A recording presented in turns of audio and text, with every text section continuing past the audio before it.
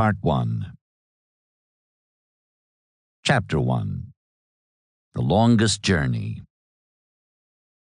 After an absence of nearly 2 years, Jefferson Davis told the legislators assembled under the golden dome of his home state capital on the day after Christmas, 1862, 20 months and 2 weeks to the day since the guns of Charleston opened fire on Sumter to inaugurate the Civil War no one could know was not yet halfway over.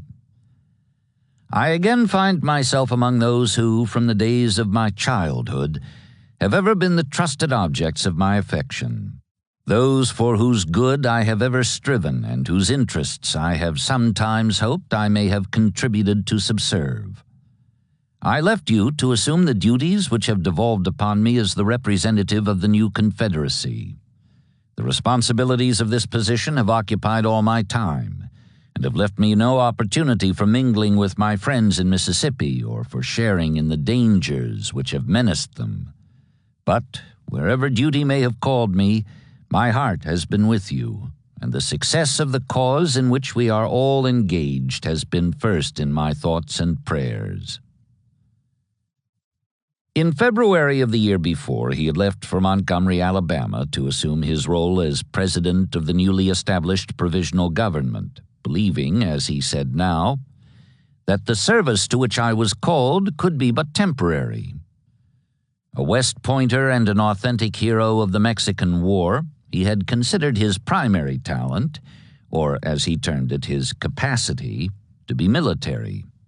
He had thought to return to the duty he found congenial, that of a line officer in the service of his state, to lead Mississippians in the field and to be with them where danger was to be braved and glory won. But it was decided differently. I was called to another sphere of action. How in that sphere I have discharged the duties and obligations imposed on me, it does not become me to constitute myself the judge. It is for others to decide that question. But speaking to you with that frankness and that confidence with which I have always spoken to you, and which partakes of the nature of thinking aloud, I can say with my hand upon my heart that whatever I have done has been done with the sincere purpose of promoting the noble cause in which we are engaged. The period which has elapsed since I left you is short, for the time which may appear long in the life of a man is short in the history of a nation. And in that short period, remarkable changes have been wrought in all the circumstances by which we are surrounded. Remarkable changes had indeed been wrought, and of these the most immediately striking to those present, seated row on row beneath him or standing close packed along the outer aisles, was in the aspect of the man who stood before them, tall and slender, careworn and oracular, in a mote-shot nimbus of hazy noonday sunlight pouring down from the high windows of the hall. When they had seen him last on this same rostrum, just short of 23 months ago this week, he had not appeared to be within a decade of his 52 years of age. Now, though, he was 54, and he looked it. The troubles and thorns innumerable which he foretold on his arrival in Montgomery to take the oath of office back in the first glad springtime of the nation had not only come to pass, they had also left their marks, as if the thorns, being more than figurative, had scored his brow and made of him what he had never seemed before, a man of sorrows. The gray eyes, one lustrous, the other sightless, its stone-gray pupil covered by a film, were deeply sunken above the jut of the high cheekbones, and the thin upper lip, indicative of an iron will and rigid self-control, was held so tightly against the teeth, even in repose, that you saw their shape behind it. The accustomed geniality was there, the inveterate grace and charm of manner, along with the rich music of the voice, but the symptoms of strain and overwork were all too obvious. These proceeded, it was said, not only from having had to await, as he was awaiting even now, the outcome of battles in which he could have no active part, whatever his inclination, but also, it was added, from a congenital inability to relegate authority, including the minor paperwork which took up such a disproportionate share of his existence. Other changes there were too, less physical and therefore less immediately obvious, but on closer inspection, no less profound. In this case, moreover, the contrast between now and then was emphasized by mutuality, involving others besides Davis. It was two-sided, reciprocal, so to speak. Arriving in Jackson to accept his appointment as commander of Mississippi troops after his farewell to the Senate in January of what had presently turned out to be the first year of the conflict some men had still believed could be avoided, he had been met at the station by Governor J.J. Pettus, whom he advised to push the procurement of arms. "We shall need all and many more than we can get," he said, expressing the conviction that blood would soon be shed. "General, you overrate the risk," the governor protested, and Davis replied, "I only wish I did." So thoroughly had this prediction been fulfilled in the past 20 months, Kentucky and Missouri irretrievably gone, along with most of Tennessee and the northwest quarter of Virginia, New Orleans fallen, Nashville and Memphis occupied, and North Mississippi itself aswarm with bluecoats, that now it was Governor Pettus who was calling for reassurance, and calling for it urgently from the man to whom he previously had offered it so blandly. "You have often visited the Army of Virginia," he wired Richmond in early December. "At this critical juncture, could you not visit the Army of the West? Something must be done to inspire confidence." By way of reinforcement for this plea, there came a letter from Senator James Phelan, whose home lay in the path of the invaders. "The present alarming crisis in this state, so far from arousing the people, seems to have sunk them in listless despondency," he wrote. "The spirit of enlistment is thrice dead. Enthusiasm has expired to a cold pile of damp ashes.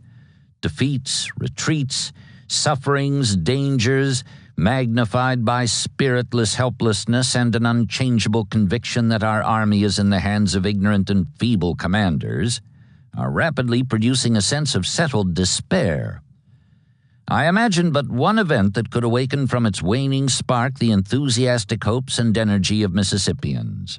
Plant your own foot upon our soil, unfurl your banner at the head of the army, tell your own people that you have come to share with them the perils of this dark hour.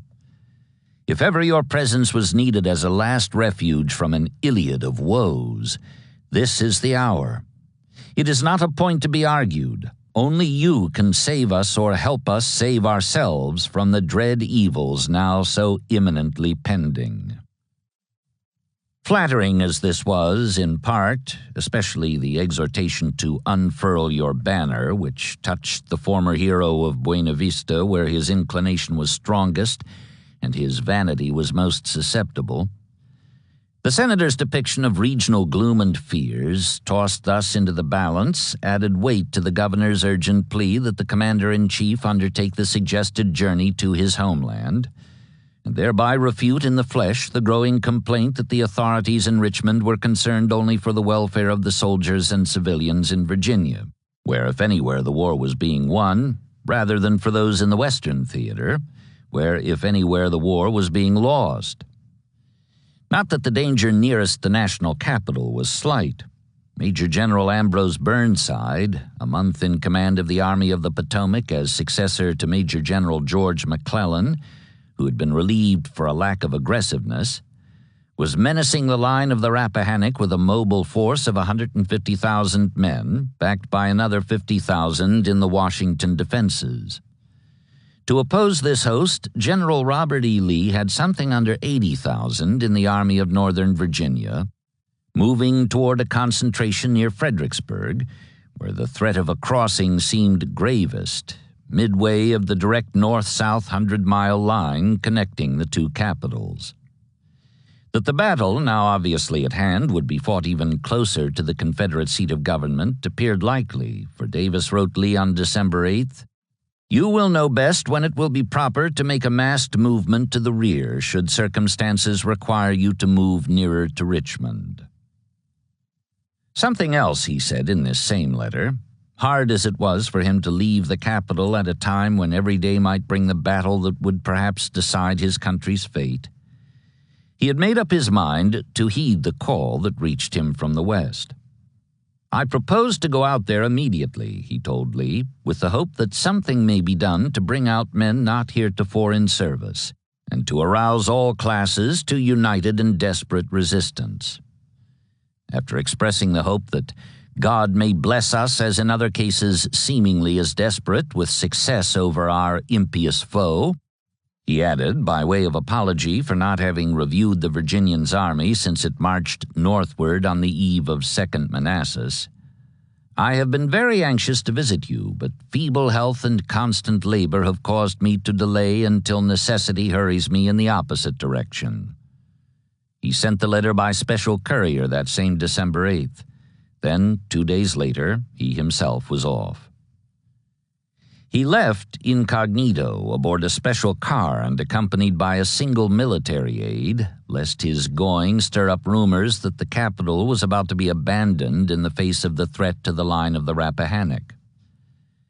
His planned itinerary was necessarily roundabout, not only because the only direct east-west route was closed to him by the federal grip on the final 100 miles of the Memphis and Charleston Railroad, but also because he had decided to combine the attempt to restore morale among the distraught civilians of the region, as suggested by Governor Pettus and Senator Phelan, with a personal inspection of the two main armies charged with the defense of the theater, bounded east and west by the Blue Ridge Mountains and the Mississippi River.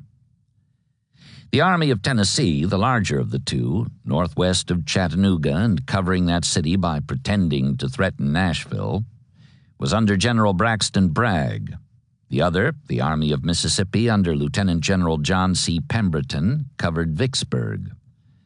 Both were menaced by superior forces, or combinations of forces, under Major Generals William S. Rosecrans and Ulysses S. Grant, and Davis had lately appointed General Joseph E. Johnston to coordinate the efforts of both armies in order to meet the double menace by operating on interior lines, much as Lee had done for the past 6 months in Virginia, on a smaller scale but with such success as had won for Confederate arms the admiration of the world.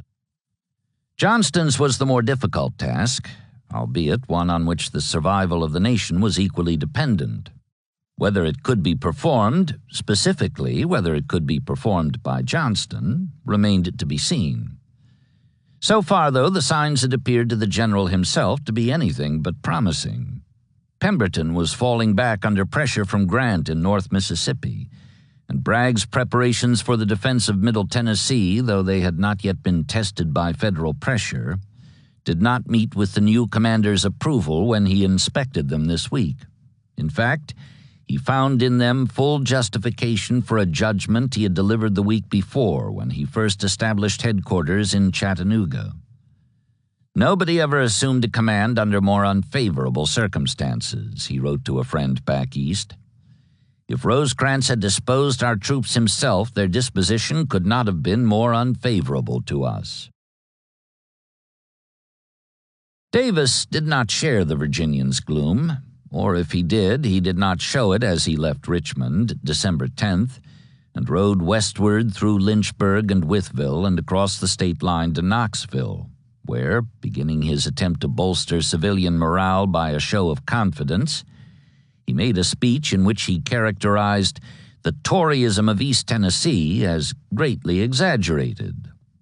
Joined by Lieutenant General Edmund Kirby Smith, the department commander whose march north in August and September had cleared the region of Bluecoats and delivered Cumberland Gap, but whose strength had been reduced by considerably more than half in the past month as a result of orders to reinforce Bragg in the adjoining department, the president reached Chattanooga by nightfall and went at once to pay a call on Johnston.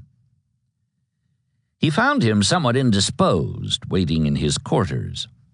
Short of stature, gray and balding, a year older than Davis despite the fact that he had been a year behind him at West Point, the general had a high-colored, wedge-shaped face, fluffed white side whiskers, a grizzled mustache and goatee, eyes that crinkled attractively at their outer corners when he smiled, and a jaunty gamecock manner. Mrs. Johnston, in attendance on her husband, was able to serve their visitor a genuine cup of coffee. "The real Rio," she reported proudly to a friend next day, describing the event. She claimed, nonetheless, the saddest heart in Chattanooga. Whatever Davis might have accomplished elsewhere on this arduous first day of the journey he had undertaken to arouse all classes to united and desperate resistance, he obviously had had little success in her direction. "How ill and weary I feel in this desolate land," she added in the letter to her friend in the Old Dominion, which she so much regretted having left. "And how dreary it all looks, and how little prospect there is of my poor husband doing aught than lose his army. Truly a forlorn hope it is." The general himself was far from well, suffering from a flare-up of the wound that had cost him his Virginia command 6 months ago at Seven Pines, and from a weariness brought on by his just completed inspection of the Army of Tennessee. So Davis, postponing their strategy conference until such time as he would be able to see for himself the condition of that army, left next day for Bragg's headquarters at Murfreesboro, 90 miles away and only 30 miles from Nashville. It was a 2-day visit, and unlike Johnston, he was heartened by what he saw. Serenaded at his hotel by a large and enthusiastic crowd, he announced that he entertained no fears for the safety of Richmond, that Tennessee would be held to the last extremity, and that if the people would but arouse themselves to sustain the conflict, eventual, if not immediate, foreign intervention would assure a Southern victory and peace on Southern terms. His listeners, delighted by a recent exploit beyond the Northern lines by Colonel John H. Morgan, did not seem to doubt for a moment the validity of his contentions or predictions. Whatever dejection he might encounter in other portions of the threatened region, he found here an optimism to match his own.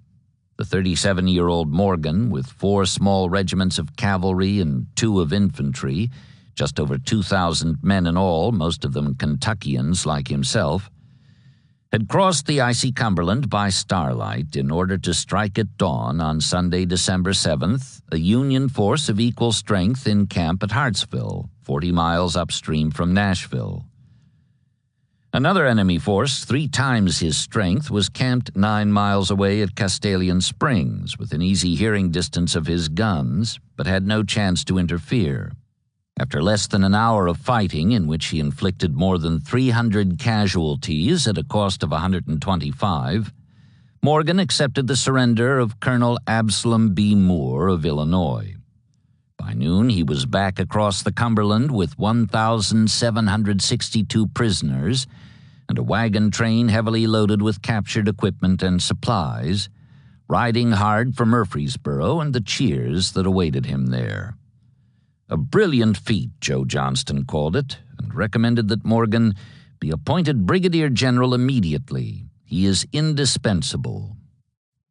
Davis gladly conferred the promotion in person when he arrived, receiving from Morgan's own hands in return one of the 3 sets of enemy infantry colors the cavalryman had brought home.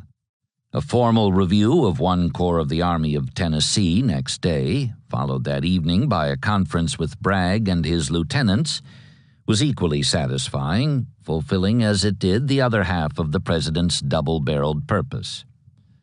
"Found the troops there in good condition and fine spirits," he wired the Secretary of War on December 14th, after his return to Chattanooga the night before. "Enemy is kept close into Nashville and indicates only defensive purposes." This last had led to a strategic decision made on the spot and before consultation with Johnston. As Davis saw it, comparing Pemberton's plight with Bragg's, the Mississippi commander was not only more gravely threatened by a combination of army and naval forces, above and below the Vicksburg bluff, he was also far more heavily outnumbered and with less room for maneuver. Practically speaking, despite the assurance lately given the serenaders, The loss of Middle Tennessee would mean no more than the loss of supplies to be gathered in the region, whereas the loss of Vicksburg would mean the loss of the Mississippi River throughout its length, which in turn would mean the loss of Texas, West Louisiana, Arkansas, and the last tenuous hope for the recovery of Missouri. Consequently, in an attempt to even the odds, east and west that is, north and south, the odds could never be evened here or elsewhere, Davis decided to reinforce Pemberton with a division from Bragg. When the latter protested that this would encourage Rosecrans to attack him, he was informed that he would have to take his chances, depending on maneuver for deliverance. "Fight if you can," Davis told him, "and if necessary, fall back beyond the Tennessee." Bragg took the decision with such grace as he could muster, but not Johnston. When Davis returned to Chattanooga with instructions for the transfer to be ordered, the Virginian protested for all he was worth against a policy which seemed to him no better than robbing Peter to pay Paul. Both Western armies, he declared, were already too weak for effective operations. To weaken either was to invite disaster, particularly in Tennessee, which he referred to as the shield of the South. But in this matter the president was inflexible, apparently reasoning that if the general would not do the job for which he had been sent here, a balancing and a taking of calculated risks in order to make the most of the advantage of operating on interior lines, then he would do it for him. Davis insisted that the transfer order be issued immediately. This Johnston did, though with a heavy heart and still protesting, convinced that he would be proved right in the end. Whatever Davis's reaction was on learning thus that one of his two ranking commanders was opposed to availing himself of the one solid advantage strategically accruing to the South, he had other worries to fret him now, worries that threatened not a long range but an immediate collapse, not of a part but of the whole. On his return from Murfreesboro, he heard from the War Department that the national capital was menaced from two directions simultaneously. A force of undetermined strength was moving inland from coastal North Carolina against Goldsboro and the vital Weldon Railroad, and Burnside was across the Rappahannock. "You can imagine my anxiety," Davis wrote his wife, chafed by distance and the impossibility of being in two places at once. "If the necessity demands, I will return to Richmond, though already there are indications of a strong desire for me to visit the further west, expressed in terms which render me unwilling to disappoint the expectation." Presently, however, his anxiety was relieved. The Carolina invasion, though strongly mounted, had been halted at the Neuse, well short of the vital supply line, and Lee had inflicted another staggering defeat on the main Northern army, flinging it back across the Rappahannock. Davis was elated at the news, but Johnston's reaction was curiously mixed. "What luck some people have," he said. "Nobody will ever come to attack me in such a place." After a day of rest and conferences, political as well as military, Davis left Chattanooga late on the afternoon of December 16th, accompanied by Johnston, who would be making his first inspection of the western portion of his command. However, with the Memphis and Charleston in federal hands along the Tennessee-Mississippi line, their route at first led south to Atlanta, where they spent the night, and Davis responded to another serenade. Continuing south to Montgomery next morning, he spoke at midday from the portico of the Alabama Capitol, where he had delivered his first inaugural a week after being notified of his unexpected election to head the newly established Confederate States of America. That was nearly 2 years ago. Whatever thoughts he had as to the contrast between now and then, as evidenced by the demeanor of the crowd that gathered to hear him, he kept to himself, as he and Johnston rode on that night to Mobile, where he spoke formally for the second time that day. Next morning, December 19th, they reached Jackson, but having agreed to return for a joint appearance before the Mississippi legislature on the day after Christmas, they only stayed for lunch and left immediately afterwards for Vicksburg. This, too, was a 2-day visit, and mainly they spent it inspecting the town's land and water defenses, which had been extended northward a dozen miles along a range of hills and ridges overlooking the Yazoo and its swampy bayous. Chickasaw Bluffs, the range was called, or sometimes Walnut Hills, and southward about half that far to Warrenton, a hamlet near the lower end of the tall red bluff dominating the eastern shank of the hairpin bend described at this point by a whim of the Mississippi. To an untrained eye, the installations might look stout indeed, bristling with guns at intervals for nearly 20 miles. But Johnston was not pleased by what he saw.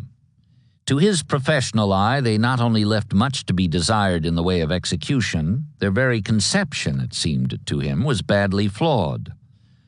Nor was he any slower to say so now than he had been 8 months ago at Yorktown, in a similar situation down the York-James Peninsula from Richmond. Instead of a fort requiring a small garrison, which would leave the bulk of available troops free to maneuver, he protested, the overzealous engineers had made the place into an immense entrenched camp requiring an army to hold it. Besides, scattered as they were along the high ground north and south, to prevent the bombardment of the town instead of to close the navigation of the river to the enemy, the batteries would not be able to concentrate their fire against naval attack. In these and other matters, Johnston expressed his discontent.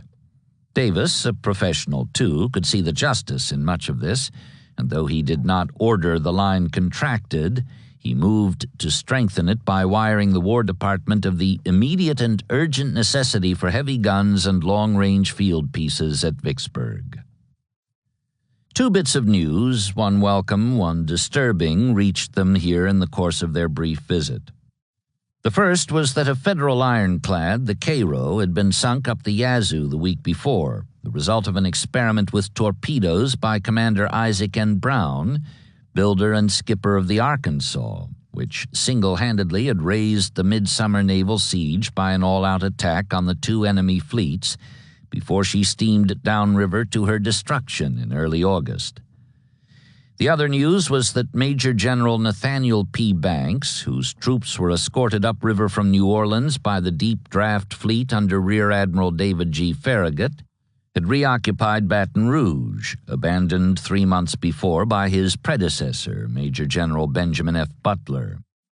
Whatever comfort the Bluff's defenders found in the mishap encountered by the Yankees in their probe of the Yazoo was more than offset by the news that they were approaching in strength from the opposite direction.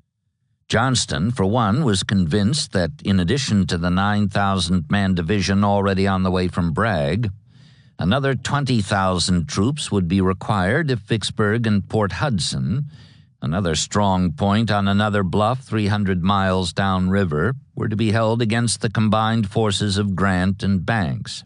What was more, he thought he knew just where to get them, from the adjoining Trans-Mississippi Department, commanded by Lieutenant General Theophilus H. Holmes. "Our great object is to hold the Mississippi," Johnston told Davis. In this connection, he firmly believed that our true system of warfare would be to concentrate the forces of the two departments, his and Holmes's, on this side of the Mississippi, beat the enemy here, then reconquer the country beyond it, which the Federals might have gained in the meantime. Davis had already shown his appreciation of this true system by recommending, a month before he left Richmond and 2 weeks before Johnston himself had been assigned to the Western Command, that Holmes send reinforcements eastward to assist in the accomplishment of the great objective. Since then, unfortunately, and by coincidence on the December 7th of Morgan's victory at Hartsville, the Arkansas Army under Major General Thomas C. Hindman, the one mobile force of any size in the department beyond the river, had fought and lost the Battle of Prairie Grove up in the northwest corner of the state. This altered considerably Holmes's ability to comply with the request. However, instead of pointing out this and other drawbacks to Johnston's argument, one, that to lose the Trans-Mississippi temporarily might be to lose it permanently as a result of losing the confidence of the people of the region, 2, that the Confederacy, already suffering from the strictures of the federal blockade, could not afford even a brief stoppage of the flow of supplies from Texas and the valleys of the Arkansas and the Red, and 3, that the transfer east of men in gray would result in a proportional transfer of men in blue, which would lengthen rather than shorten the odds on both sides of the river unless the blow was delivered with unaccustomed lightning speed. Davis was willing to repeat the recommendation in stronger terms. Accordingly, on this same December 21st, he wrote to Holmes in Little Rock, apprising him of the growing danger and urging full cooperation with Johnston's plan as set forth in that general's correspondence, which was included. It was a long letter, and in it the President said in part, "From the best information at command, a large force is now ready to descend the Mississippi and cooperate with the army advancing from Memphis to make an attack upon Vicksburg. Large forces are also reported to have been sent to the lower Mississippi for the purpose of ascending the river to attempt the reduction of Port Hudson. It seems to me then unquestionably best that you should reinforce General Johnston." After reminding Holmes that we cannot hope at all points to meet the enemy with a force equal to his own, and must find our security in the concentration and rapid movement of troops, Davis closed with a compliment and an admonition.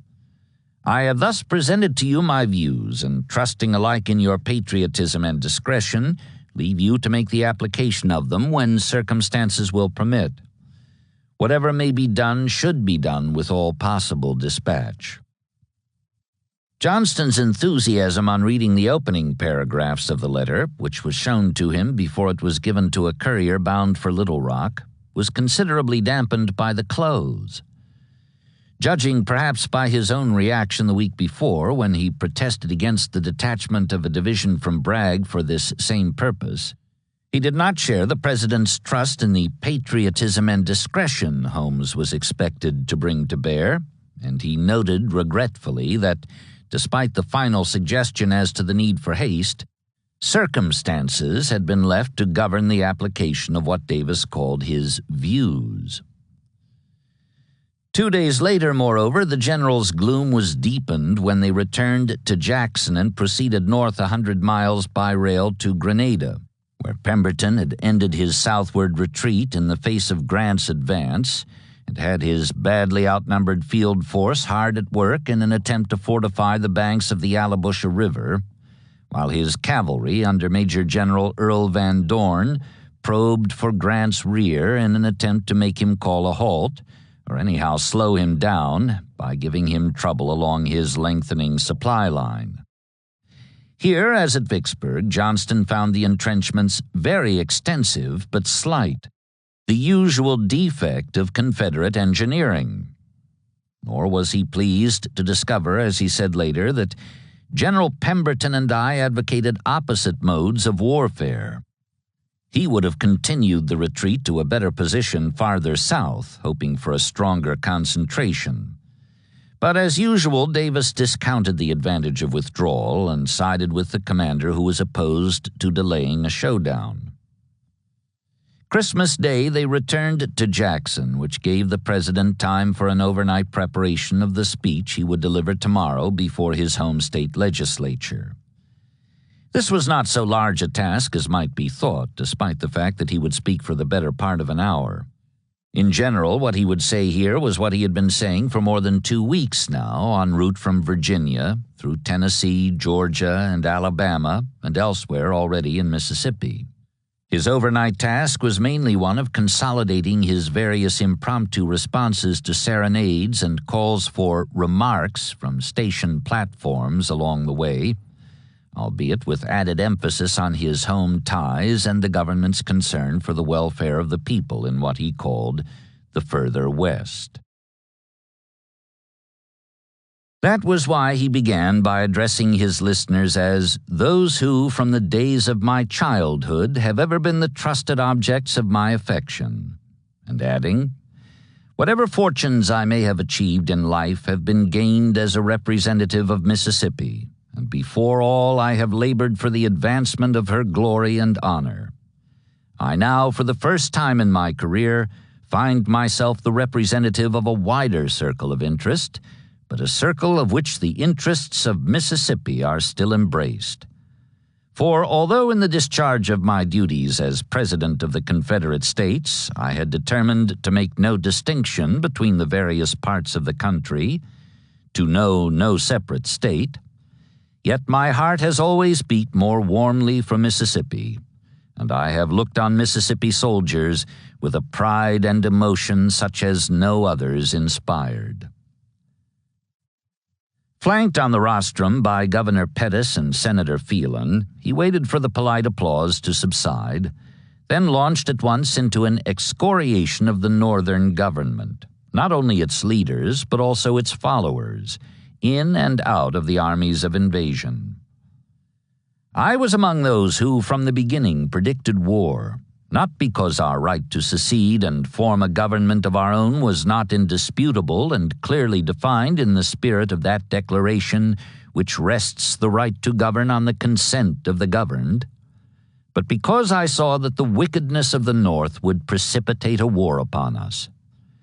Those who supposed that the exercise of this right of separation could not produce war have had cause to be convinced that they had credited their recent associates of the North with a moderation, a sagacity, a morality they did not possess. You have been involved in a war waged for the gratification of the lust of power and aggrandizement, for your conquest and your subjugation, with a malignant ferocity and with a disregard and a contempt of the usages of civilization entirely unequaled in history. Such, I have ever warned you, are the characteristics of the Northern people.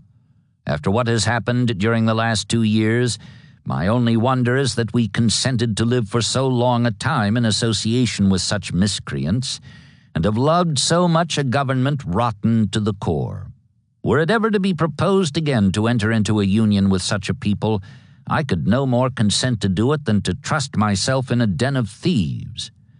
There is indeed a difference between the two peoples. Let no man hug the delusion that there can be renewed association between them.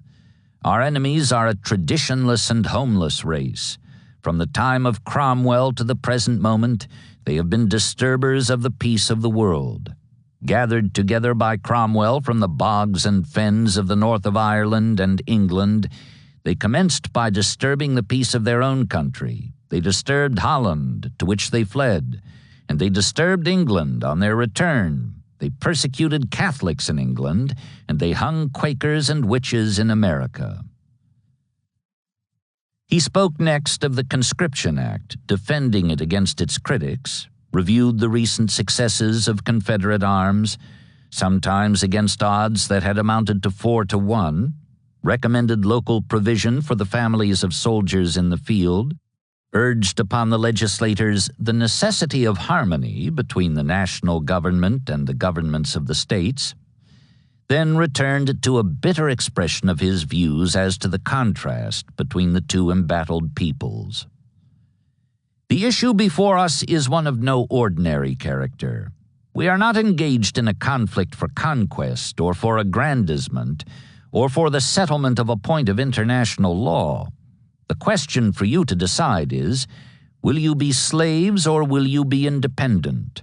Will you transmit to your children the freedom and equality which your fathers transmitted to you? Or will you bow down in adoration before an idol baser than ever was worshipped by Eastern idolaters? Nothing more is necessary than the mere statement of this issue. Whatever may be the personal sacrifices involved, I am confident that you will not shrink from them whenever the question comes before you. Those men who now assail us, who have been associated with us in a common union, who have inherited a government which they claim to be the best the world ever saw, these men, when left to themselves, have shown that they are incapable of preserving their own personal liberty. They have destroyed the freedom of the press. They have seized upon and imprisoned members of state legislatures and of municipal councils who were suspected of sympathy with the South. Men have been carried off into captivity in distant states without indictment, without a knowledge of the accusations brought against them, in utter defiance of all rights guaranteed by the institutions under which they live. These people, when separated from the South and left entirely to themselves, have in 6 months demonstrated their utter incapacity for self-government. And yet these are the people who claim to be your masters. These are the people who have determined to divide out the South among their federal troops. Mississippi they have devoted to the direst vengeance of all. But vengeance is the Lord's, and beneath his banner you will meet and hurl back these worse-than-vandal hordes. Having attempted thus to breathe heat into what Senator Phelan had called a cold pile of damp ashes, Davis spoke of final success as certain. Our people have only to be true to themselves to behold the Confederate flag among the recognized nations of the earth. The question is only one of time. It may be remote, but it may be nearer than many people suppose. It is not possible that a war of the dimensions that this one has assumed, of proportions so gigantic, can be very long protracted. The combatants must soon be exhausted. But it is impossible with a cause like ours that we can be the first to cry hold enough. He spoke of valor and determination, of his pride in the Southern fighting man, and assured his listeners that the Confederacy could accomplish its own salvation. This last led him into a statement unlike any he had made before. In the course of this war, our eyes have often been turned abroad. We have expected sometimes recognition and sometimes intervention at the hands of foreign nations, and we had a right to expect it. Never before in the history of the world have a people so long a time maintained their ground and shown themselves capable of maintaining their national existence without securing the recognition of commercial nations. I know not why this has been so, but this I say, put not your trust in princes, and rest not your hopes on foreign nations. This war is ours. We must fight it out ourselves. And I feel some pride in knowing that so far we have done it without the goodwill of anybody. When the applause that echoed this had died away, he defined what he believed to be the two prominent objects in the program of the enemy. One is to get possession of the Mississippi River and to open it to navigation in order to appease the clamors of the Northwest and to utilize the capture of New Orleans, which has thus far rendered them no service. The other is to seize upon the capital of the Confederacy and hold this but as proof that the Confederacy has no existence. The fourth full-scale attempt to accomplish the latter object had just been frustrated by Lee at Fredericksburg, he informed the legislature. And I believe that under God and by the valor of our troops, the capital of the Confederacy will stand safe behind its wall of living breasts. As for the likelihood that the Unionists might accomplish the first-mentioned object, Davis admitted that this had caused him grave concern and was, in fact, the reason for his present visit. This was the land of my affections, he declared. Here were situated the little of worldly goods I possessed. He had, he repeated, every confidence in the skill and energy of the officers in command. But when I received dispatches and heard rumors of alarm and trepidation and despondency among the people of Mississippi, when I heard even that people were fleeing to Texas in order to save themselves from the enemy, when I saw it stated by the enemy that they had handled other states with gloves, but Mississippi was to be handled without gloves, every impulse of my heart dragged me hither in spite of duties which might have claimed my attention elsewhere. When I heard of the sufferings of my own people, of the danger of their subjugation by a ruthless foe, I felt that if Mississippi were destined for such a fate, I would wish to sleep in her soil. However, now that he had seen for himself the condition of the army and the people of his homeland, I shall go away from you with a lighter heart, anxious but hopeful. In closing, he spoke as a man who had kept a vigil through darkness into dawn, so that now he stood in sunlight. I can, then, say with confidence that our condition is in every respect greatly improved over what it was last year. Our armies have been augmented. Our troops have been instructed and disciplined. The articles necessary for the support of our troops and our people, and from which the enemy's blockade has cut us off, are being produced by the Confederacy. Our people have learned to economize and are satisfied to wear homespun.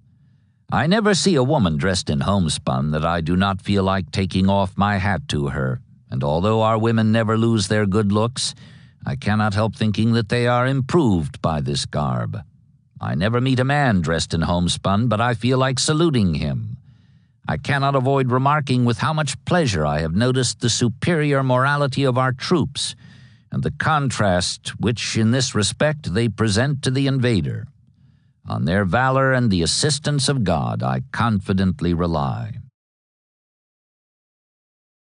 The applause that followed had begun to fade when suddenly it swelled again, provoked and augmented by loud calls for "Johnston! Johnston!" At last the general rose and came forward, modestly acknowledging the cheers, which were redoubled. When they subsided, he spoke with characteristic brevity and the self-effacement becoming to a soldier.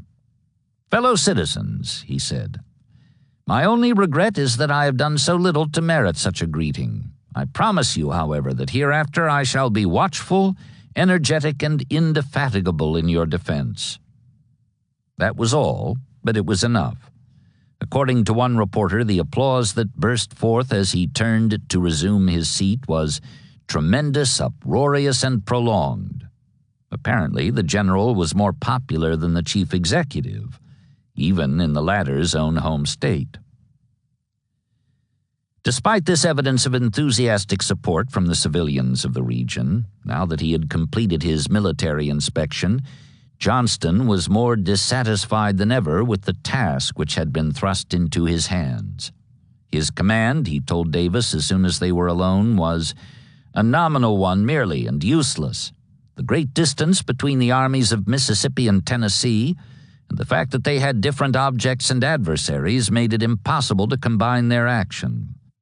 The only use he saw for his talents, he continued in a subsequent account of the interview, was as a substitute commander of one of the armies, which, as each had its own general, was not intended or desirable. In short, he told the president, he asked to be excused from serving in a capacity so little to my taste. Davis replied that distance was precisely the factor which had caused Johnston to be sent here. However far apart the two armies were, both were certainly too far from Richmond for effective control to be exercised from there. Someone with higher authority than the two commanders should be at hand to coordinate their efforts and transfer troops from one army to another in an emergency. Unpersuaded, still perturbed, the general continued to protest that, each being already too weak for its object, neither army could be drawn upon to strengthen the other, and with so much distance between the two, even temporary transfers were impracticable. In point of fact, he could see nothing but ultimate disaster resulting from so unorthodox an arrangement. Once more, Davis disagreed. Johnston was not only here, he was needed here. He must do the best he could. Or, as the general put it, his objections were disregarded. On this discordant note, the two men parted, Johnston to establish a new headquarters in the Mississippi capital, and Davis to visit his eldest brother Joseph at his new plantation near Bolton, on the railroad west of Jackson.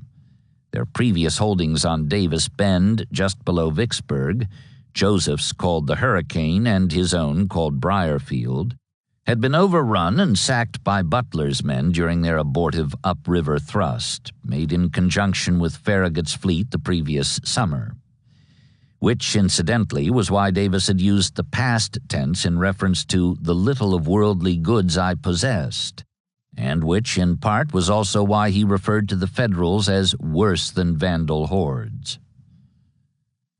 In the course of his two-day visit with his septuagenarian brother, good news reached him on December 27th, which seemed to indicate that Johnston's unwelcome burden already had been made a good deal lighter than he had protested it to be. Grant's army in North Mississippi was in full retreat. Van Dorn had broken loose in its immediate rear and burned its forward supply base at Holly Springs, capturing the garrison in the process, while Brigadier General Nathan Bedford Forrest, even farther in the Northern commander's rear, was wrecking vital supply lines and creating general havoc all over West Tennessee.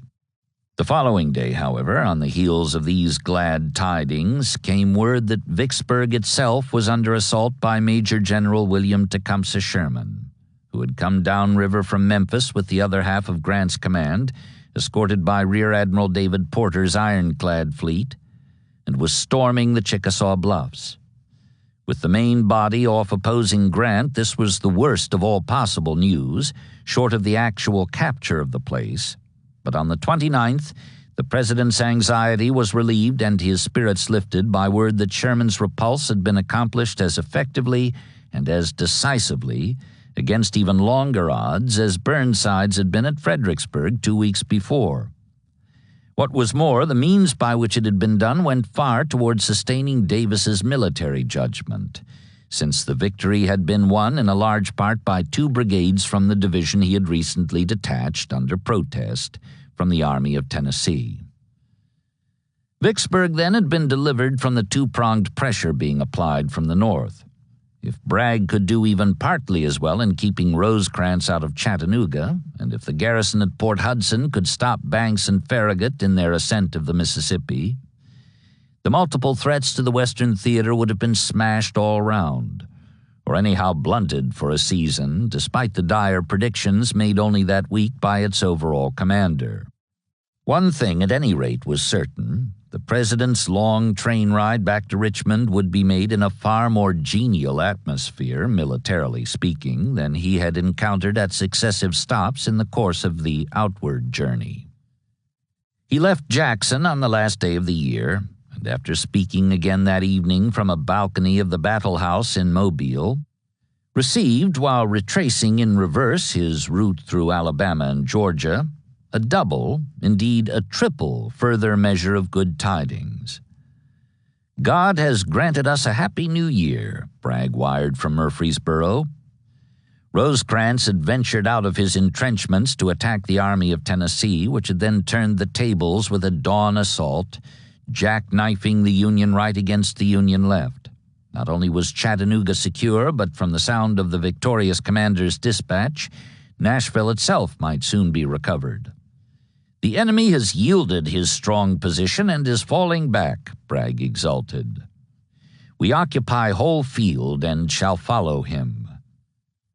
The pleasure Davis felt at this, augmented as it was by information that John Morgan had outdone himself in Kentucky on a Christmas raid, wrecking culverts, burning trestles, and capturing more than 2,000 men, while Forrest and Van Dorn were returning safely from their separate and equally spectacular raids, the former after escaping a convergence designed for his destruction at Parker's Crossroads deep inside the enemy lines, was raised another notch by word that a federal reconnaissance force sent upriver by Banks from Baton Rouge had turned tail at the unexpected sight of the guns emplaced on Port Hudson's bluff and steamed back down without offering a challenge.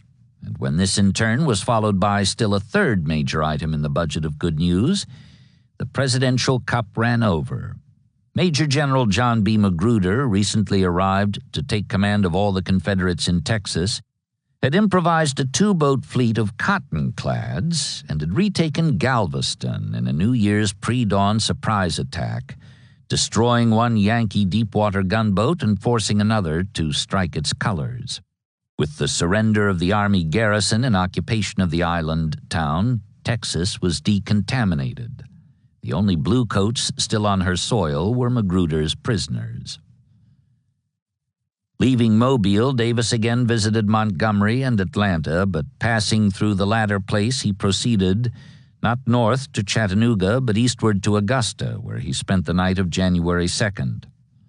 Next morning, he entered South Carolina for the first time since the removal of the government to Richmond back in May, and after a halt for a speech in Columbia, the capital, went on that night across the state line to Charlotte. At noon the following day he spoke in Raleigh, the North Carolina capital, then detoured south to Wilmington, the principal East Coast port for blockade runners, where he received the first really disturbing military news that had reached him since he left Virginia, nearly a month before. Instead of following the defeated Rosecrans as he had said he would do, Bragg had waited a day before resuming the offensive and then had been repulsed, whereupon, having been informed that the enemy had been reinforced, and bearing in mind, moreover, the Commander-in-Chief's recent advice, fight if you can and fall back if you must, he fell back 30 miles to a better defensive position on Duck River, just in front of Tullahoma and still protecting Chattanooga, another 50-odd miles in his rear. As at Perryville 3 months ago, he had won a battle and then retreated. Not that Murfreesboro was not still considered a victory. It was, at least in Southern eyes. Only some of the luster had been lost. Davis, however, placing emphasis on the odds and the fact that Chattanooga was secure, counted it scarcely less a triumph than before. In response to a Wilmington serenade tendered just after he received word that Bragg had fallen back, he spoke for a full hour from his hotel balcony, employing what one hearer called purity of diction and a fervid eloquence to match the enthusiasm of the torchlight serenaders. He characterized recent events as a vindication of the valor of Southern arms, and even went so far as to repeat the words he had spoken to a similar crowd from a Richmond balcony on the jubilant morrow of First Manassas.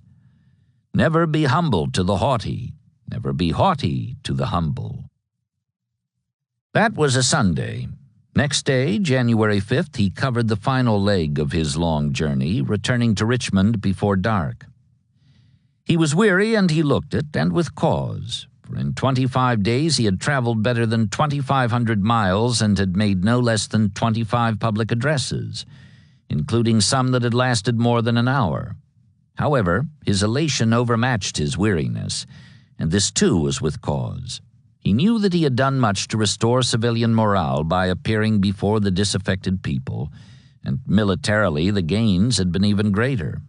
Though mostly they had been fought against odds that should have been oppressive, if not completely paralyzing, of the several major actions which had occurred during his absence from the capital or on the eve of his departure: Prairie Grove and Hartsville, Fredericksburg and Goldsboro, Holly Springs and Chickasaw Bluffs, Galveston and Murfreesboro.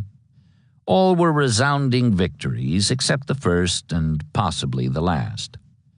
Taken in conjunction with the spectacular Christmas forays of Morgan and Forrest, the torpedoing of the Cairo up the Yazoo River, and Grant's enforced retreat in North Mississippi, these latest additions to the record not only sustained the reputation Confederate arms had gained on many a field during the year just passed into history, they also augured well for a future which only lately had seemed dark.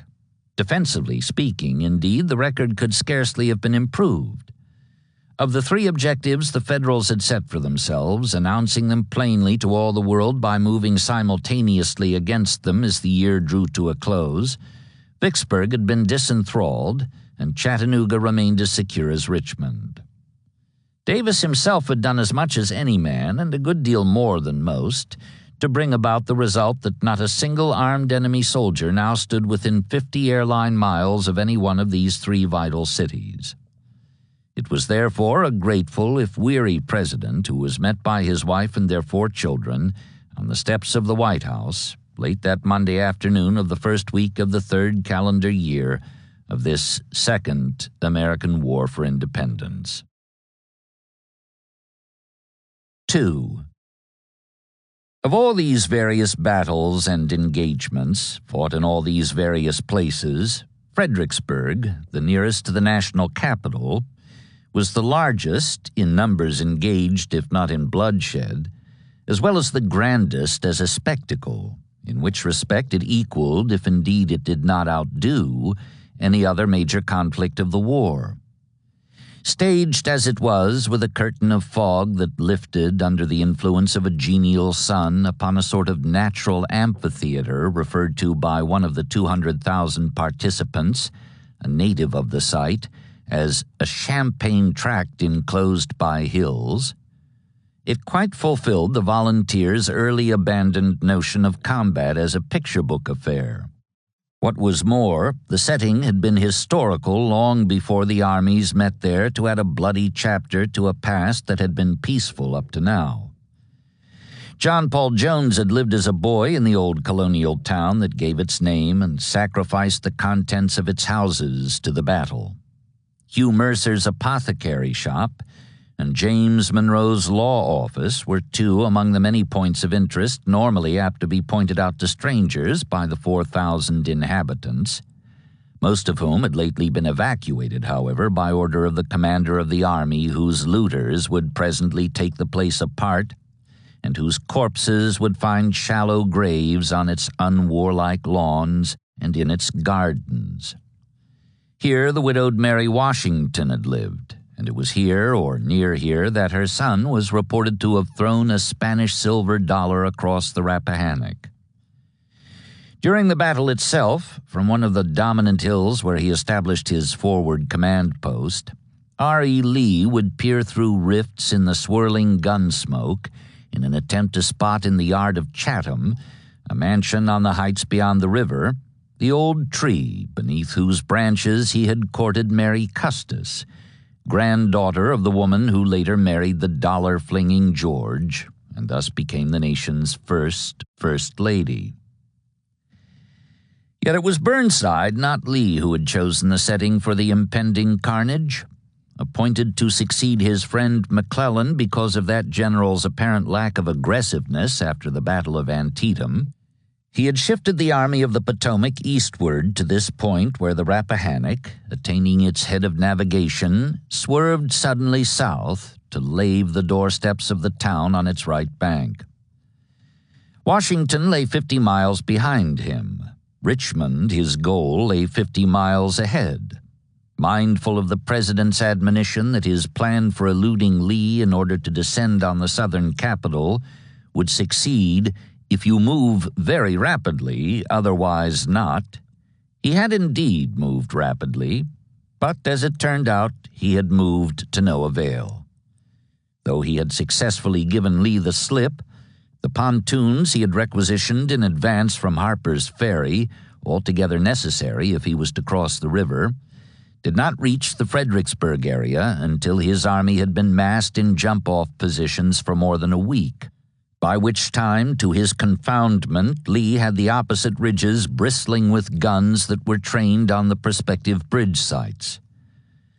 Burnside was so profoundly distressed by this turn of events that he spent 2 more weeks looking down on the town from the left bank heights, with something of the intentness and singularity of purpose which he had displayed back in September at Antietam, looking down at the little triple-arched bridge that ever afterwards bore his name as indelibly as if the intensity of his gaze had etched it deep into the stone.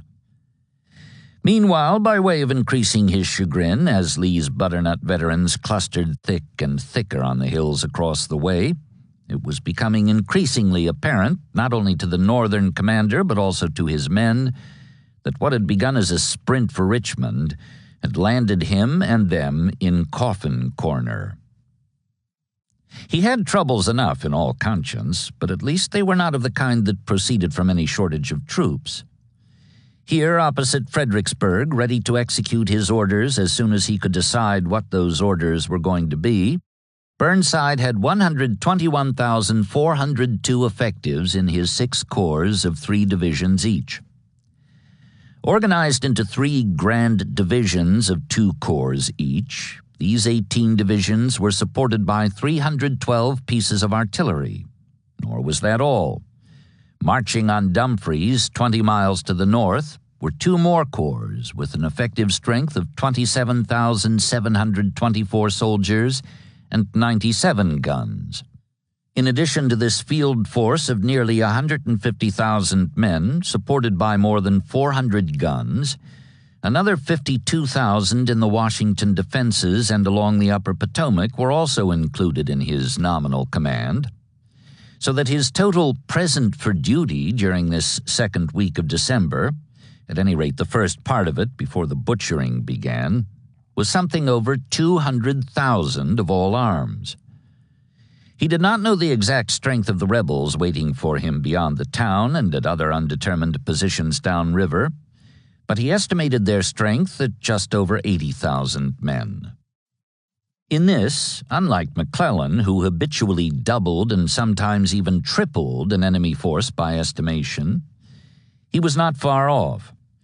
Lee had 9 divisions organized into 2 corps of about 35,000 each, which, together with some 8,000 cavalry and artillery, gave him a total of 78,511 effectives, supported by 275 guns. He had then not quite 2/3 as many troops in the immediate vicinity as his opponent had. By ordinary, as he had lately told the Secretary of War, he thought it preferable, considering the disparity of force, to attempt to baffle the enemy's designs by maneuvering rather than to resist his advance by main force. However, he found his present position so advantageous, naturally strong, though not so formidable in appearance as to rule out the possibility of an attempted assault, that he was determined to hold his ground despite the odds, in the belief that the present situation contained the seeds of another full-scale federal disaster. Except for 2 detached brigades of cavalry, his whole army was at hand. So far, though, he had effected the concentration of only 1 corps, leaving the others spread out downstream to guard the crossings all the way to Port Royal, 20 miles below. The 1st Corps, 5 divisions under Lieutenant General James Longstreet, Old Peter his men called him, adopting his West Point nickname — Lee had lately dubbed him "my old war horse" — was in position on the slopes and crest of a 7-mile-long range of hills overlooking the mile-wide Champaign tract that gave down upon the town and the river, its flanks protected right and left by Massaponax Creek and the southward bend of the Rappahannock. Forbidding in appearance, the position was even more formidable in fact, for the range of hills, in effect a broken ridge, was mostly wooded, affording concealment for the infantry, and the batteries had been sited with such care that when Longstreet suggested the need for another gun at a critical point, the artillery commander replied, "General, we cover that ground now so well that we comb it as with a fine-tooth comb. A chicken could not live on that field when we open on it." The other corps commander, Lieutenant General Thomas Jonathan Jackson, Old Jack to his men, redoubtable Stonewall to the world at large, had 3 of his 4 divisions posted at 8-mile intervals downstream, 1 on the south bank of Massaponax Creek, 1 at Skinker's Neck, and 1 near Port Royal, while the 4th was held at Guinea Station on the Richmond, Fredericksburg, and Potomac Railroad, 8 miles in rear of Longstreet's right at Hamilton's Crossing. Despite the possibility that Burnside might swamp Longstreet with a sudden assault, outnumbering him no less than 3-1, Lee accepted the risk of keeping the 2nd Corps widely scattered in order to be able to challenge the Union advance at the very outset, whenever and wherever it began. Jackson, on the other hand, would have preferred to fight on the line of the North Anna, a less formidable stream 30 miles nearer Richmond, rather than here on the Rappahannock, which he believed would be an effective barrier to pursuit of the beaten Yankees when they retreated, as he was sure they would do, under cover of their superior artillery posted on the dominant left bank heights. "We will whip the enemy, but gain no fruits of victory," he predicted. In point of fact, whatever validity Jackson might have as a prophet, Lee not only accepted the risk of a sudden all-out attack on Longstreet, he actually preferred it, though he expected the crossing to be attempted at some point downriver, in which case he intended to challenge it at the water's edge. It was his fervent hope that Burnside could be persuaded, or best of all would persuade himself, to make one here. In that case, Lee did not intend to contest the crossing itself with any considerable force. The serious challenge would come later when the enemy came at him across that open, gently undulating plain. He had confidence that old Peter, securely entrenched along the ridge, his guns already laid and carefully ranged on checkpoints, could absorb the shock until the two closest of Stonewall's divisions could be summoned. Their arrival would give the Confederate infantry the unaccustomed numerical wealth of 6 men to every yard of their 7-mile line, which Lee believed would be enough not only to repulse the Federals but also to enable the Graybacks to launch a savage counterstroke in the style of Second Manassas that would drive the Bluecoats in a panicky mass and pen them for slaughter against the unfordable river, too thickly clustered for escape across their pontoon bridges and too closely intermingled with his own charging troops for the Union artillery to attempt a bombardment from the opposite heights. It was unlikely that Burnside would thus expose his army to the canny so many Southerners believed was overdue. It was indeed almost too much to hope for. But Lee did hope for it. He hoped for it intensely. Burnside, too, was weighing these possibilities, and it seemed to him also that the situation was heavy with the potentials of disaster. Much more so, in fact, than it had been before he shifted his army eastward in November from the scene of Pope's late August rout. Though so far he had escaped direct connection with a military fiasco, he had not been unacquainted with sudden blows of adversity in the years before the war. Once, as a newly commissioned lieutenant on his way to the Mexican War, he had lost his stake to a gambler on a Mississippi steamboat, and again in the mid-50s he had failed to get a government contract for the manufacture of a breech-loading rifle he had invented and put his cash in after leaving the Army to devote full time to its promotion, which left him so broke that he had to sell his sword and uniforms for money to live on until his friend McClellan gave him a job with the land office of a railroad, where he prospered. Between these two financial upsets, he had received his worst personal shock when a Kentucky girl, whom he had wooed and finally persuaded to accompany him to the altar, responded to the minister's final ceremonial question with an abrupt, emphatic no. Hard as they had been to take, these three among several lesser setbacks had really hurt no one but himself, nor had they seriously affected the 38-year-old general's basically sunny disposition. But now that he had the lives of 200,000 men dependent on his abilities, not to mention the possible outcome of a war in which his country claimed to be fighting for survival, he did not face the likelihood of failure with such equanimity as he had shown in those previous trying situations. Formerly a hardy man, whose distinctive ruff of dark brown whiskers described a flamboyant double parabola below a generous wide-nostriled nose, a pair of alert, dark-socketed eyes, and a pale expanse of skin that extended all the way back to the crown of his head, he had become increasingly morose and fretful here on the high left bank of the Rappahannock. "I deem it my duty," he had advised his superiors during the interim which followed the non-arrival of the pontoons at the climax of his rapid cross-country march, "to say that I cannot make the promise of probable success with the faith that I did when I supposed that all the parts of the plan would be carried out." This was putting it rather mildly, yet notwithstanding his qualms, he had evolved a design which he believed would work by virtue of its daring. His balloons were up, despite the blustery weather, and the observers reported heavy concentrations of rebels far downstream.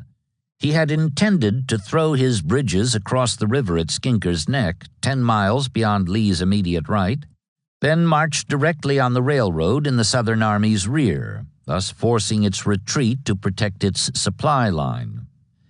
However, the balloon reports convinced him that Lee had divined his purpose, and this, plus the difficulty of concealing his preparations in that quarter, which led him to suspect that he would be doing nothing more than sidestepping into another stalemate, caused him to shift the intended attack back to the vicinity of Fredericksburg itself, where he could use the town to mask the crossing. It was a bold decision, made in the belief that of all possible moves, this was the one his opponent would be least likely to suspect until it was already in execution, which, as he saw it from the Confederate point of view, would be too late. The troops below were Jackson's, the renowned foot cavalry of the Army of Northern Virginia, but a good part of them were as much as 20 miles away. By the time they arrived, if all went as Burnside intended, there would be no other half of their army for them to support. He would have crushed it, and they would find that what they had been hastening toward was slaughter or surrender.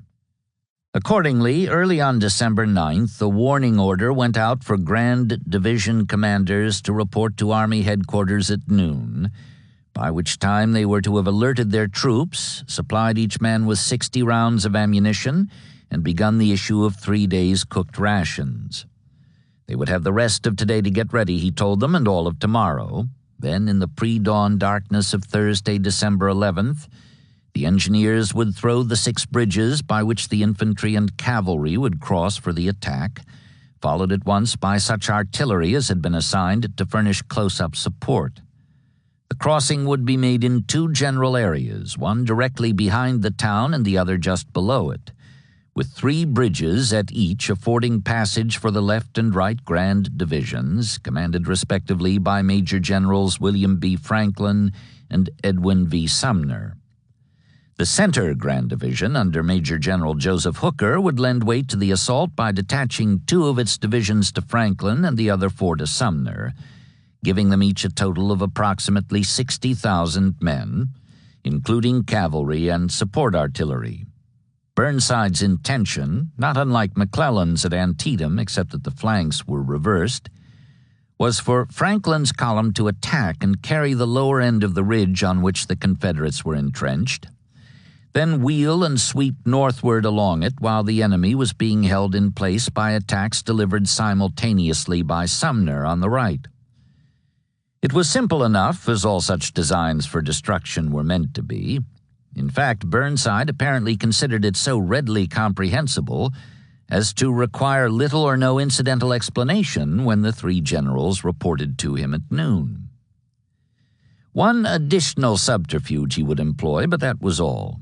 The engineers at Skinker's Neck, assisted by a regiment of Maine axemen, would be kept at work felling trees and laying a corduroy approach down to the riverbank at that point, as if for the passage of infantry with artillery support. The sound of chopping, along with the glow of fires at night, would help to delude the rebels in their expectation of a crossing there. However, even this was but a strengthening of the original subterfuge, the shifting of the main effort back upstream, on which the rough-whiskered general based his belief, or at any rate his hope, that he would find Lee unprepared and paralyze him with his daring. That was a good deal more than any of the Northern commander's predecessors had been able to do, but Burnside's gloom had been dispelled. His confidence had risen now to zenith. As he phrased it in a dispatch telegraphed to Washington near midnight, outlining his attack plan and divulging his expectations, "I think now that the enemy will be more surprised by a crossing immediately in our front than in any other part of the river. The commanders of Grand Divisions coincide with me in this opinion, and I have accordingly ordered the movement. We hope to succeed." Lee was indeed surprised, though not unpleasantly. Already a firm believer in the efficacy of prayer, he might have seen in this development a further confirmation of his faith. Nor was the surprise as complete as Burnside had intended. On Wednesday night, December 10th, a woman crept down to the east bank of the Rappahannock and called across to the gray pickets that the Yankees had drawn a large issue of cooked rations, always a sign that action was at hand. Then at 4:45 next morning, 2 hours before dawn, 2 guns boomed the prearranged signal that the enemy was attempting a crossing here in front of Fredericksburg. At once the Confederate bivouacs were astir with men turning out of their blankets to take the posts already assigned them along the ridge overlooking the plain that sloped eastward to the old colonial town, still invisible in the frosty darkness. In it, there was one brigade of Mississippi infantry, bled down to 1,600 veterans under Brigadier General William Barksdale, a former congressman with long white hair and what one of his soldiers called a thirst for battle glory. He had had his share of this in every major engagement since Manassas, but today was his best chance to slake that thirst. For Lee, being unwilling to subject the town to shelling, had left to these few Deep South troops the task of contesting the crossing, not with any intention of preventing it, even if that had been possible in the face of all those guns on the dominant heights, but merely to make it as costly to the Federals as he could. Barksdale received the assignment gladly, posting most of his men in stout brick houses whose rear walls, looking out upon the river, they loopholed so as to draw their beads with a minimum of distraction in the form of return fire from the men they would be dropping when the time came. Shortly after midnight, hearing sounds of preparation across the way, the muffled tread of soldiers on the march, the occasional whinny of a horse or bray of a mule, the clank of trace chains, and at last the ponderous rumble of what he took to be pontoons being brought down from the heights, he knew the time was very much at hand. After sending word of this to his superiors, he saw to it that the few remaining civilians, mostly women and children, with a sprinkling of old men, either hastened away to the safety of the hills or else took refuge in their cellars. He was in no hurry to open fire, preferring not to waste ammunition in the darkness. Long before daylight, however, his men could hear the Federal engineers at work. Low-voiced commands, the clatter of lumber, and at intervals the loud crack of half-inch skim ice as another pontoon was launched. This last drew closer with every repetition as the bridge was extended, unit by 6-foot unit, across the intervening 400 feet of water. At last, judging by the sound that the pontooniers had reached midstream, the waiting riflemen opened fire. They aimed necessarily by ear, but the result was satisfactory. After the first yelp of pain, there was the miniature thunder of boots on planks, diminishing as the runners cleared the bridge, then silence, broken presently by the boom-boom of the two guns passing the word along the ridge that the Yanks were coming. Soon they returned to the bridge end, working as quietly as possible, since every sound, including even the squeak of a bolt, was echoed by the crack of rifles from the western bank. It was perilous work, but it was nothing compared to the trouble brought by a misty dawn and a rising sun that began to burn the fog away, exposing the workers to aimed shots from marksmen whose skill was practically superfluous at a range of 200 feet. The pattern was quickly established. The pontooniers would rush out onto the bridge, take up their tools, and work feverishly until the fire grew too hot, whereupon they would drop their tools and run the gauntlet back to bank. Then, as they got up their nerve again, their officers would lead or chevy them back onto the bridge, where the performance would be repeated. This went on for hours, to the high delight of the Mississippians, who jeered and hooted as they shot and waited, then shot and waited to shoot some more. By 10 o'clock, the Northern commander's patience had run out. The movement was already hours off schedule. Longstreet's signal guns had announced Lee's alertness, and Jackson's lean marchers might well be on the way by now. Rifle fire having proved ineffective against the snipers behind the brick walls of the houses along the riverbank, Burnside ordered his chief of artillery, Brigadier General Henry Hunt, to open fire with the 147 heavy-caliber guns posted on Stafford Heights, frowning down on the old town 100 feet below. The response was immediate and uproarious, and it lasted for more than an hour, Hunt having instructed his gun crews to maintain a rate of fire of 1 shot every 2 minutes. 70-odd solid shot and shells a minute were thrown until 5,000 had been fired. During all that time, a correspondent wrote, the earth shook beneath the terrific explosions of the shells, which went howling over the river, crashing into houses, battering down walls, splintering doors, ripping up floors. As a spectacle of modern war, it was a great success, and it was also quite successful against the town. It wrecked houses, setting several afire. It tore up cobblestones. It shook the very hills the armies stood on. But it did not seem to dampen the spirits or influence the marksmanship of the Mississippians, who rose from the rubble and dropped more of the pontooniers, driving them again from the work they had returned to during the lull that followed the bombardment. When Barksdale sent a message asking whether he should have his men put out the fires, Longstreet replied, "You have enough to do to watch the Yankees." Back at Lee's observation post, the sight of what the Union guns had done to the Old Dominion town so riled the Southern commander that he broke out wrathfully against the cannoneers and the officers who had given them orders to open fire. "Those people delight to destroy the weak and those who can make no defense," he said hotly. "It just suits them." However, when he sent to inquire after the welfare of Barksdale's men and to see if there was anything they wanted, that general sent back word that he had everything he needed. But he added, "Tell General Lee that if he wants a bridge of dead Yankees, I can furnish him with one." It was well past noon by now.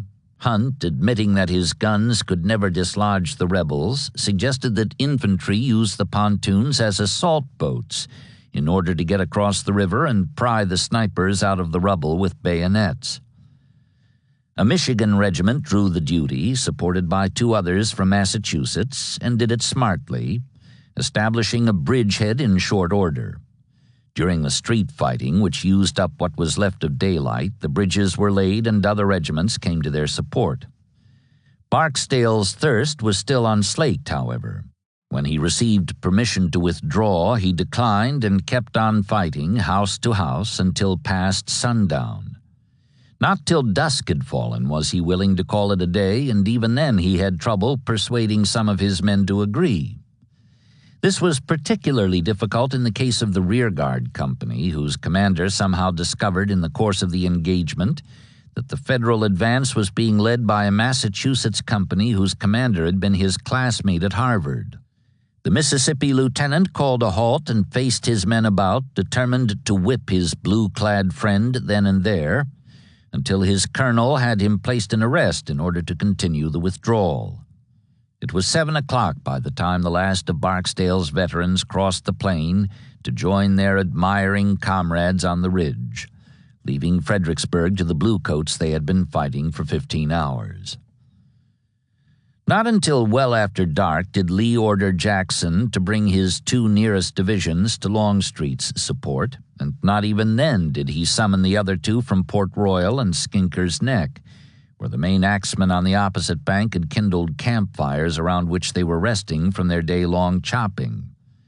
Pleased though he was with the day's work, his eyes had lighted up at each report that a new attempt to extend the bridge had been defeated. Lee simply could not believe that his hopes had been so completely fulfilled, that the enemy was concentrating everything for an attack against the ridge where his guns had been laid for weeks now, and his infantry was disposed at ease in overlapping lines of battle.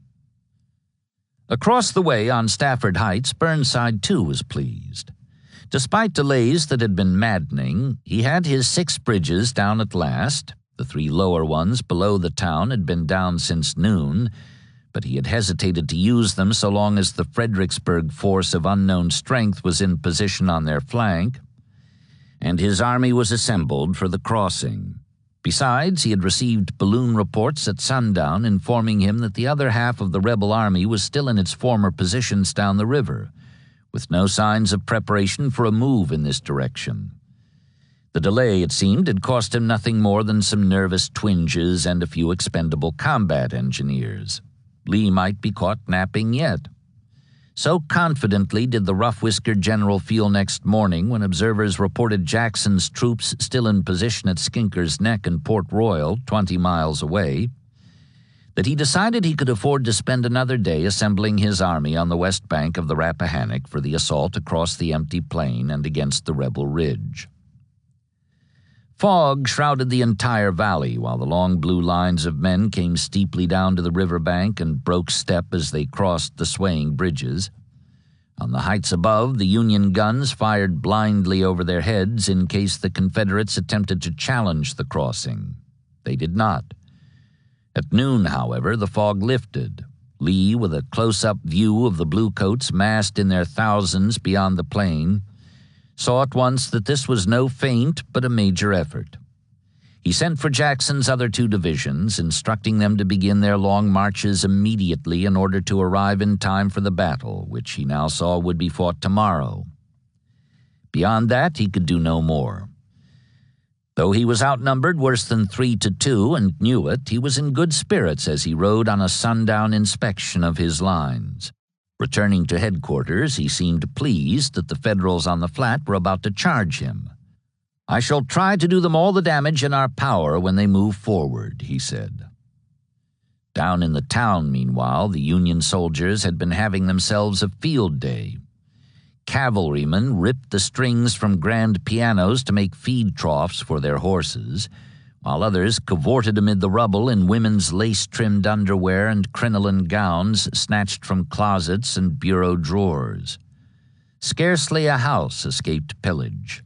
Family portraits were slashed with bayonets, pier glass mirrors were shattered with musket butts, barrels of flour and molasses were dumped together on deep-piled rugs. It was all a lot of fun, especially for the more fortunate ones who found bottles of rare old Madeira in the cellars. Gradually, though, the excitement paled, and the looters began to speculate as to why the Rebs had made no attempt to challenge the crossing today, not even with their artillery. Some guessed it was because they had no ammunition to spare, others that they were afraid of retaliation by our siege guns. One man had a psychological theory. "General Lee thinks he will have a big thing on us about the bombardment of this town. He proposes to rouse the indignation of the civilized world, as they call it. You'll see he won't throw a shell into it. He is playing for the sympathies of Europe." Still another, a veteran private, had a different idea. "Shit," he said. "They want us to get in. Getting out won't be quite so smart and easy. You'll see." They would see, but not just yet. Day broke on a fog so thick that the sun, which rose at 7:17 beyond the Union left, could not pierce it, but rather gave an eerie, luminous quality to the mist that swathed the ridge where Lee's reunited army awaited the challenge foretold by sounds of preparation on the invisible plain below. An indistinct murmur, one listener called it, like the distant hum of myriads of bees. Longstreet held the Confederate left. 4 of his 5 divisions were on line, commanded north to south by Major Generals Richard Anderson, Lafayette McLaws, George Pickett, and John Bell Hood. The 5th and smallest, a demi-division under Brigadier General Robert Ransom, was in reserve. Jackson, on the right, had posted Major General A.P. Hill's large division along his entire front, backed by a second line of 2 close-packed divisions under Brigadier Generals William Tolliver and Jubal Early, which in turn was supported by Major General D.H. Hill's division, just arrived from Port Royal after an all-night march. Major General J.E.B. Stewart's cavalry guarded the flank, extending it southward from Hamilton's Crossing to Massaponax Creek.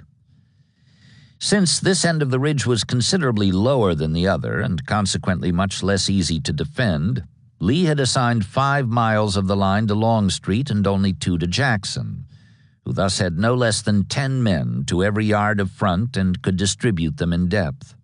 It was no wonder, then, that he replied this morning to a staff officer's expression of qualms about the enemy's strength and the lowness of the ridge in this direction. "Major, my men have sometimes failed to take a position, but to defend one, never. I am glad the Yankees are coming."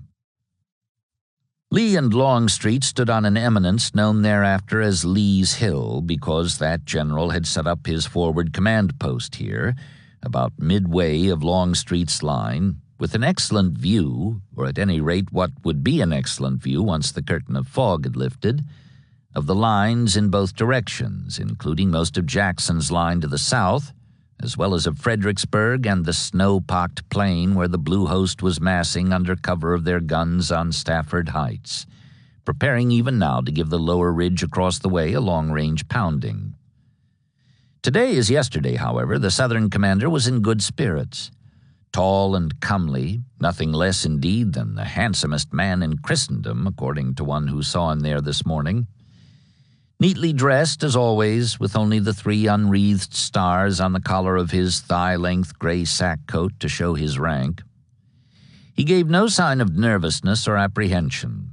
Above the short-clipped iron-gray beard and beneath the medium brim of a sand-colored planter's hat, His quick brown eyes had a youthfulness which, together with the litheness of his figure and the deftness of his movements, disguised the fact that he would be 56 years old next month. His companion seemed to share his confidence, if not his handsomeness of person, though he too was prepossessing of appearance. A burly, shaggy man, 6 feet tall, of Dutch extraction and just past 41, Longstreet gave above all an impression of solidity and dependability. His men's great fondness for him was based in part on their knowledge of his concern for their well-being, in and out of combat. Yesterday, for example, when some engineers protested to him that the gun crews were ruining their emplacements by digging them too deep, old Peter would not agree to order them to stop. "If we only save the finger of a man, that's good enough," he told the engineers, and the cannoneers kept digging. Often phlegmatic, this morning he was in an expansive mood, especially after he and Lee were joined by the third-ranking member of the Army Triumvirate, who came riding up from the south. It was Jackson, but a Jackson quite unlike the Stonewall they had known of old. Gone were the mangy cadet cap and the homespun uniform worn threadbare since its purchase on the eve of the Valley Campaign, through the miasmic nightmare of the 7 days, the suppression of the miscreant Pope at Cedar Mountain and Second Manassas, the invasion of Maryland, and the hard fight at Sharpsburg. Instead, he wore a new cap bound with gold braid, and more braid, chicken guts, Confederate soldiers irreverently styled the stuff, looped on the cuffs and sleeves of a brand-new uniform, a recent gift from Jeb Stuart. Even his outsized boots were brightly polished. For all his finery, he looked as always older than his 38 years. His pale blue eyes were stern, his thin-lipped mouth clamped forbiddingly behind the scraggly dark brown beard. But this had not protected him from the jibes of his men, who greeted him with their accustomed rough affection as he rode among them. "Come here, boys," they yelled. "Stonewall has drawed his bounty and bought himself some new clothes." Others shook their heads in mock dismay at seeing him tricked out like some newly commissioned quartermaster lieutenant. "Old Jack will be afraid for his clothes," they said, doleful amid the catcalls, "and will not get down to work." He had ridden all this way, exposing himself to all that raillery, for a purpose which he was quick to divulge. Turning aside Longstreet's banter, he muttered that the finery was "some doing of my friend Stuart, I believe," and passed at once to the matter that had brought him here. He wanted permission to attack. If his men surged down the ridge and onto the plain before the fog had lifted, he explained, they would be hidden from the guns on Stafford Heights and could fling the startled bluecoats into the river. Lee shook his head. He preferred to have the superior enemy force worn down by repeated charges and repulses, in the style of Second Manassas, before he passed to the offensive. Stonewall had his answer. As he turned to leave, Longstreet began to bait him again. "General, do not all those multitudes of Federals frighten you?" Old Peter's humor was heavy-handed, but Jackson had no humor at all. "We shall see very soon whether I shall not frighten them," he said as he put one foot in the stirrup. But Longstreet kept at him. "Jackson, what are you going to do with all those people over there?" Stonewall mounted. "Sir, we will give them the bayonet," he said, and he turned his horse and rode away. By 10 o'clock the fog had begun to thin.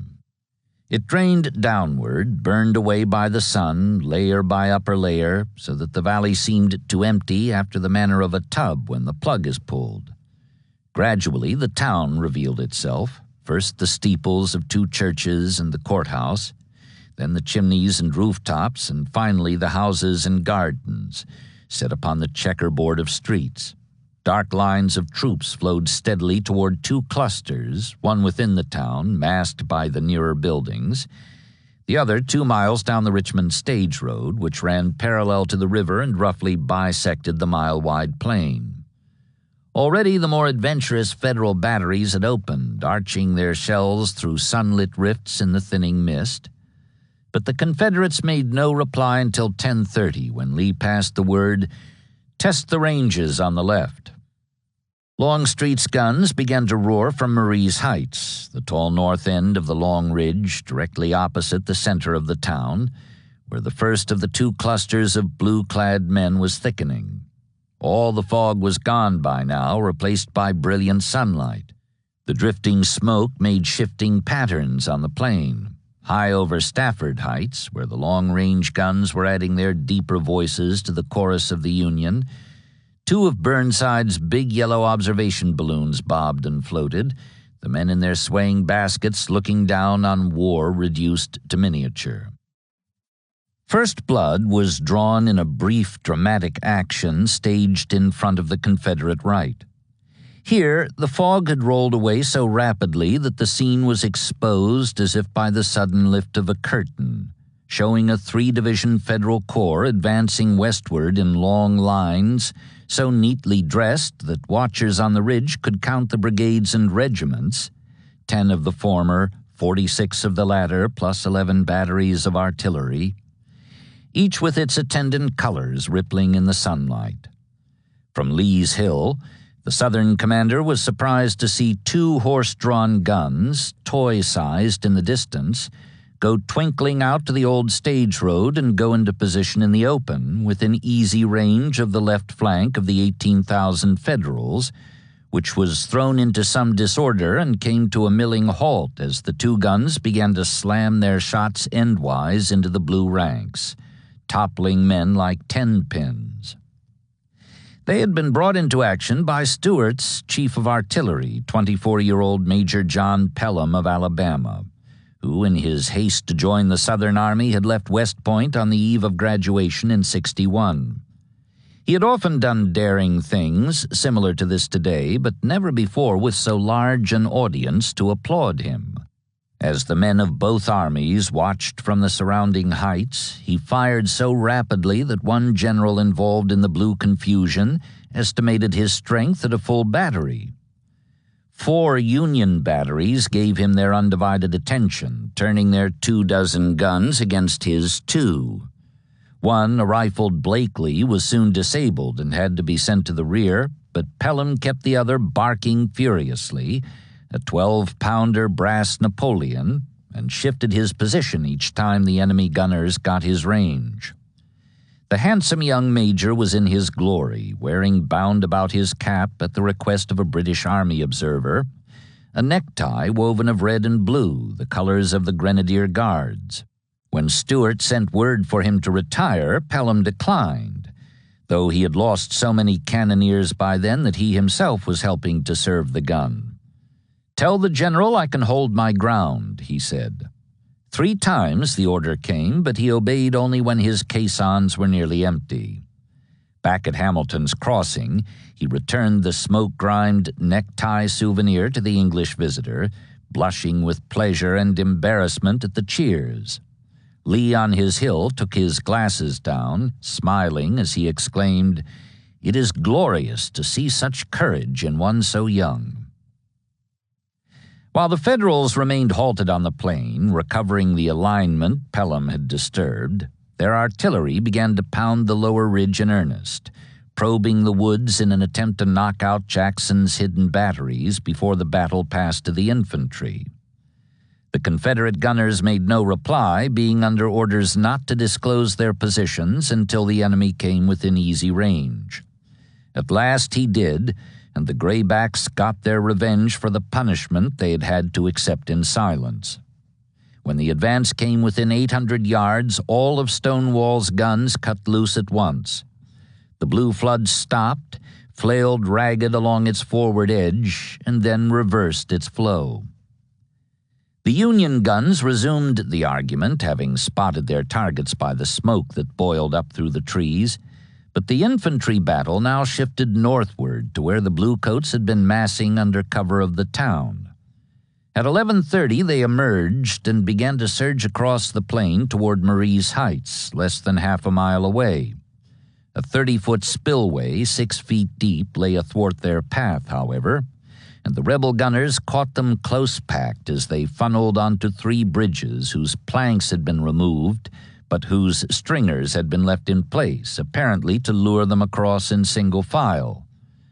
"Hi, hi, hi," the Federals yelled as they pounded over, taking their losses in order to gain the cover of a slight roll or dip of ground that hid them from the guns on the heights beyond. "It appeared to us there was no end of them," a waiting cannoneer observed. But Longstreet was not worried. He had a surprise in store for them.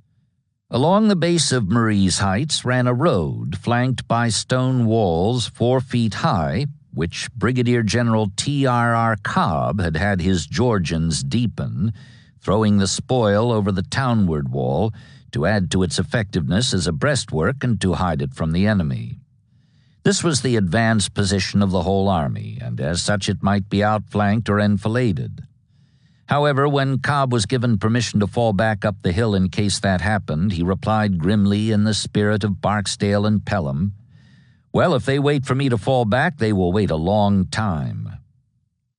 Presently he got the chance to begin to prove his staunchness, for the Federals leaped to their feet in the swale and made a sudden rush, as if they intended to scale the heights whose base was only 400 yards away.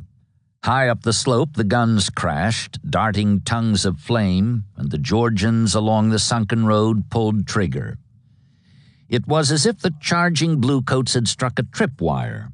When the smoke of that single rifle volley rolled away, all that were left in front of the wall were writhing on the ground or scampering back to safety in the swale. After a wait, they rose and came forward again, deploying as they advanced. This time the reaction was less immediate since they knew what to expect, but it was no different in the end. The guns on the slope and the rifles down along the wall broke into a clattering frenzy of smoke and flame, and more men were left writhing as others fell back off the blasted plain and into the swale. Again they rose. Again, incredibly, they charged. They came forward, one of them afterwards recalled, as though they were breasting a storm of rain and sleet, their faces and bodies being only half turned to the storm, with their shoulders shrugged. Another observed that everybody from the smallest drummer boy on up seemed to be shouting to the full extent of his capacity. Like the first and second, except that more men fell because it lasted longer, this third charge broke in blood and pain before a single man got within 50 yards of the wall. The survivors flowed back over the roll of earth and into the dip, where reinforcements were nerving themselves for still a fourth attempt. "They are massing very heavily and will break your line, I'm afraid," Lee told Longstreet. But old Peter did not believe it. He was ready for the whole Yankee nation, provided it would come at him from the direction this portion of it had done 3 times already, and he said so. "General, if you put every man now on the other side of the Potomac in that field to approach me over that same line and give me plenty of ammunition, I will kill them all before they reach my line. Look to your right. You are in some danger there," he said, "but not on my line." It was true. Lee's line was in considerable danger southward. While Sumner's men were charging the sunken road repeatedly and headlong, taking their losses, Franklin was taking stock of the situation as Pelham's brass Napoleon and Jackson's masked batteries had left it when they disrupted his first and second advances. Both had been tentative at best, but now he believed he knew what he had to deal with. However, as in Pleasant Valley preceding the battle on Antietam Creek, he was inclined to be circumspect, an inclination which had not been lessened here on the Rappahannock by Burnside's instructions that, once he was over the river with a view to taking the heights, he was to be governed by circumstances as to the extent of your movements. Further instructions had arrived this morning, warning him to keep his attack column well supported and its line of retreat open. Accordingly, before going forward for the 3rd time, he took care to protect the flank in Stuart's direction. The attack was delivered by the same corps, commanded by Major General John F. Reynolds, whose 3 divisions were under Major General George G. Meade and Brigadier Generals Abner Doubleday and John Gibbon. Doubleday was ordered to wheel left, guarding the bruised flank. Sure enough, Pelham came out promptly and began to pound him. while the other two went forward in an attempt to storm the ridge. Gibbon, on the right, got as far as the railroad embankment, where he ran into murderous point-blank fire, was himself wounded, and had to be brought out on a stretcher. He was followed shortly by his men, who were not long in discovering that the Johnnies had drawn them into a trap. That left Meade, whose division was the smallest of the three. Out of 60,000 soldiers available for the intended assault on the Confederate right, Franklin managed to get only these 4,500 Pennsylvanians into slugging contact with the enemy, but they did what they could to make up in spirit for what they lacked in weight. Charging first to the railroad, then beyond it, they struck a boggy stretch of ground about 500 yards in width, which A.P. Hill had left unmanned in the belief that it was impenetrable. It was not. Meade's troops slogged through it, burst upon and scattered a second-line brigade of startled rebels, and were still driving hard toward the accomplishment of Franklin's assignment, that is, to get astride the lower ridge and then sweep northward along it, dislodging men and guns as he went, when they themselves were struck in front and on both flanks by a horde of screaming graybacks. These were Early's men from over on the right. Told that Hill's line had been pierced, they came on the run, hooting as they passed the fugitives. "Here comes old Jubal. Let old Jubal straighten out that fence." Then they struck. The Pennsylvanians were driven back through the boggy gap and out again across the open fields, where the pursuers stabbed vengefully at their rear and Confederate guns to the left and right tore viciously at their flanks. Unsupported, heavily outnumbered, thrown off balance by surprise, they paid dearly for their daring. More than a third of the men who had gone in did not come out again.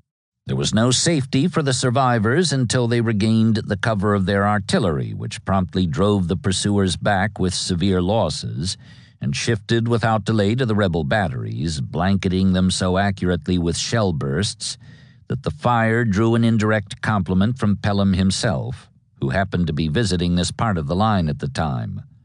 "Well, you men stand killing better than any I ever saw," he remarked as he watched the cannoneers being knocked about. At any rate, the break had been repaired, the line restored. Lee on his hill had seen it all, the penetration and repulse on Jackson's front, coincident with the bloody disintegration of the third attack on Longstreet. The ground in front of both was carpeted blue with the torn bodies of men who had challenged unsuccessfully the integrity of his line. Beyond the river, Stafford Heights were ablaze with guns whose commanding elevation and heavier metal enabled them to rake the western ridge almost at will. Even now, one of them put a large caliber shell into the earth at the Southern commander's feet, but it did not explode. A British observer saw anti-courage in Lee's manner as he turned to Longstreet, lowering his glasses after a long look at the blasted plain where still more Federals were massing to continue their assault over the mangled remains of comrades who had tried before and failed. "It is well that war is so terrible," the gray-bearded general said. "We should grow too fond of it." If the assault was to be resumed after the comparative lull that settled over the field about 3:30, following the double failure at opposite ends of the line, it would have to be launched against that portion of the ridge where Longstreet's men were ranked 4 deep in the sunken road, their rifles cocked and primed for firing at whatever came at them across the fields beyond their breast-high wall of stone and dirt. To the south, Franklin had shot his bolt with Meade's quick probe of the hole in Jackson's front, in reaction to which he was not unlike a man who has managed to salvage a good part of one hand after groping about in the dark and finding a bear trap. There might be other holes for all he knew, but after that one costly venture, the commander of the left Grand Division seemed less concerned about finding than he was about avoiding them. Whoever might deliver another attack, it was not going to be Franklin. That left Sumner and Hooker. Burnside sent them instructions to continue the assault with their right and center Grand Divisions, in hopes that the Confederates along the ridge could be breached or budged or somehow thrown into confusion as a prelude to their downfall. Sumner, a crusty veteran of 44 years' service, nearly 40 of which had been spent accomplishing the slow climb from second lieutenant to colonel, was altogether willing, despite his heavy losses up to now.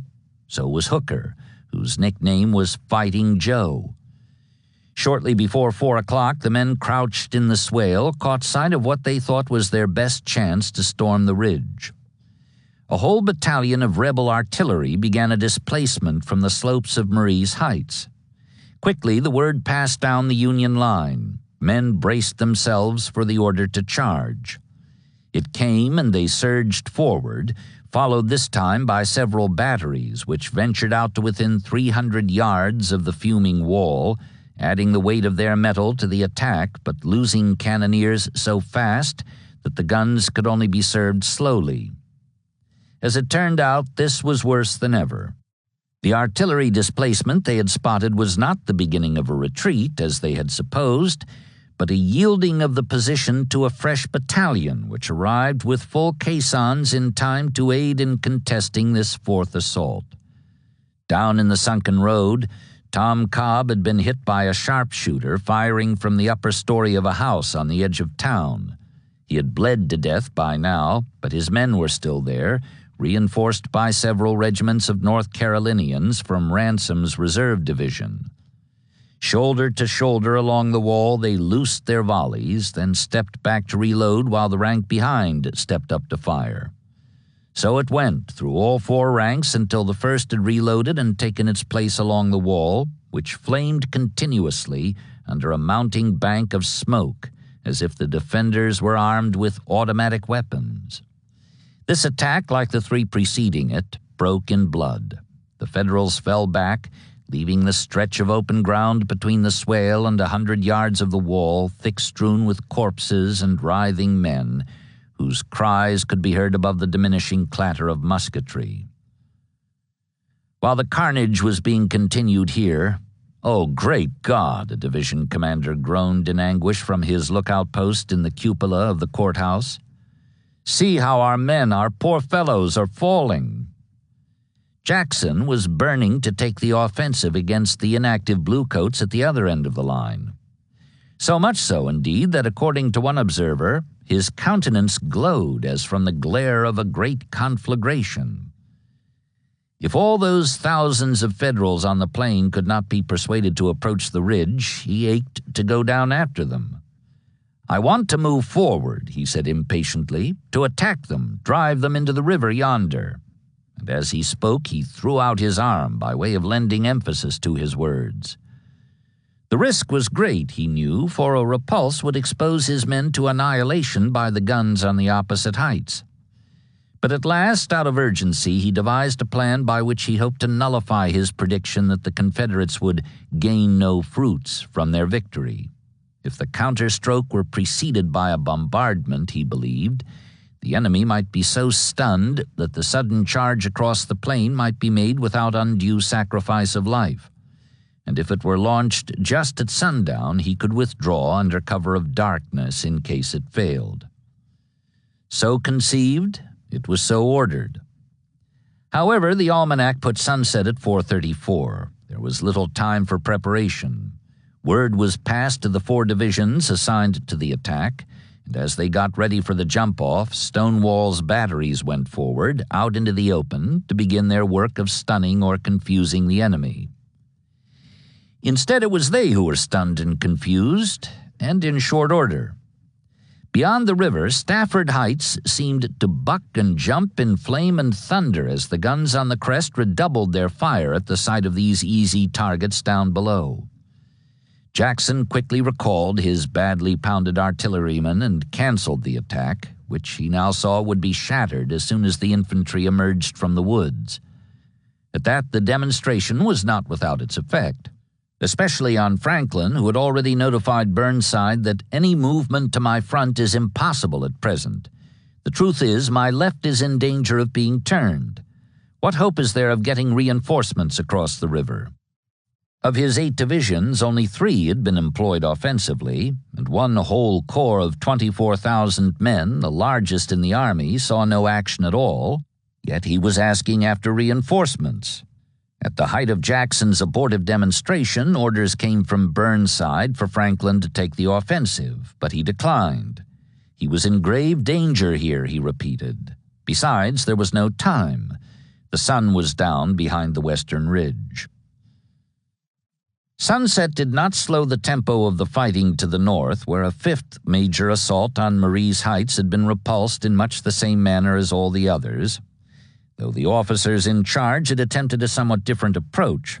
Their instructions were for the men to veer northward when they left the swale and thus confront the sunken road from the right, which perhaps would enable them to lay down an enfilade as they gained the flank and bore down at an angle. But it did not work out that way. As the men went forward, attempting to bear off to the right, they encountered a marsh that forced them back to the left, and a repetition of the direct approach to the stone wall, which seemed thus to draw them like a magnet. From behind it, all this while, the rebels, many of whom were shoeless, without overcoats or blankets to protect them from the penetrating mid-December chill, taunted the warmly clad Federals coming toward them in a tangle-footed huddle after their encounter with the bog. "Come on, Bluebelly! Bring them boots and blankets! Bring 'em hyar!" And they did bring them, up to within 50 yards of the flame-stitched wall, at any rate. There the forward edge of the charge was frayed and broken, the survivors crawling or running to regain the protection of the swale, which by now they were convinced they never should have left. Sumner had done his best, or worst, but the carnage was by no means over. Hooker's men had crossed the river under orders to continue the assault, and the commander of one of his divisions, Brigadier General Andrew Humphreys, believed he knew a way to get his troops up to and over the wall so they could come to grips with the jeering scarecrows in the sunken road. While they were deploying in the dusk, he rode among them, telling them not to fire while they were charging. It was obvious by now, he said, that firing did the rebels little damage behind their ready-made breastwork. It only served to slow the attack and expose the attackers to more of the rapid-fire volleys from beyond the wall. The object was to get there fast, much as a man might hurry across an open space in a shower of rain, intending to be as dry as possible when he reached the other side, then rely on the bayonet to do the work that would remain to be done when they got there. They went forward in the twilight, stumbling over the human wreckage left by 5 previous charges. Prone men, wounded and unwounded, called out to them not to try it. Some even caught at their legs as they passed, attempting to hold them back. But they ignored them and went on, beckoned by voices that mocked them from ahead, calling them bluebellies and urging them to bring their boots and blankets within reach. Humphreys sat his horse amid the bullets, a slim veteran of aristocratic mien. He had left West Point in '31, 2 years behind R.E. Lee, and his record in the peacetime army had been a good one, yet his advancement since then, it was said, had been delayed because of suspicions aroused by his pre-war friendship with Jefferson Davis. Now he was out to prove those suspicions false. As he watched, he saw the stone wall become a sheet of flame that enveloped the head and flanks of the column. Its formations unraveled by sudden attrition, the charge was brought to a stumbling halt about 40 yards from the wall. For a moment the Federals hung there, beginning to return the galling fire, but it was useless, and they knew it. Despite the shouts and pleas of their officers, including Humphreys, who remained mounted yet incredibly went unhit, the men turned and stumbled back through the gathering darkness. Or anyhow the survivors did, having added 1,000 casualties to the wreckage that cluttered the open slope, ghastly under the pinkish-yellow flicker of muzzle flashes still rippling back and forth along the crest of the stone wall. "The fighting is about over," a Union signal officer reported at 6 o'clock from the heights across the way. "Only an occasional gun is heard." It was over, as he said, but not as the result of instructions from Burnside. Hooker was the one who finally called a halt to the carnage.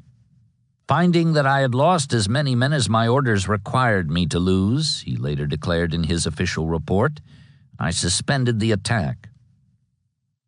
Burnside himself took a much less gloomy view of the state of affairs when he crossed the river late that night for an inspection of the front.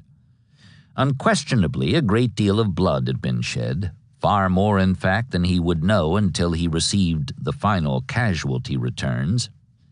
But he had little doubt that a continuation of today's work would break Lee's line tomorrow. At any rate, he was determined to try it, and he sent out orders to that effect, alerting his front-line commanders. Recrossing the Rappahannock at 4 o'clock in the morning, he got off a wire to Washington. I have just returned from the field. Our troops are all over the river. We hold the first ridge outside the town and 3 miles below. We hope to carry the crest today. Once more, Lee had divined his opponent's purpose. I expect the battle to be renewed at daylight, he wired Richmond, 3 hours after the final assault had failed, and this opinion was reinforced within another 3 hours by the capture, shortly before midnight, of a courier bearing orders to Burnside's front-line commanders for tomorrow's continuation of the attack. But Sunday's dawn, December 14th, brought only the soup-thick fog of yesterday, without the familiar hum of preparation from down on the curtained plain. Indeed, even after the rising sun had burned away the mist, the only change apparent to the eye was in the lines along the western ridge. Expecting a turning movement, Lee had instructed his men to improve their fortifications in order to free all but a comparative handful for action on the flanks. So well had they plied their tools, these soldiers who 6 months ago had sneered at digging as cowardly work, unfit for a white man, and in derision had dubbed their new commander the King of Spades, that Lee remarked with pleasure at the sight, "My army is as much stronger for these new entrenchments as if I had received reinforcements of 20,000 men." No longer in need of prodding or even suggestion, they kept digging. As the sun rose higher, so did the parapets, but the observers on Lee's Hill discerned no corresponding activity among the Federals on the plain, portions of whose forward edge were carpeted solid blue with the thick-fallen dead and wounded. The only sign of preparation was that the near ends of the east-west streets of Fredericksburg had been barricaded, as if in expectation of receiving, not delivering, an attack. The morning wore on. Noon came and went, then afternoon, and still no sign that the Bluecoats were about to launch the assault that had been ordered in the dispatch captured the night before. As the shadows lengthened, Lee turned at last to Longstreet, who had been acquainted with the Northern commander in the peacetime army. "General," he said, "I am losing faith in your friend, General Burnside."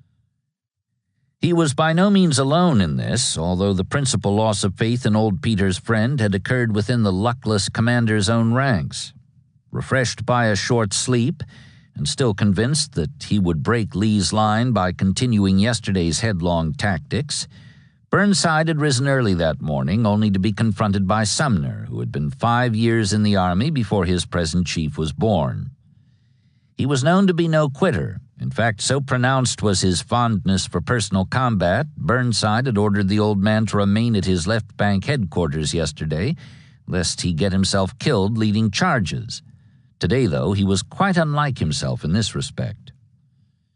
"General," he said, obviously unstrung by all he had seen the day before, if only from a distance, "I hope you will desist from this attack. I do not know of any general officer who approves of it, and I think it will prove disastrous to the army." Burnside was taken aback, having expected to encounter a different spirit.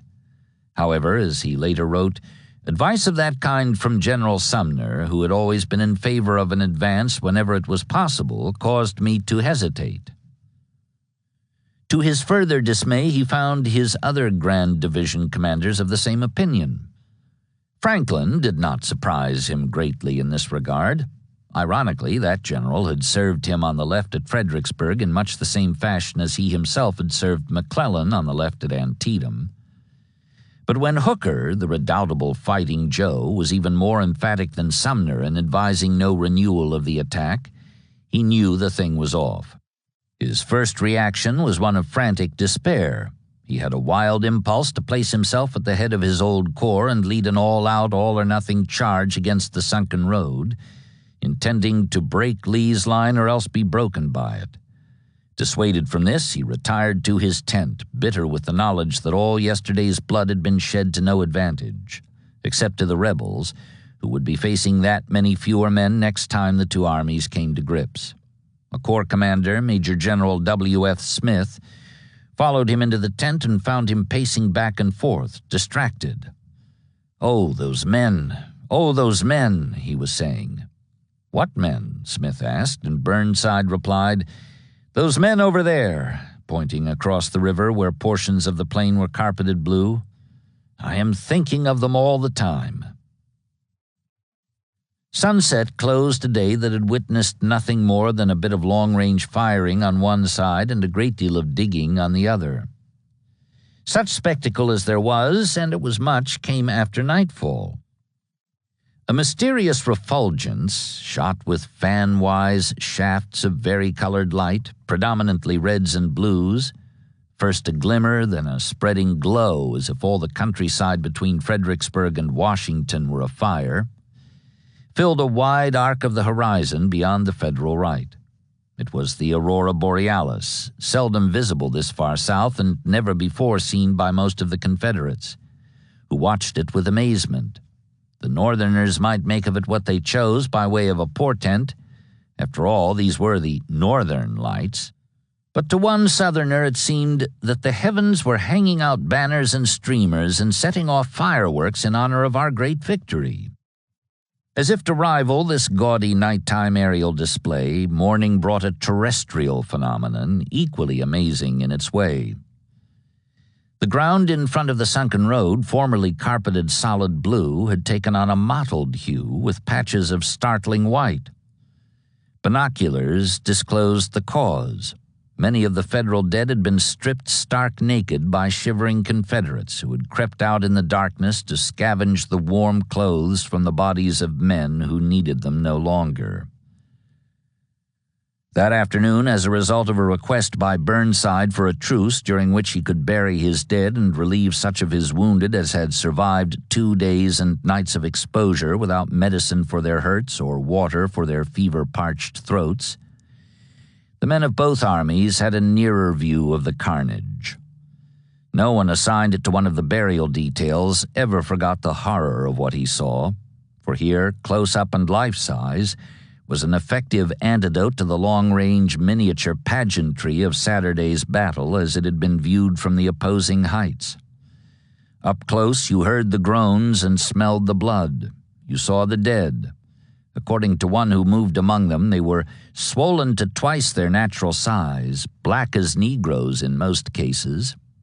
They sprawled in every conceivable position, some on their backs with gaping jaws, some with eyes as large as walnuts protruding with glassy stare, some doubled up like a contortionist. Here, he wrote, approaching incoherency as the memory grew stronger, lay one without a head, there one without legs, yonder a head and legs without a trunk. Everywhere horrible expressions, fear, rage, agony, madness, torture. Lying in pools of blood, lying with heads half buried in mud, with fragments of shells sticking in oozing brain, with bullet holes all over the puffed limbs. Not even amid such scenes as this, however, did the irrepressible rebel soldier's wry sense of humor, or anyhow what passed for such, mainly it was a biting sense of the ridiculous, desert him. One, about to remove a shoe from what he thought was a Federal corpse, was surprised to see the corpse lift its head and look at him reproachfully. "Beg pardon, sir," the would-be scavenger said, carefully lowering the leg. "I thought you had gone above." Another butternut scarecrow, reprimanded by a Union officer for violating the terms of the truce by picking up a fine Belgian rifle that had been dropped between the lines, looked his critic up and down, pausing for a long stare at the polished boots the officer was wearing. "Never mind," he said dryly. "I'll shoot you tomorrow and get them boots."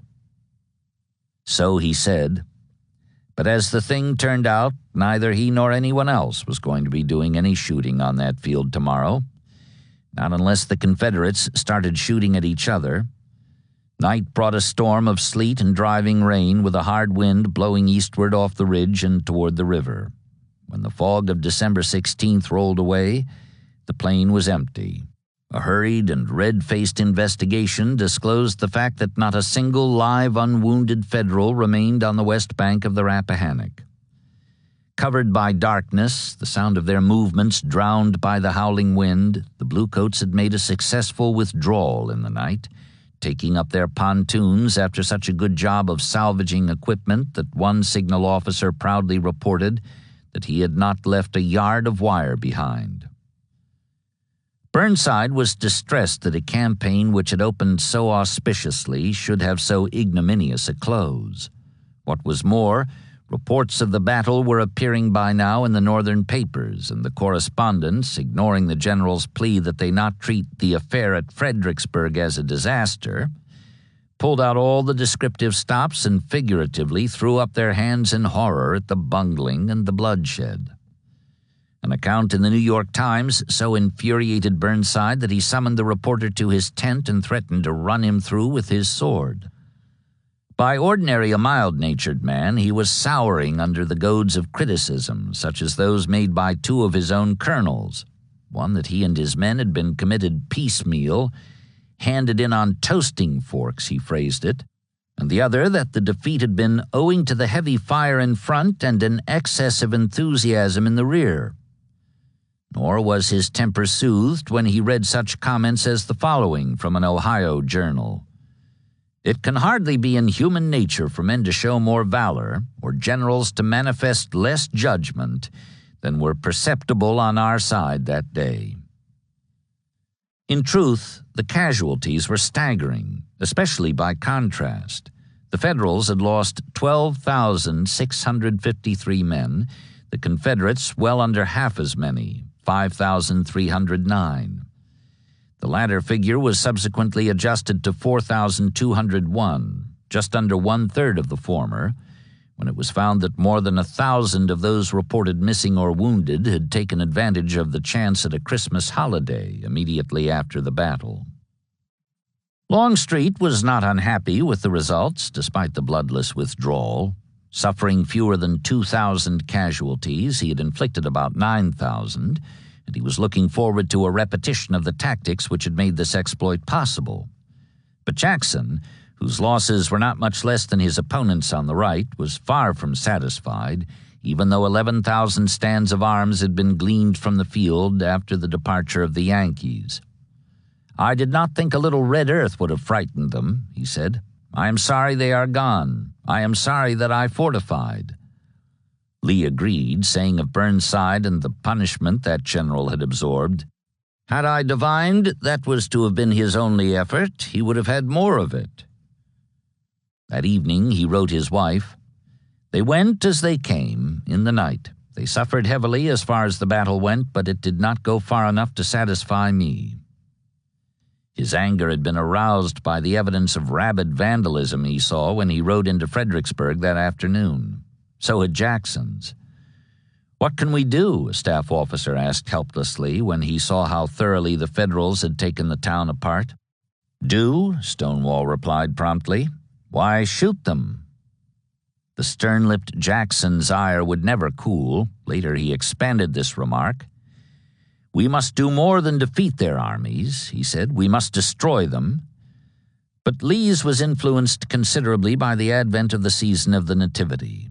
On Christmas Day he wrote his wife, "My heart is filled with gratitude to Almighty God for his unspeakable mercies with which he has blessed us in this day, for those he has granted us from the beginning of life, and particularly for those he has vouchsafed us during the past year.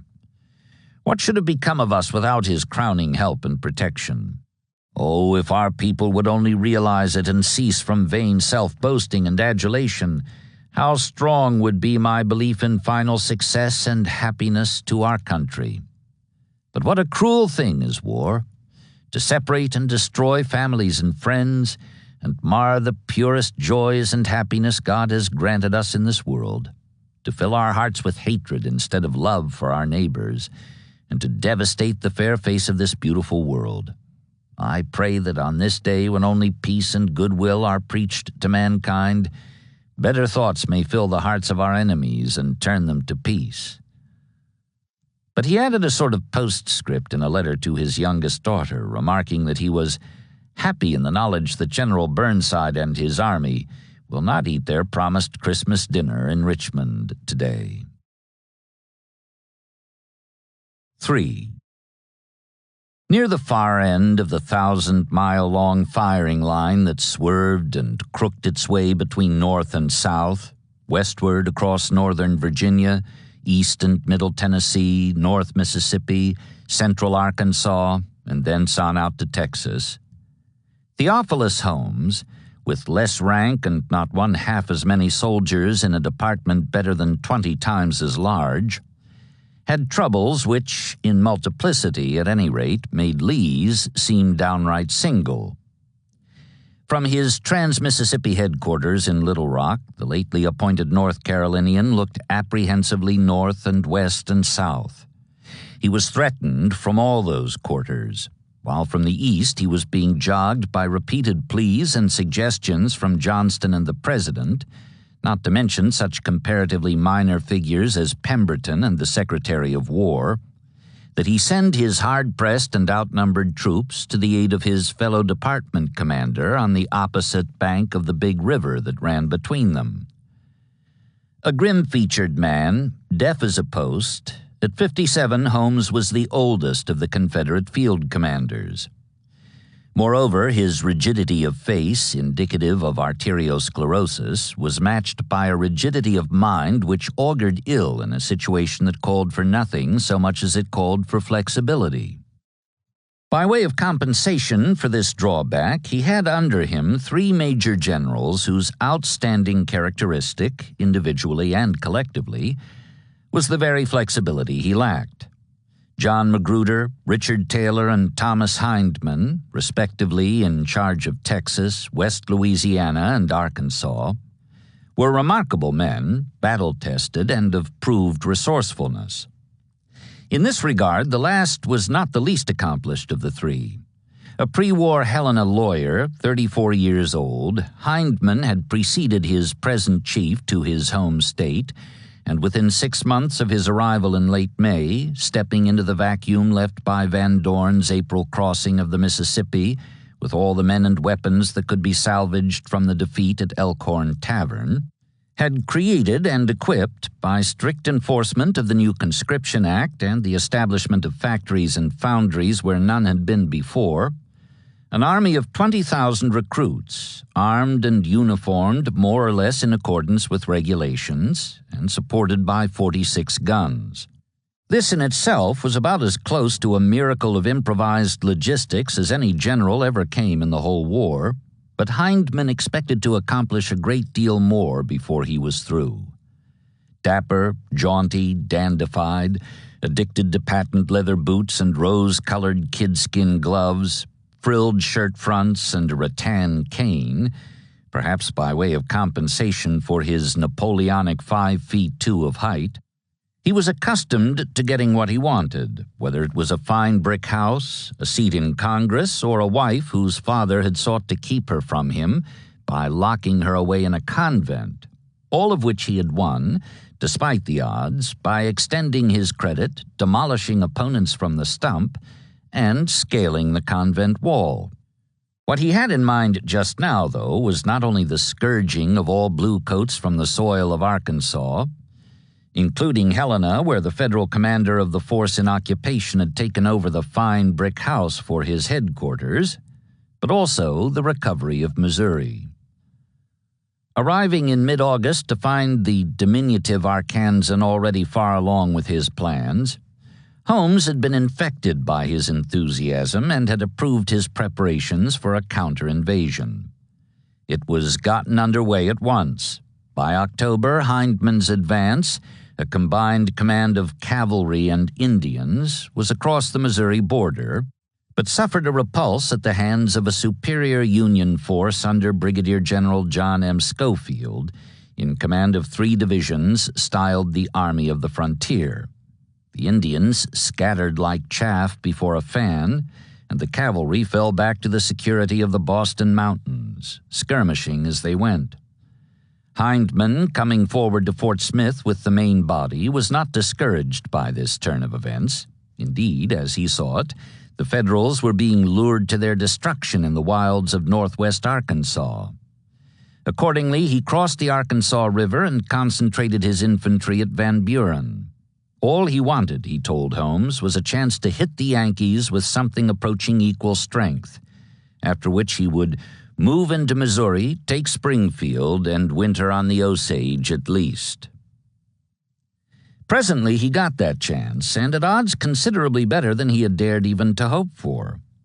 Schofield, believing in mid-November that hostilities had ended for the winter, left the largest of his 3 divisions near Fayetteville under Brigadier General James G. Blunt, with the assignment of blocking the path of another Confederate incursion, and withdrew to Springfield with the other 2, which he placed under Brigadier General Francis J. Herron, while he himself took off on sick leave. Hindman, with a mobile force of 11,500 men and 22 guns, was preparing to take advantage of this chance to strike at Blunt, who had 7,000 men and 20 guns, when word came from Holmes, who by now had received instructions from the Secretary of War urging the necessity for reinforcing Vicksburg, for him to return post-haste to Little Rock with all his men in preparation for an eastward march across the Mississippi. Hindman protested for all he was worth. To fall back would cost him heavily in desertions, he knew, since many of his conscripts were natives of the region through which they would be retreating. Besides, he told Holmes, to withdraw without fighting at all would so embolden the enemy as to ensure his following me up.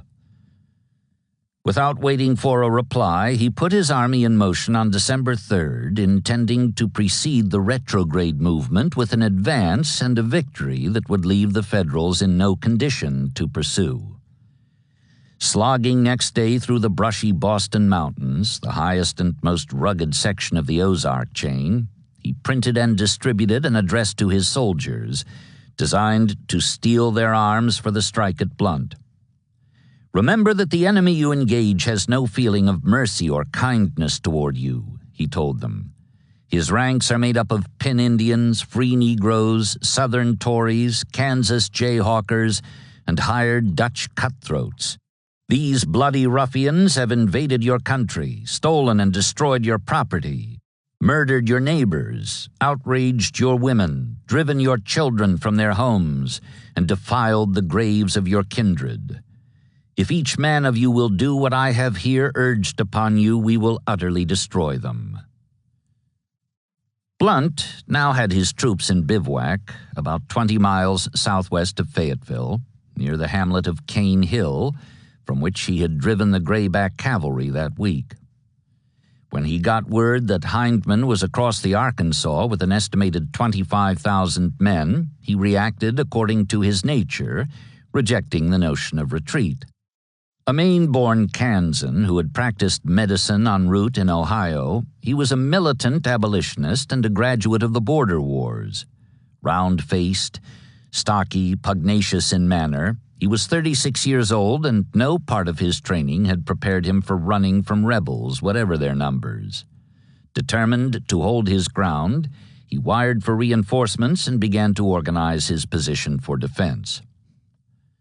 The trouble with this was that the only reinforcements available were the 2 small divisions under Herron, a scant 6,000 men with 22 guns, and they were back near Springfield, well over 100 miles away, whereas Hindman's camp at Van Buren was little more than a third that distance from Cane Hill, so that the chances were strong that the rebels would arrive before the reinforcements did.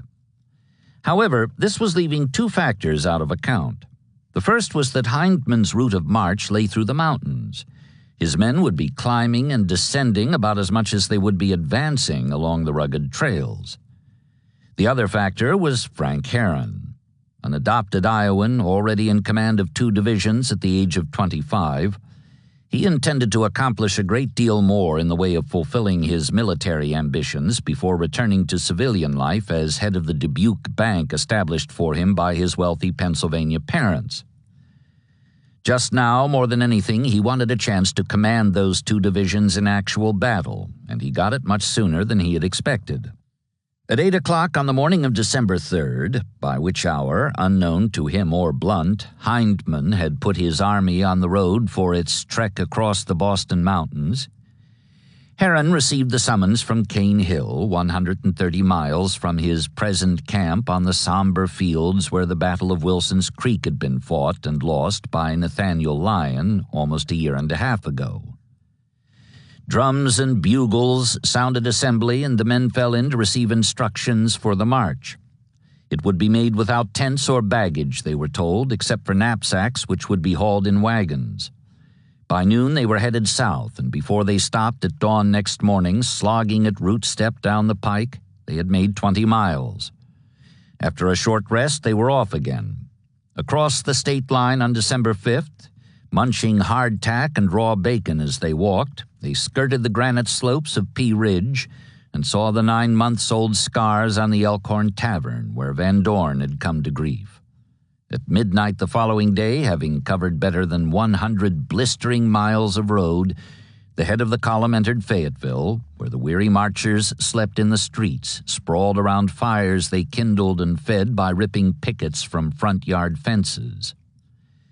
Another 20 miles tomorrow, and they would be at Cane Hill with Blunt, ready for whatever came at them from beyond the mountains, whose foothills they could presently see by the glimmer of dawn on Sunday, December 7th.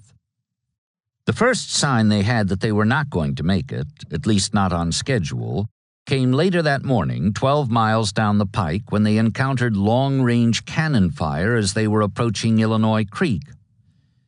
Soon they saw that the Confederates had drawn a line of battle around the hilltop village of Prairie Grove, a couple of miles beyond the creek, blocking the path of the road-worn bluecoats 8 miles short of their goal. Herron shook out a regiment of skirmishers and advanced them to the protection of the creek bank, where to his horror he discovered that his men were so weary that once they were off their feet they promptly dropped asleep with rebel shells and bullets whistling and twittering over their heads. Undaunted, he built up his firing line and put his batteries in position, partly by way of returning the hostile fire, but mostly by way of letting Blunt know from the racket that he had arrived, or almost arrived, and needed help.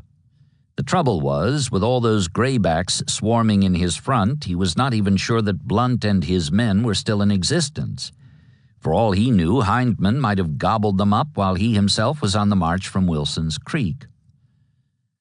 Hindman had not gobbled up Blunt. He had gone around him. Approaching Cane Hill late the afternoon before, after a march across the shoulder of the mountains in weather so cold that water froze in the men's canteens and icicles tinkled on the beards of the horses, he had put his troops in position for a dawn attack, only to learn that Herron was on the way, already approaching Fayetteville with a force which, once it was joined to Blunt's, would give the Federals the advantage of numbers, both in men and guns. In command of a brigade at Shiloh, where he had been wounded and commended for gallantry, Hindman decided to profit from the example of that battle by preventing what had caused its loss, the arrival of Buell after Grant had been pushed to the edge of desperation. That is, he would strike at the reinforcements first, then turn on the main body. Accordingly, he built up the campfires along his outpost line, left a skeleton brigade of cavalry to keep up the bluff next morning, and set off after moonset on a circuitous march with 10,000 men to intercept and defeat the Blue Column hurrying southward out of Fayetteville. That was how it came about that Herron encountered long-range cannon fire at the crossing of Illinois Creek and the bristling line of battle at Prairie Grove, 8 miles short of a junction with Blunt at Cane Hill. Blunt had spent the morning in constant expectation of being swamped by the rebels maneuvering boldly to his front, apparently in overwhelming numbers. Near noon, however, hearing the sudden boom of guns from across the hills to his left rear, he realized that he had been outflanked, whereupon he fell back hastily to Ray's Mills, 6 miles north, in order to protect his trains. Finding them secure, he turned southeast in the direction of the booms, and at 4 o'clock reached Prairie Grove, where he came upon the battle still in full swing after nearly 5 hours of doubtful contest.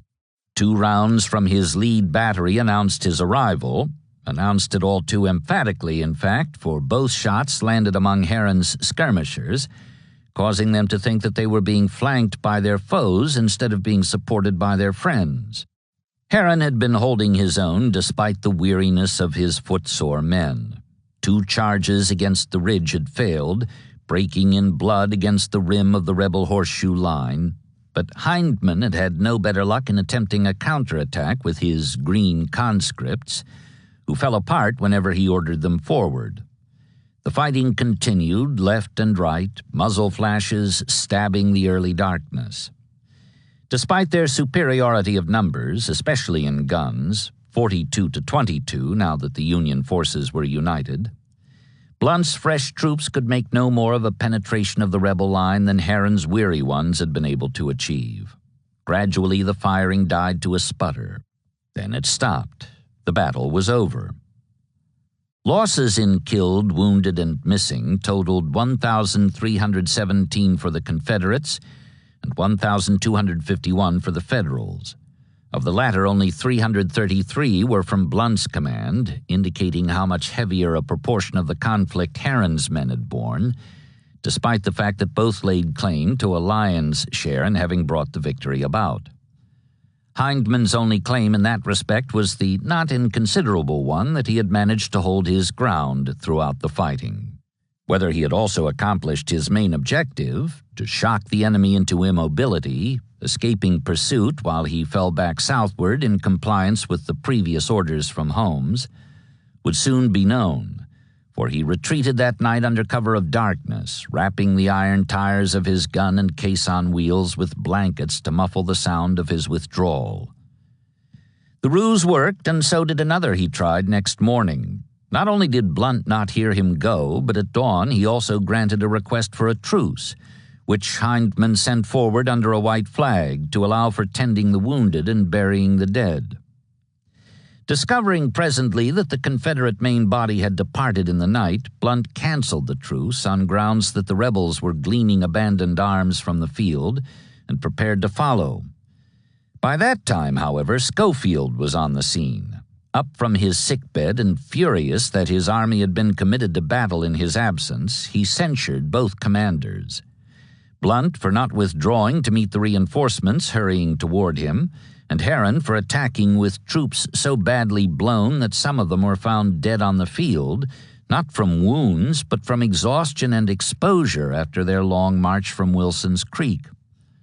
If Schofield's purpose in this was to prevent his subordinates' advancement by discrediting their valor, that purpose failed. By way of showing its appreciation for a victory won by Northern arms as the year drew to a close, a victory which presently shone the brighter by contrast with the several full-scale disasters that developed elsewhere along the 1,000-mile-long firing line before the month was out, the government promptly awarded Major General's stars, not only to Blunt but also to Herron, who then succeeded Lew Wallace as the youngest man to hold that rank in the U.S. Army. Moreover, as soon as these promotions came through, both men would outrank their present commander. Hindman's discomfort was considerably increased in late December when Schofield finally unleashed his cavalry for a forced march against the Confederates, who, down to about 4,000 men as a result of straggling and desertions, had taken sanctuary behind the Arkansas River. 3 days after Christmas, the Blue Riders struck Van Buren, destroying 5 steamboats at the wharf and all of the supplies of corn and bacon Hindman had gathered over the months in order to keep his army from starvation. Once more he was thrown into dispirited retreat, losing still more soldiers as he went. The Federals withdrew to Fayetteville and thence on back to comfortable winter quarters in Missouri. But now there was no question of Hindman's returning to Little Rock with the prospect of marching his army to the relief of Vicksburg. Practically speaking, he had no army. So much of it as did not lie in shallow graves at Prairie Grove was scattered over northern Arkansas, hiding from conscription agents in Ozark coves and valleys. Thus it was that the battle lost in northwest Arkansas had repercussions far beyond the theater it was fought in. Holmes had opposed the eastward transfer from the start, protesting that the march led through a region barren of supplies and would require no less than 30 days. Solemnly, under the circumstances, he had informed the adjutant general earlier that month, I regard the movement ordered as equivalent to abandoning Arkansas. All the same, against his better judgment, he had been preparing to go along with the plan. But now, with Hindman's army practically out of existence and only the local reserves to protect Little Rock itself against an advance from occupied Helena, he had what he considered the best of specific reasons for declining to comply with the government's wishes. On December 29th, the day after Schofield's cavalry hit Van Buren, he wrote Johnston in reply to the correspondence the president had forwarded from Vicksburg during his inspection of that place the week before. My information from Helena is to the effect that a heavy force of the enemy has passed down the Mississippi on transports. Thus it seems very certain that any force I can now send from here would not be able to reach Vicksburg, and, if at all, not before such a reinforcement would be useless, while such a diversion would enable the enemy to penetrate those portions of the Arkansas Valley where the existence of supplies of subsistence and forage would afford them leisure to overrun the entire state and gradually reduce the people to dependence. It was bad enough that the Yankees were steaming down the Mississippi, but they were also steaming up it simultaneously. Banks had reoccupied Baton Rouge in mid-December and now was giving every sign that he intended to continue the northward penetration, shortening the stretch of river necessarily rebel-held if Holmes was to keep open the supply lines vital to the feeding and reinforcement, if not indeed to the survival of all the armies of the South. Since the loss of the armed ram Arkansas 3 months back, the Confederacy had had no vestige of a navy with which to oppose this two-pronged challenge designed for her riving and destruction. The threat would have to be stopped, if at all, not on the river itself, but from its banks. On the east bank, the responsibility was Pemberton's, and to help him meet it, he had 2 stout high-ground bastions, 100 airline miles apart, commanding bends of the river at Vicksburg and Port Hudson. On the west bank, it was Richard Taylor's, who had nothing. Not only no lofty fortresses bristling with heavy-caliber guns emplaced to blow the Union ironclads out of the water, but also no army.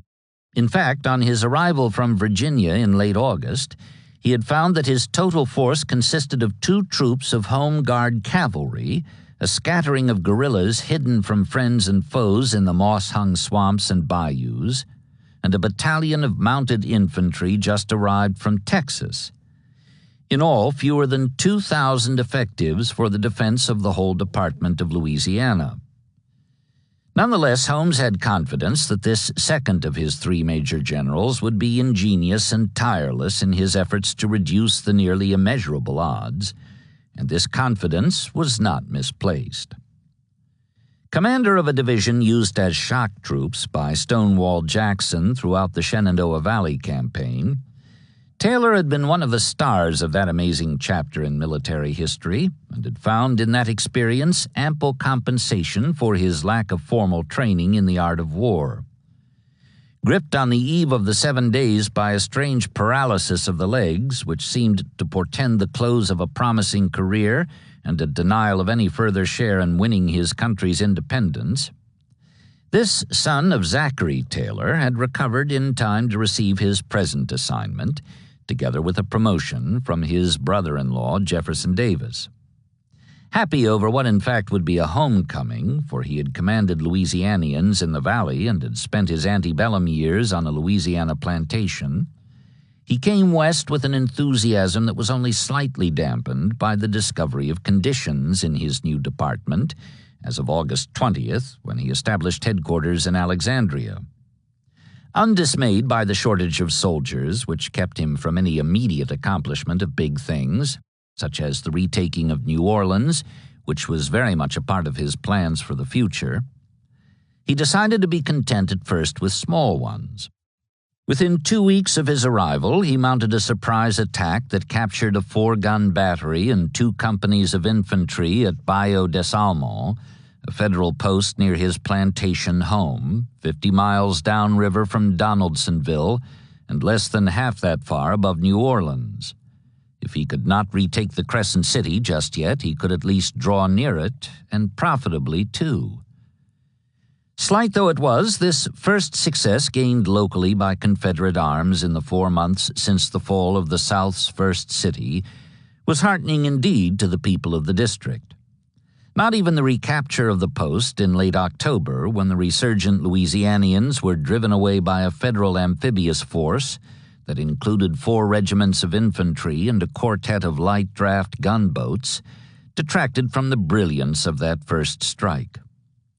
What was more, Taylor was planning others of still larger scope.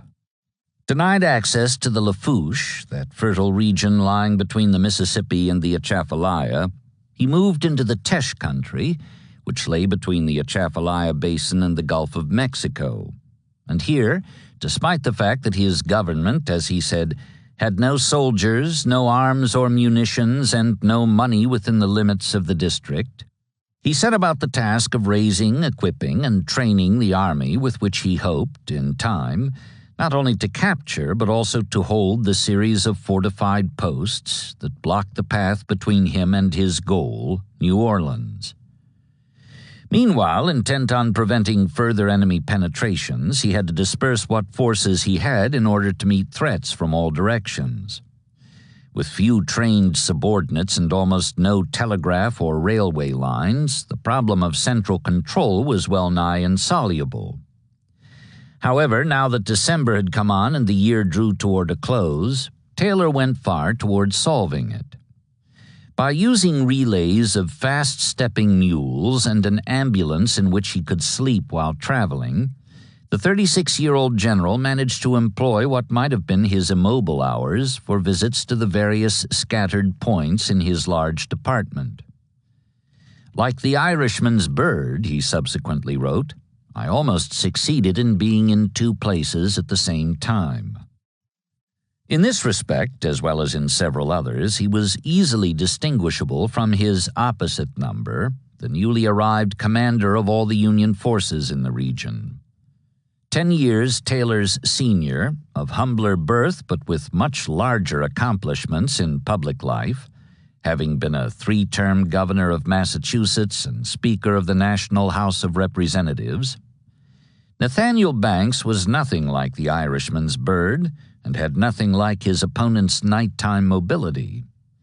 Though the fact was, he had perhaps an even greater need for it if he was to carry out the multiple assignment given him by his superiors when he set out from Hampton Roads on his voyage down and around the coast to relieve his fellow Bay State politician Benjamin Butler as military ruler of New Orleans and commander of the Department of the Gulf.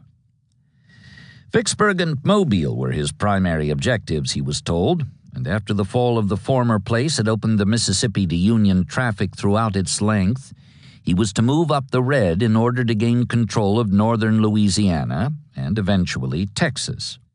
It was a large order, particularly for a general who not only had not a single battlefield victory to his credit, but rather had been whipped twice already in open contest, once at Winchester in the Shenandoah Valley, and again at Cedar Mountain, both times by Stonewall Jackson, whose lean marchers had captured so many of his supplies that they had dubbed him Commissary Banks.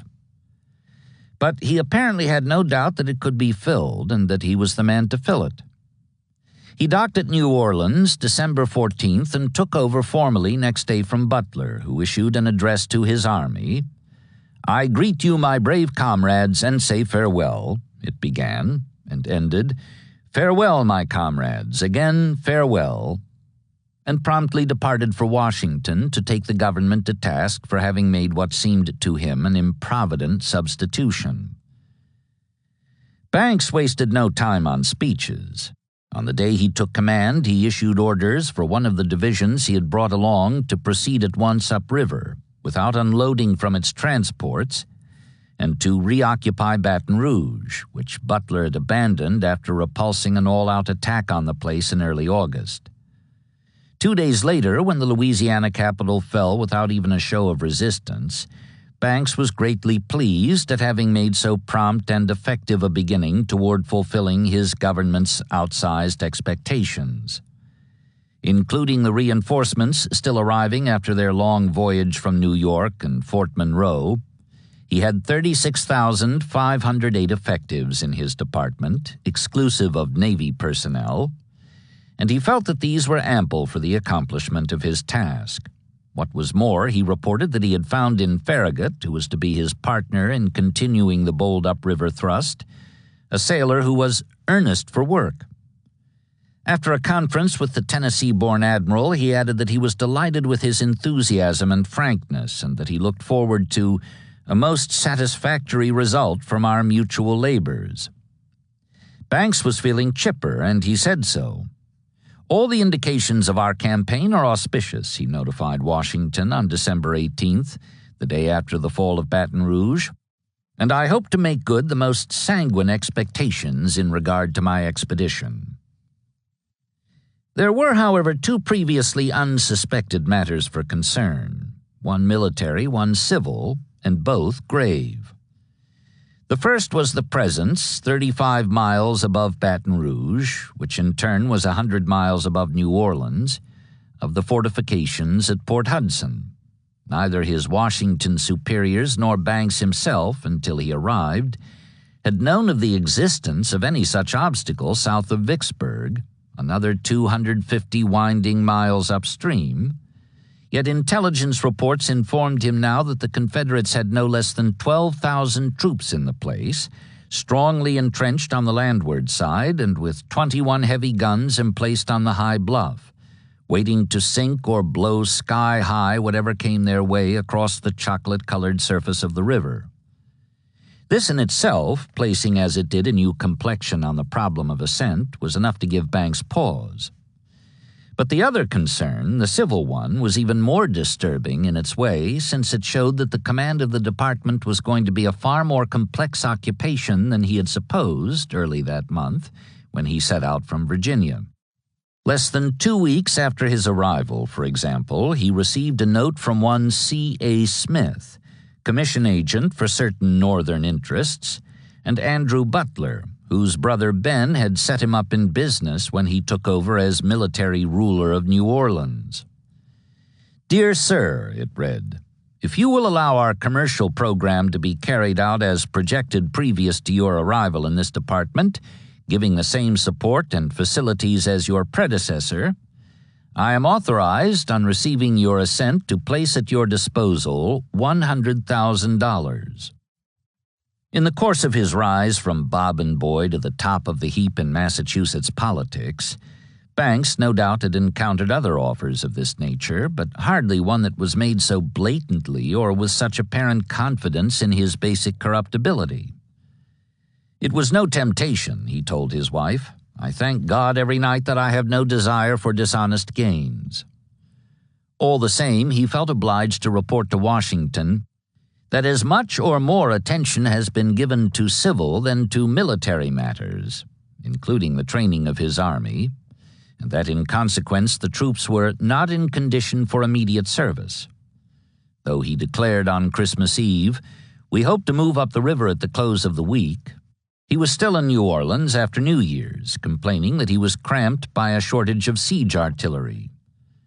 "The enemy's works at Port Hudson have been in progress many months and are formidable," he explained. "Our light field guns would make no impression on them."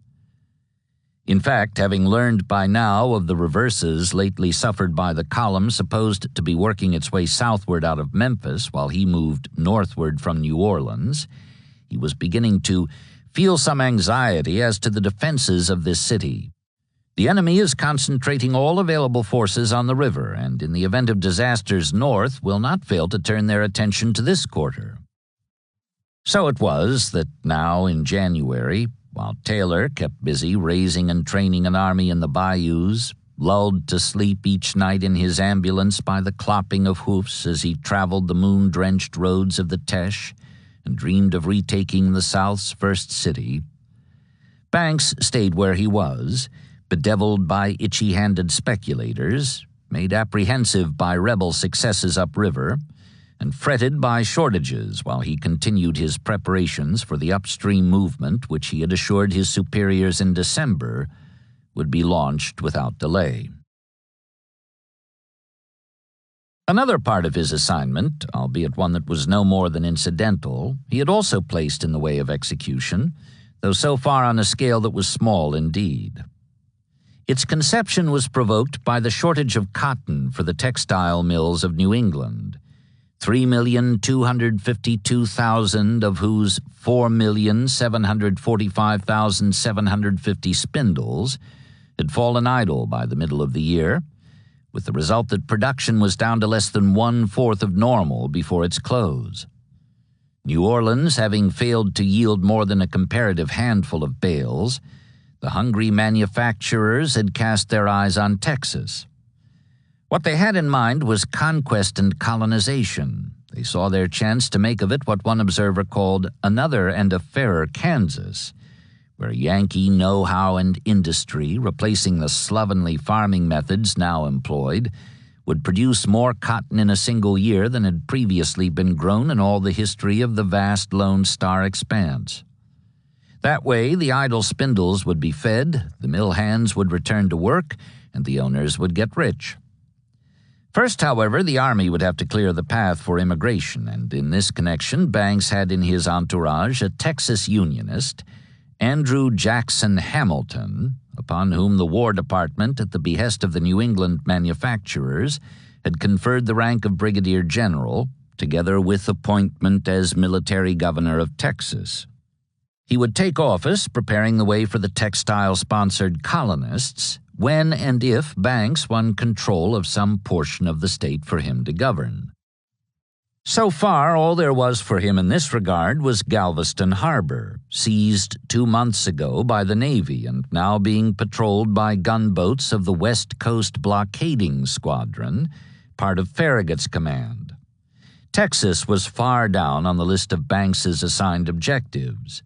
Though his department had been enlarged to include that state, its occupation was scheduled to follow the opening of the Mississippi and the conquest of the Red River Valley in northwest Louisiana.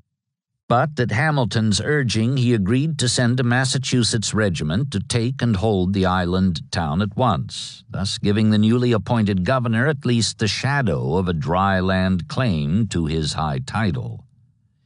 Accordingly, an advance party of 3 companies left New Orleans on December 22nd, before they had had time for more than a hurried look at the sights of the city, and landed at Galveston on Christmas Eve. There, under the muzzles of the gunboats anchored in the harbor, they set to work barricading the wharf as a precaution against attack from the landward side, while awaiting the arrival of the rest of the infantry by sea, together with attached units of cavalry and field artillery. They had need for greater caution than they suspected, for this action brought them into immediate contact with the first in rank of Holmes's 3 major generals, John Magruder. Known to be unpredictable and tricky, he was also first in reputation. Prince John, he had been called in the old army, partly because of his aristocratic manner and his fondness for staging amateur theatricals, partly, too, because of his flared mustache, luxuriant sideburns, gaudy clothes, and imperial 6'2" of height. As flamboyant in the Trans-Mississippi as he had been in his native Virginia, where, previous to becoming somewhat unstrung in the jangle of the 7 days, he had put on such a show of strength with a handful of men that McClellan had been awed into immobility before Yorktown, his ache for distinction and love of flourish were no less pronounced in the Lone Star State. The difference here, 8 months later, was that Magruder was thinking offensively.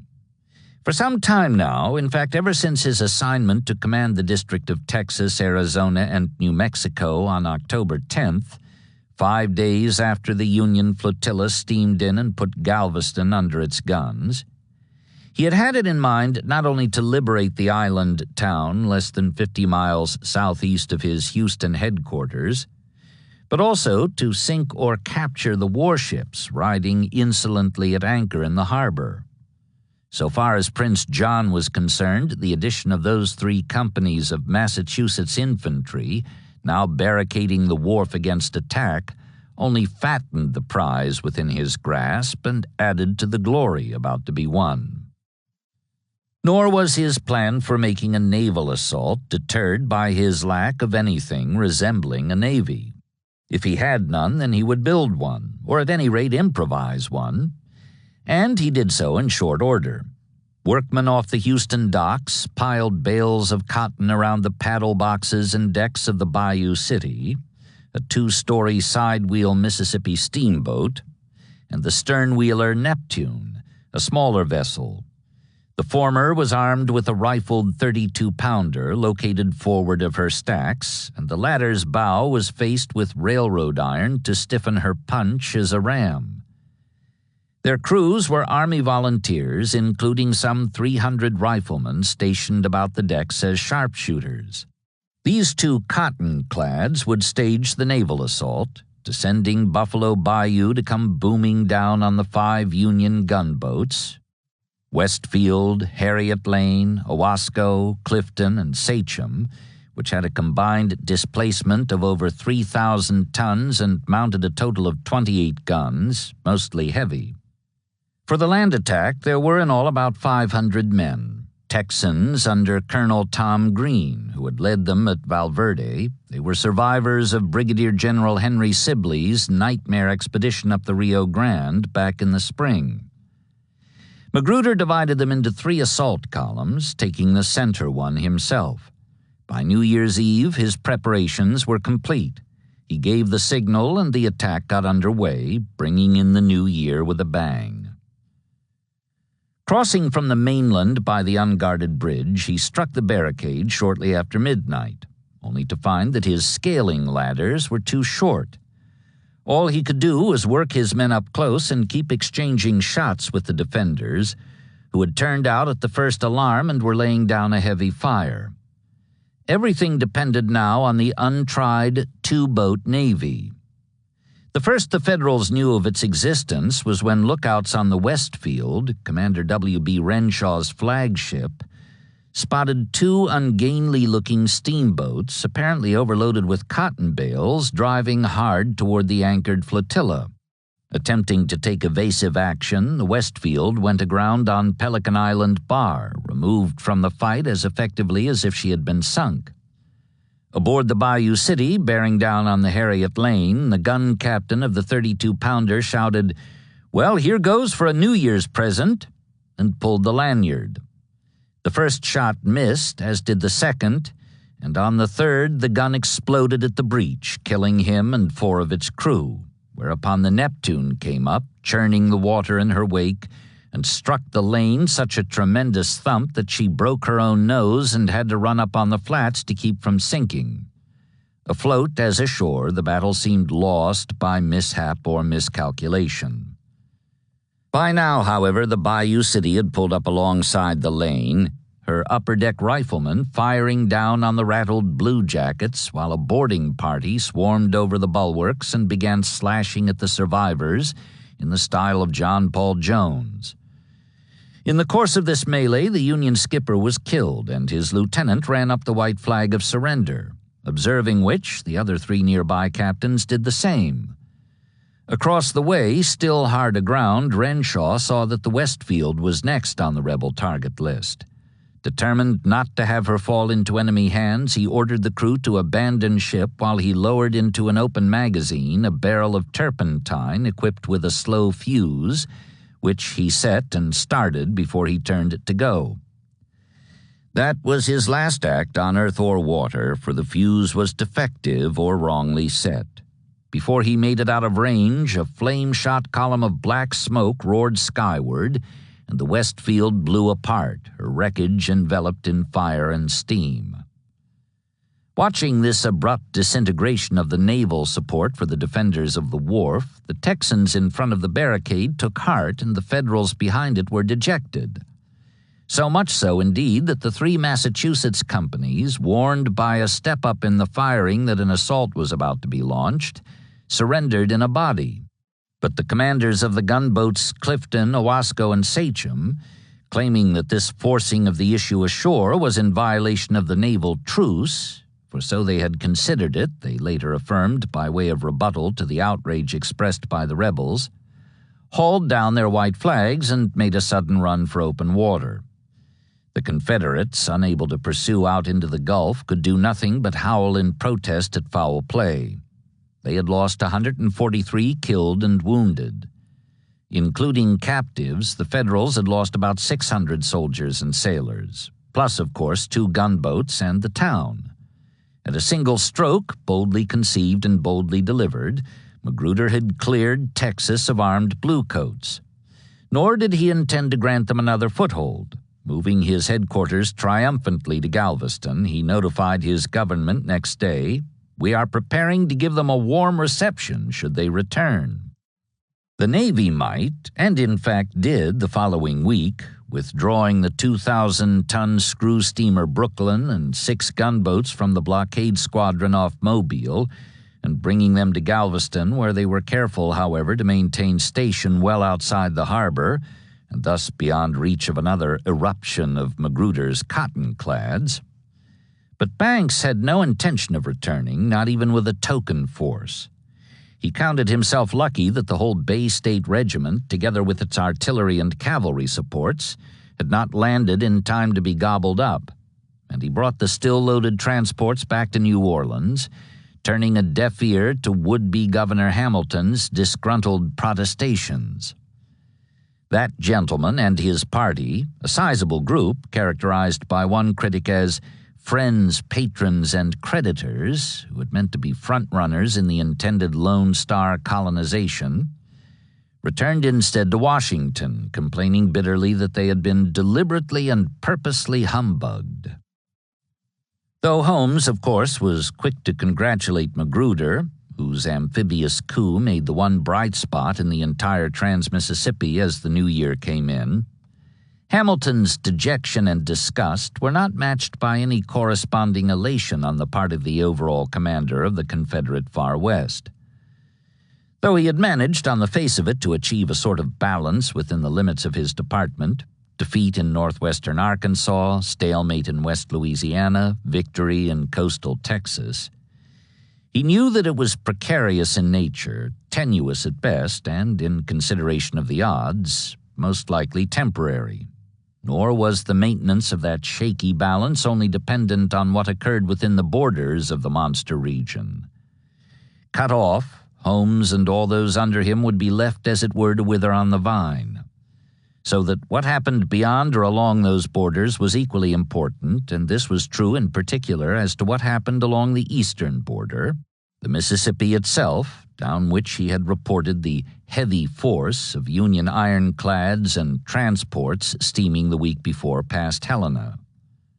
It was headed, according to his conjecture, for Vicksburg, the linchpin whose loss might well result in the collapse of the whole Confederate wagon.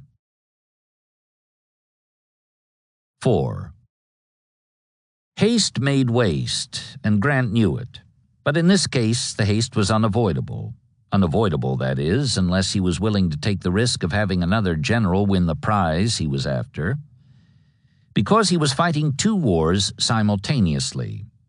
One against the Confederacy, or at any rate so much of its army as stood between him and the river town that was his goal, and the other against a man who, like himself, wore blue. That was where the need for haste came in, for the rival general's name was John McClernand.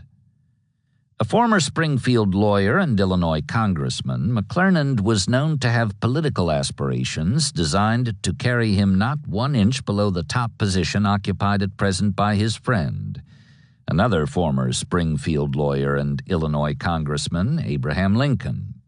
Moreover, having decided that the road to the White House led through Vicksburg, he had taken pains to see that he traveled it well equipped, and this he had done by engaging the preliminary support, the active military backing, not only of his friend the President, but also of the Secretary of War, the crusty and often difficult Edwin M. Stanton. With the odds thus lengthened against him, Grant, when he belatedly found out what his rival had been up to, could see that this private war against McClernand might well turn out to be as tough in several ways as the public one he had been fighting for 18 months against the rebels. In the first place, he had not even known that he had this private war on his hands until it was so well underway that his rival had already won the opening skirmish. McClernand had gone to Washington on leave in late September, complaining privately that he was tired of furnishing brains for Grant's army. Arriving in the capital, he appealed to Lincoln to let one volunteer officer try his abilities. His plan was to return to his old political stamping ground, and there, by reaching also into Indiana and Iowa, raise an army with which he would descend the Mississippi, capture Vicksburg, and open navigation to New Orleans. Lincoln liked the sound of that and took him to see Stanton, who liked it too. McClernand left Washington in late October, armed with a confidential order signed by Stanton and endorsed by Lincoln, giving official sanction to his plan. By early November, Grant was hearing rumors from upriver in Illinois, rumors which were presently reinforced by a dispatch from General-in-Chief Henry W. Halleck, whom the three former lawyers had not taken into their confidence. Memphis, which was in Grant's department, was to be made the depot of a joint military and naval expedition on Vicksburg. Alarmed at hearing the rumors confirmed, Grant wired back, "Am I to understand that I lie still here while an expedition is fitted out from Memphis? Or do you want me to push south as far as possible?" Halleck was something of a lawyer, too, though he now found himself at cross purposes with the men who had not let him in on the secret. "You have command of all troops sent to your department," he replied, "and have permission to fight the enemy where you please." Grant considered himself unleashed. Organizing his mobile force of about 40,000 effectives into right and left wings, respectively under Major General W.T. Sherman and Brigadier General C.S. Hamilton, with the center under Major General J.B. McPherson, he began to move at once southward along the Mississippi Central Railroad from Grand Junction. Ordinarily, he would have preferred to wait for reinforcements, but not now. "I feared that delay might bring McClernand," he later explained. Vicksburg was 250 miles away, and as he saw it, the town belonged to the man who got there first. By mid-November, he was in Holly Springs, where he set up a depot of supplies and munitions, then continued on across the Tallahatchie, leapfrogging his headquarters to Oxford while the lead division was fording the Yoknapatawpha, 8 miles north of Water Valley, which was occupied during the first week of December. The movement had been rapid and well coordinated. So far, it had encountered only token resistance from the rebels, who were fading back before the advance of the Bluecoats. Presently, Grant discovered why. Pemberton, whose strength he considerably overestimated as equal to his own, was avoiding serious contact while seeking a tactical advantage, and at last he found it. He called a halt near Grenada, another 25 miles beyond Water Valley, and put his gray-clad troops to work improving with entrenchments a position of great natural strength along the Yallabusha. Approaching Coffeyville on December 5th, midway between Water Valley and Grenada, the Federal cavalry was struck a blow that signified the end of easy progress. Still 150-odd miles from Vicksburg, Grant could see that the going was apt to be a good deal rougher and slower from here on. Something else he could see as well, something that disturbed him even more. While he was being delayed in the piney highlands of north-central Mississippi, facing the rebels entrenched along the high-banked Yallabusha, McClernand might come down to Memphis, where advance contingents of his expedition were awaiting him already, and ride the broad, smooth highway of the Mississippi River down to Vicksburg unopposed, in which case Grant would not only have lost his private war, He would even have helped his opponent win it by holding Pemberton and the greater part of the Vicksburg garrison in position 150 miles away, while McClernand captured the weakly defended town with little more exertion than had been required in the course of the long boat ride south from Cairo. That was what rankled worst, the thought that he would have helped to pluck the laurels that would grace his rival's brow. But as he thought distastefully of this, it began to occur to him that he saw here the possibility of a campaign of his own along these lines. "You have command of all troops sent to your department," Halleck had told him, and presumably this included the recruits awaiting McClernand's arrival at Memphis. So Grant, still at his Oxford headquarters on December 8th, sent a note to Sherman, whose command was at College Hill, 10 miles away. "I wish you would come over this evening and stay tonight, or come in the morning. I would like to talk with you." Sherman did not wait for morning. Impatient as always, he rode straight over, a tall red-haired man with a fidgety manner, concave temples, glittering hazel eyes, and a scraggly, close-cropped beard. "I never saw him, but I thought of Lazarus," one observer was to write. A chain smoker who, according to another witness, got through each cigar as if it was a duty to be finished in the shortest possible time. He was 42, 2 years older than the comparatively stolid Grant, and once his military senior, too, until Donelson brought the younger brigadier fame and a promotion, both of which had been delayed for Sherman until Shiloh, where he fought under, some said saved, his former junior. He felt no resentment at that. In fact, he saw Grant as the coming man in this war. But he had never had better reason for this belief than now at Oxford, when he was closeted with him and heard his plan for the sudden capture of Vicksburg with the help of a kidnapped army. As usual in military matters, geography played a primary part in determining what was to be done and how. Various geographic factors made Vicksburg an extremely difficult nut to crack. First, there was the bluff itself, the 200-foot red clay escarpment dominating the hairpin bend of the river at its base, unscalable for infantry and affording the guns emplaced on its crest a deadly plunging fire, as Farragut for one could testify, against whatever naval forces moved against or past it. As for land forces, since they could not scale the bluff itself, even if they had been able to approach it from the front, their only alternative was to come upon it from the rear, that is, either to march overland down the Mississippi Central to Grenada, as Grant was now attempting to do, and thence along the high ground lying between the Yazoo and the Big Black Rivers, or else debark from their transports somewhere short of the town and make a wide swing east, in order to approach it from that direction. However, the latter was nearly impossible, too, because of another geographic factor, the so-called Yazoo-Mississippi alluvial delta. This incredibly fertile, magnolia leaf-shaped region, 200 miles in length and 50 miles in average width, bounded east and west by the two rivers that gave it its compound name, and north and south by the hills that rose below and above Memphis and Vicksburg, was nearly roadless throughout its flat and swampy expanse, was subject to floods in all but the driest seasons, and, except for the presence of a scattering of pioneers who risked its malarial and intestinal disorders for the sake of the richness of its 40-foot topsoil, which in time, after the felling of its big trees and the draining of its bayous, would make it the best cotton farmland in the world, was the exclusive domain of moccasins, bears, alligators, and panthers. It was, in short, impenetrable to all but the smallest of military parties, engaged in the briefest of forays. An army attempting to march across or through it would come out at the other end considerably reduced in numbers and fit for nothing more strenuous than a 6-month rest, with quinine as the principal item on its diet.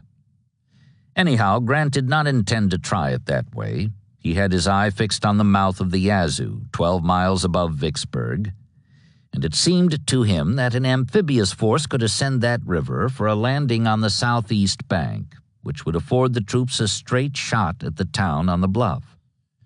True, there were hills here, too, the Walnut Hills they were called, the beginning of the long ridge known as the Chickasaw Bluffs, which lay along the left bank of the Yazoo, overlooking the flat morass of the Delta, but they were by no means as forbidding as the heights overlooking the Mississippi a dozen miles below. It was Grant's belief that determined men, supported by the guns of the fleet, could swarm over these comparatively low-lying hills, brushing aside whatever portion of the weakened garrison tried to stop them, and be inside the town before nightfall of the day they came ashore.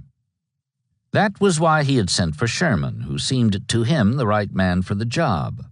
Sherman happily agreed to undertake it, and Grant gave him his written orders that same evening. He was to return at once to Memphis with one of his 3 divisions, which he would combine with McClernand's volunteers already waiting there.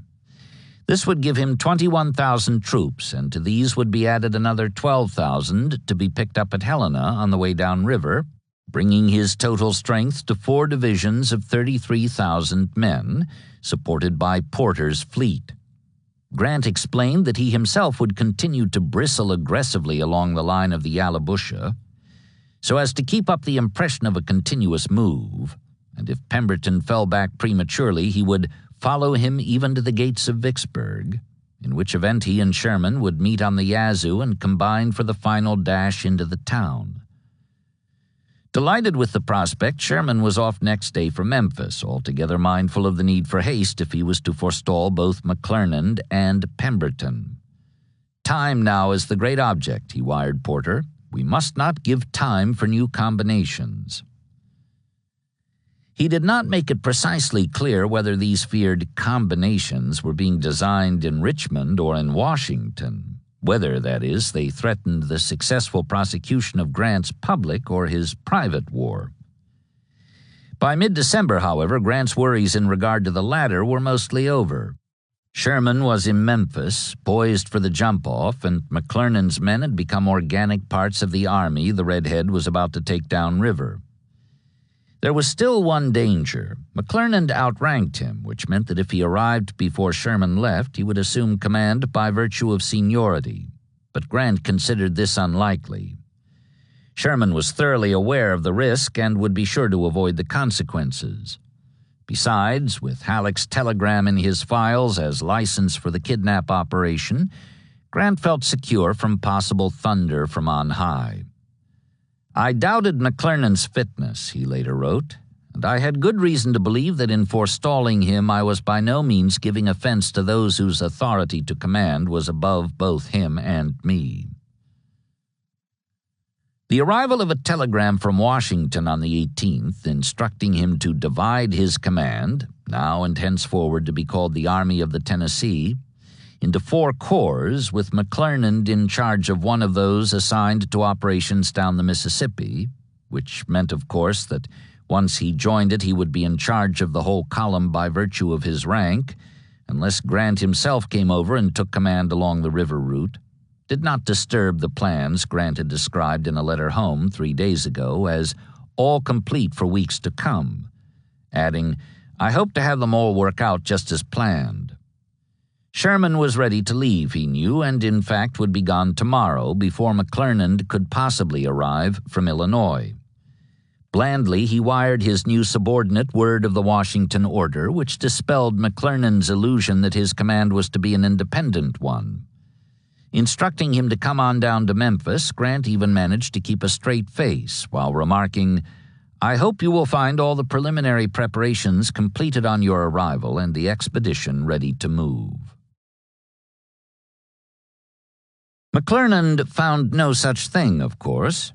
All he found when at last he reached Memphis on December 29th were the empty docks his men had departed from 10 days ago under Sherman, and Grant's telegram, delayed 11 days in transmission. Nor did Grant's own plans, all complete for weeks to come, work out as he had intended and predicted.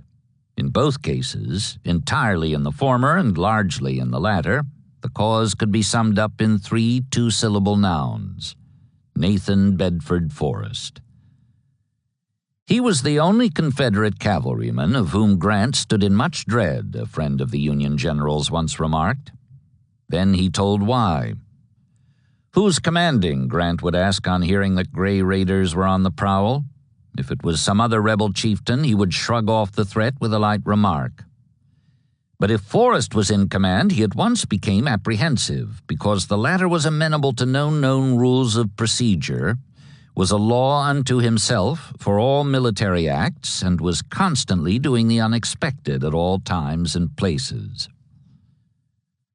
Grant's apprehensions were well-founded as he looked back over his shoulder in the direction of his main supply base at Columbus, Kentucky, or, more specifically, since the far-off river town was adequately garrisoned against raiders, as he traced on the map the nearly 200 highly vulnerable, not to say frangible, miles of railroad, which were his sole all-weather connection with the munitions and food his army in North Mississippi required if it was to continue to shoot and eat. Without that base and those railroads, once he had used up the reserve supplies already brought forward and stored at Holly Springs, his choice would lie between retreat on the one hand and starvation or surrender on the other. Just now, moreover, the reason his apprehensions were so well-founded was that Forrest was looking, and not only looking but moving, in that direction too, as Grant learned from a dispatch received December 15th from Jackson, Tennessee, a vital junction about midway of his vulnerable supply line. "Forrest is crossing the Tennessee at Clifton," the local commander wired. 4 days later, Jackson itself was under attack by a mounted force which the Federal defenders estimated at 10,000 men, with Forrest himself definitely in charge. Pemberton had begun it by appealing to Bragg in late November for a diversion in West Tennessee, which he thought might ease the pressure on his front, and Bragg had responded by sending Forrest instructions to throw his command rapidly over the Tennessee River and precipitate it upon the enemy's lines, break up railroads, burn bridges, destroy depots, capture hospitals and guards, and harass him generally. Receiving these orders December 10th at Columbia, 40 miles south of Nashville, Forrest was off next day with 4 regiments of cavalry and a 4-gun battery, 2,100 men in all, mostly recruits newly brigaded under his command and mainly armed with shotguns and flintlock muskets. 4 days later, and 60 miles away, he began to cross the Tennessee at Clifton on 2 flatboats which he had built for the emergency and which he afterwards sank in a nearby creek in case he needed them coming back. Deep in enemy country, with the Bluecoats warned of his crossing while it was still in progress, he encountered on the 18th, near Lexington, 2 regiments of infantry, a battalion of cavalry, and a section of artillery, all under Colonel Robert G. Ingersoll, who had been sent out to intercept him. The meeting engagement was brief and decisive. Falling back on the town, Ingersoll took up what he thought was a good defensive position and was firing rapidly with his 2 guns at the rebels to his front, when suddenly he found that the enemy were pouring in on all directions. The fight ended quite as abruptly as it had begun. "If he really believed that there is no hell," one grayback later said of the post-war orator agnostic, "we convinced him that there was something mightily like it." Captured along with his 2 guns and 150 of his men, while the rest made off on the full run for Jackson, 25 miles to the west, Ingersoll greeted his captors with aplomb. "Is this the army of your Southern Confederacy for which I have so diligently sought?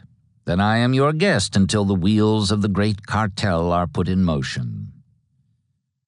Following hard on the heels of the fugitives, who he knew would stumble into Jackson with exaggerated stories of his strength, Forrest advanced to within 4 miles of the place and began to dispose his army as if for assault, maneuvering boldly along the ridge lines and beating kettle drums at widely scattered points to keep up the illusion, or as he called it, the skier.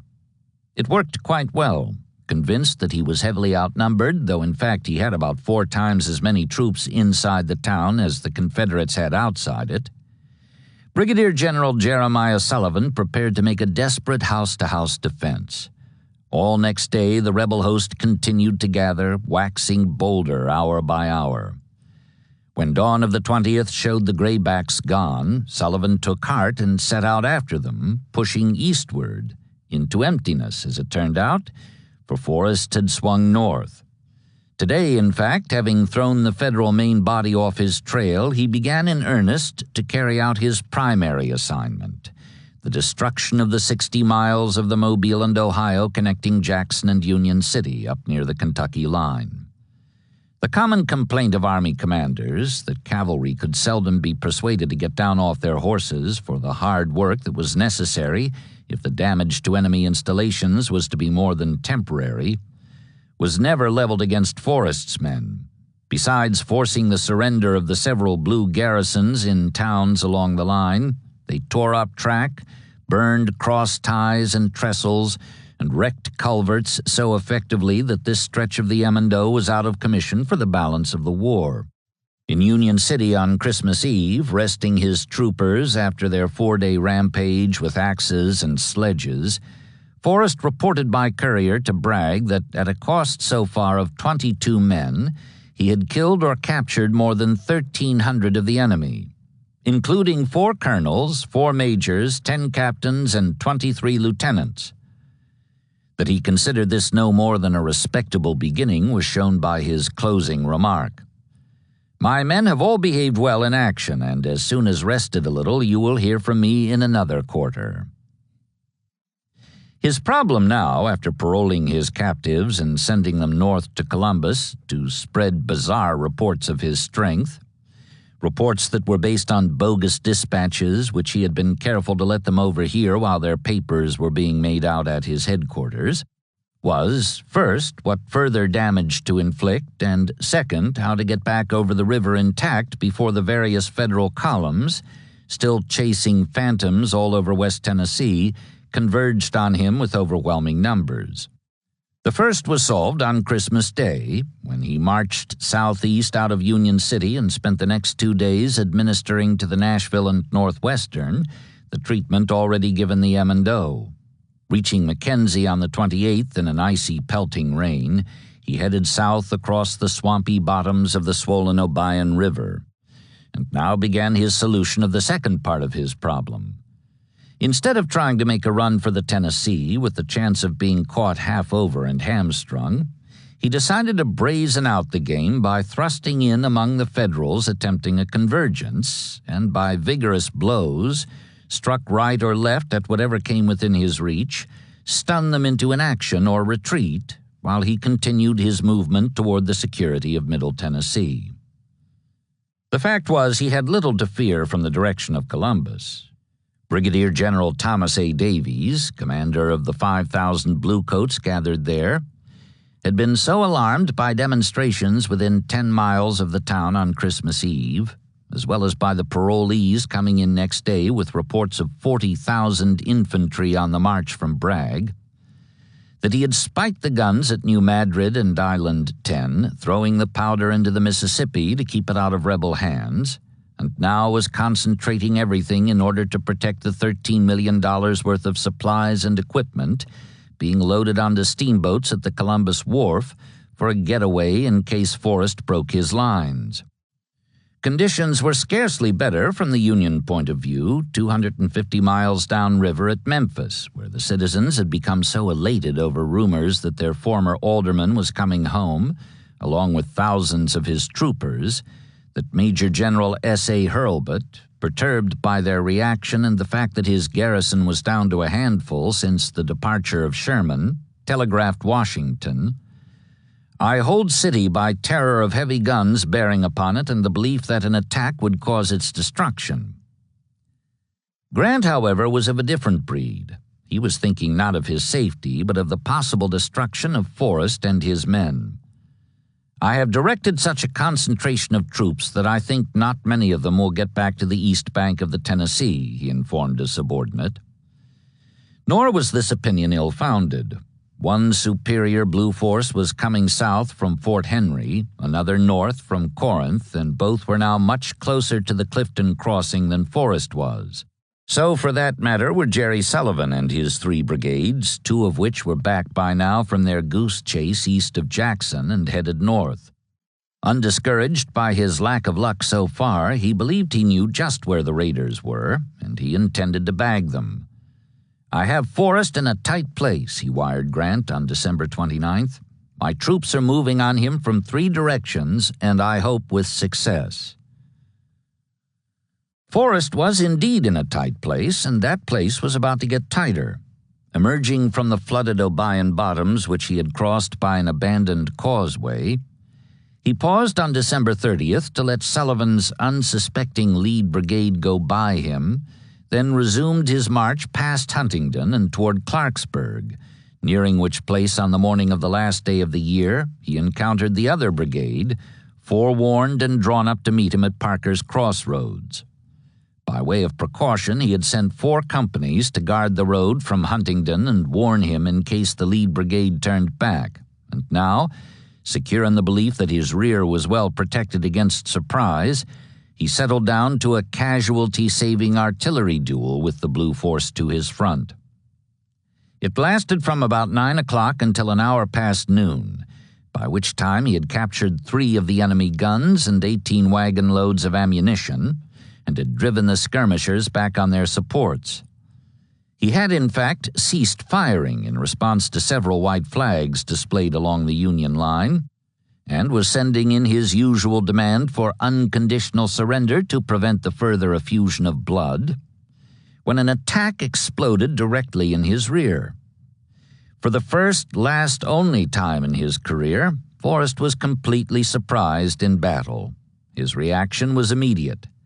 Quickly resuming the fight to his front, he simultaneously charged rearward, stalling the surprise attackers with blows to the head and flanks, and withdrew sideways before his opponents recovered from the shock.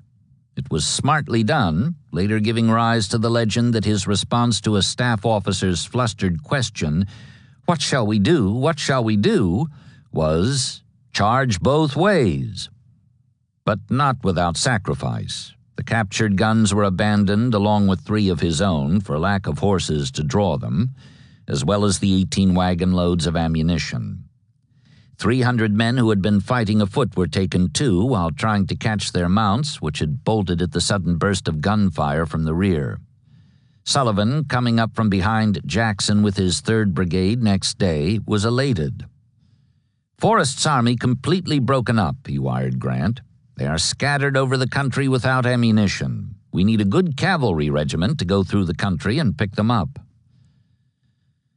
So he said, but while he and his 3 brigades were waiting for that good regiment, Forrest and his troopers were riding hard for the Tennessee and eluding the columns approaching cautiously from Corinth and Fort Henry.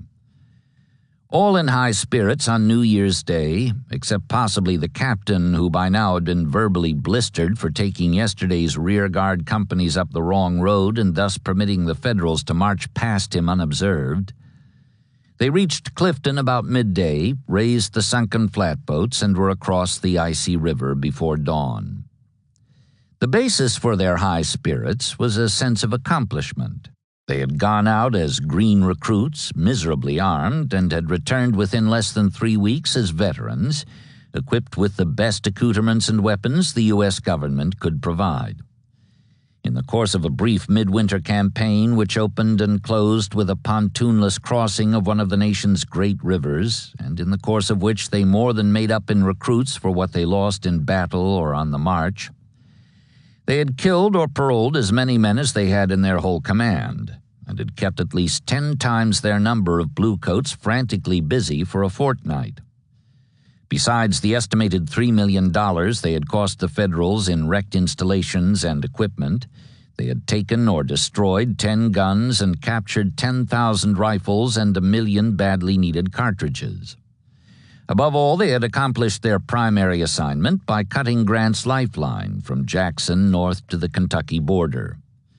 They saw all this as Forrest's doing, and it was their pride now and for all the rest of their lives, whether those lives were to end next week in combat or were to stretch on down the years to the ones they spent sunning their old bones on the galleries of Crossroads stores throughout the deep and central South, that they had belonged to what in time would be known as his Old Brigade. Pemberton was highly pleased, not only with the results of this cavalry action outside the limits of his department, but also with another which had been carried out within those limits and which he himself had designed as a sort of companion piece or counterpart to the raid in progress beyond the Tennessee line. Both had a profound effect on the situation he had been facing ever since he called a halt and began entrenching along the Yallabusha, preparatory to coming to grips with Grant's superior army. So profound an effect, indeed, that it presently became obvious that if he and Grant were to come to grips, it would be neither here nor now. Like that of the first, the success of this second horseback exploit, which in point of fact was simultaneous rather than sequential, beginning later and ending sooner, could also be summed up in three nouns, though in this case the summary was even briefer, since all three were single-syllabled. Earl Van Dorn. Buck Van Dorn, as he had been called at West Point and by his fellow officers in the old army, had leaped at the chance for distinction, not only because it was part of his nature to delight in desperate ventures, but also because he was badly in need just now of personal redemption. After a brilliant pre-Manassas career in Texas, he had been called to Virginia, then reassigned to Arkansas, where his attempt at a double envelopment had been foiled disastrously at Elkhorn Tavern. Crossing the Mississippi after Shiloh, he had suffered an even bloodier repulse at Corinth in October, which gave him so evil a reputation in his home state that a court had been called to hear evidence of his bungling. Although he was cleared by the court, the government soon afterwards promoted Pemberton over the head upon which the public was still heaping condemnations. The accusation that he was the source of all our woes, Senator Phelan wrote President Davis, was so fastened in the public belief that an acquittal by a court-martial of angels would not relieve him of the charge. Van Dorn was depressed, but he was not without hope. A court-martial of angels was one thing. A brilliant military exploit, characterized by boldness and attended by great risk, was quite another. So, when Pemberton summoned him to Army headquarters and gave him his assignment, an all-out raid on Grant's communications and supply lines, including the great depot lately established at Holly Springs, the diminutive Mississippian saw in it the opportunity to retrieve his reputation and bask once more in the warmth of his countrymen's affection. Always one to grasp the nettled danger, he embraced the offered chance without delay. He left Grenada on December 18th with 3,500 cavalry, heading east at first to skirt Grant's flank, then north as if for a return to Corinth. Next day, however, he turned west beyond New Albany and came thundering into Holly Springs at dawn December 20th. The federal commander there, Colonel R.C. Murphy, had been placed in a similar uncomfortable position in September at Iuka, which he had abandoned without a fight or even destruction of the stores to keep them from falling into enemy hands. Grant had forgiven him then because of his youth and inexperience, and now he was given another chance to prove his mettle. He did no better. In fact, despite advance warning that a heavy column of graybacks was moving in his direction, he did far worse. This time he lost not only the stores in his charge, but also the soldiers, 1,500 of whom were captured and paroled on the spot by the jubilant rebels, caracoling their horses at the sight of the mountains of food and equipment piled here for Grant's army. "My fate is most mortifying," he reported that night amid the embers which were all that remained of the $1 million depot of supplies. "I have done all in my power. In truth, my force was inadequate." Grant reacted with pain and mortification at the news of his loss and ordered Murphy dismissed from the service, as of the date of his cowardly and disgraceful conduct. With Forrest loose on the railroad north of Jackson that same day, and his own wife spared embarrassment at Holly Springs only because she had left to join him in Oxford the day before, Grant began to design combinations of forces in North Mississippi, not unlike those already sent out after Forrest in West Tennessee, to accomplish Van Dorn's destruction before he could return to safety behind the Allabusha. "I want those fellows caught, if possible," he said. The trouble with this was that by the time the various columns could be put in motion, Van Dorn was no longer in North Mississippi. Instead of racing for home and perhaps into the arms of superior forces already gathering in his rear, he pushed on northward into Tennessee. Before he left his native state, however, the commander of a small outpost at Davis Mill, 20 miles north of Holly Springs and just south of the Tennessee line, gave him, and incidentally Murphy, a lesson in how well an inadequate force could hold its own against overwhelming numbers. His name was Colonel W.H. Morgan, and he had less than 300 men for the defense of a point made critical by the presence of a trestle by which the Mississippi Central crossed Wolf River. Hearing that the raiders were coming his way, he converted an old sawmill into a blockhouse, reinforcing its walls with cotton bales and cross ties, and a nearby Indian mound into a moated earthwork, both of which covered the railroad approach with converging fire.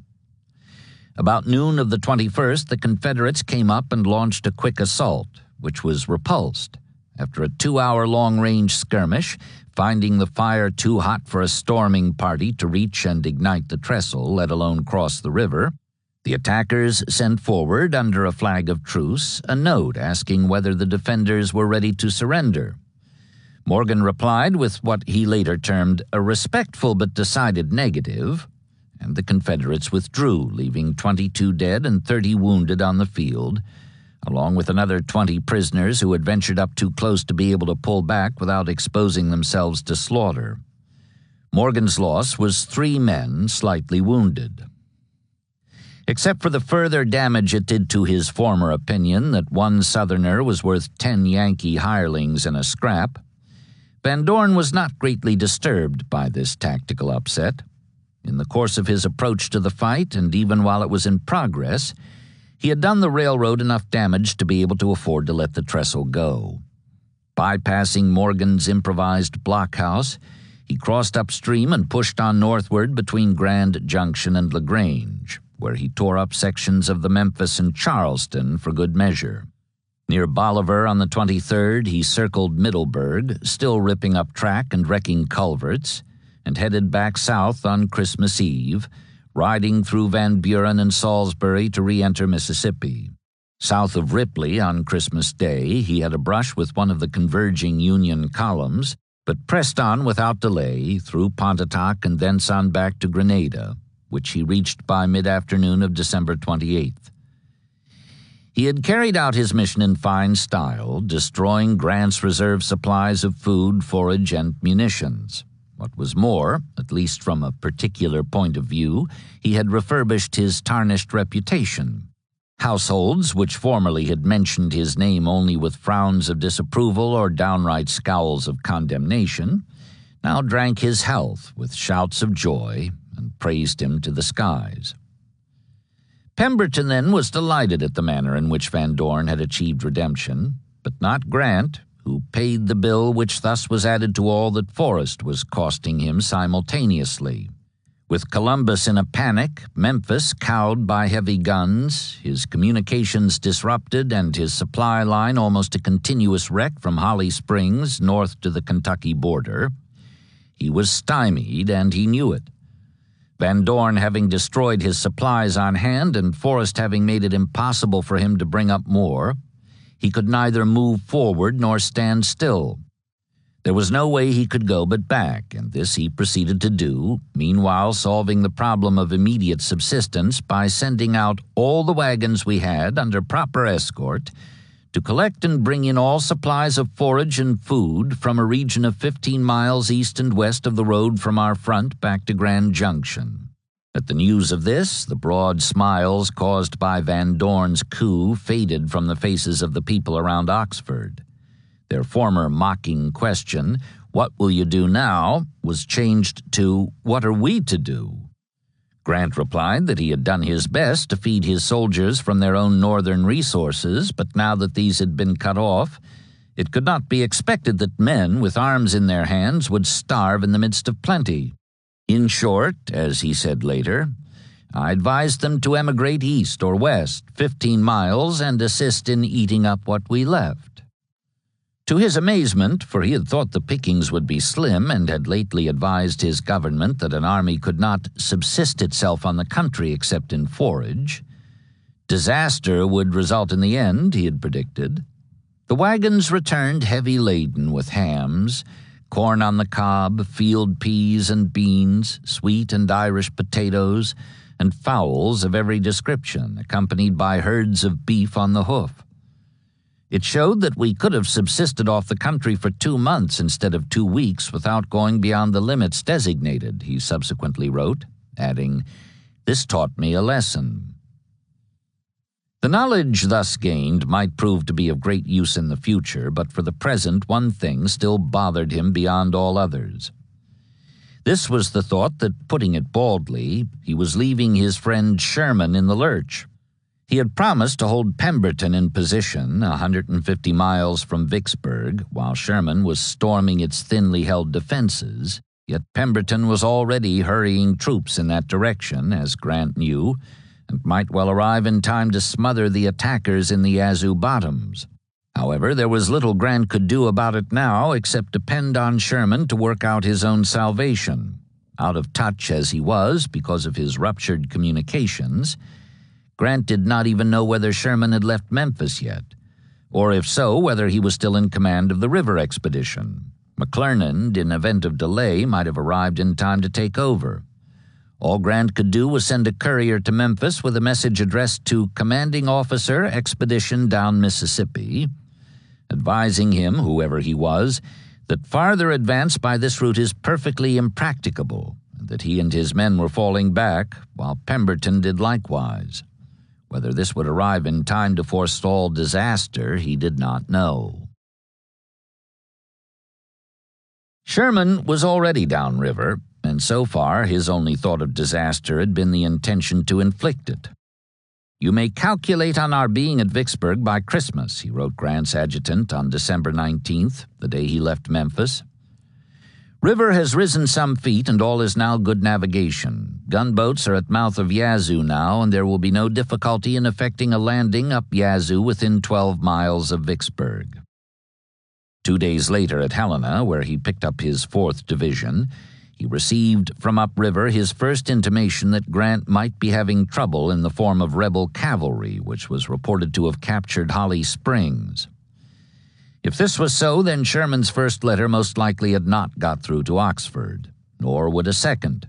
Nevertheless, he refused to be disconcerted and wrote again.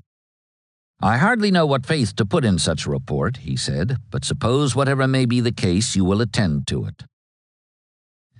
All was indeed good navigation for the 50-odd Army transports and the 32,500 soldiers close packed on their decks, steaming rapidly toward their destiny below, as well as for the naval escort of 3 ironclads, 2 wooden gunboats, and 2 rams.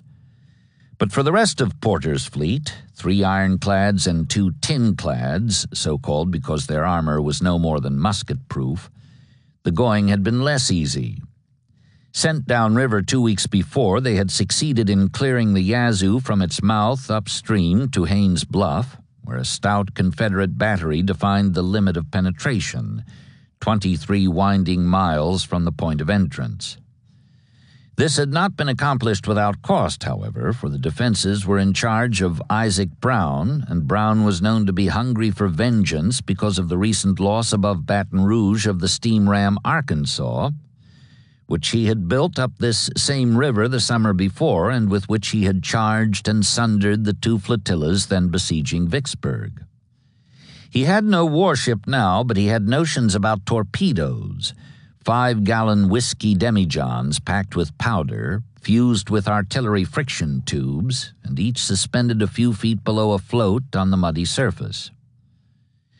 On December 12th, the 5-boat Union Reconnaissance Squadron appeared up the Yazoo, shelling the banks and fishing up Brown's torpedoes as it advanced. Approaching Haynes Bluff, the ironclad Cairo made contact with one of the glass demijohns at 5 minutes before noon, and at 12:03 she was out of sight, all but the tips of her stacks, in 30 feet of water. Celerity and good discipline made it possible for the crew to abandon ship within the allowed 8 minutes.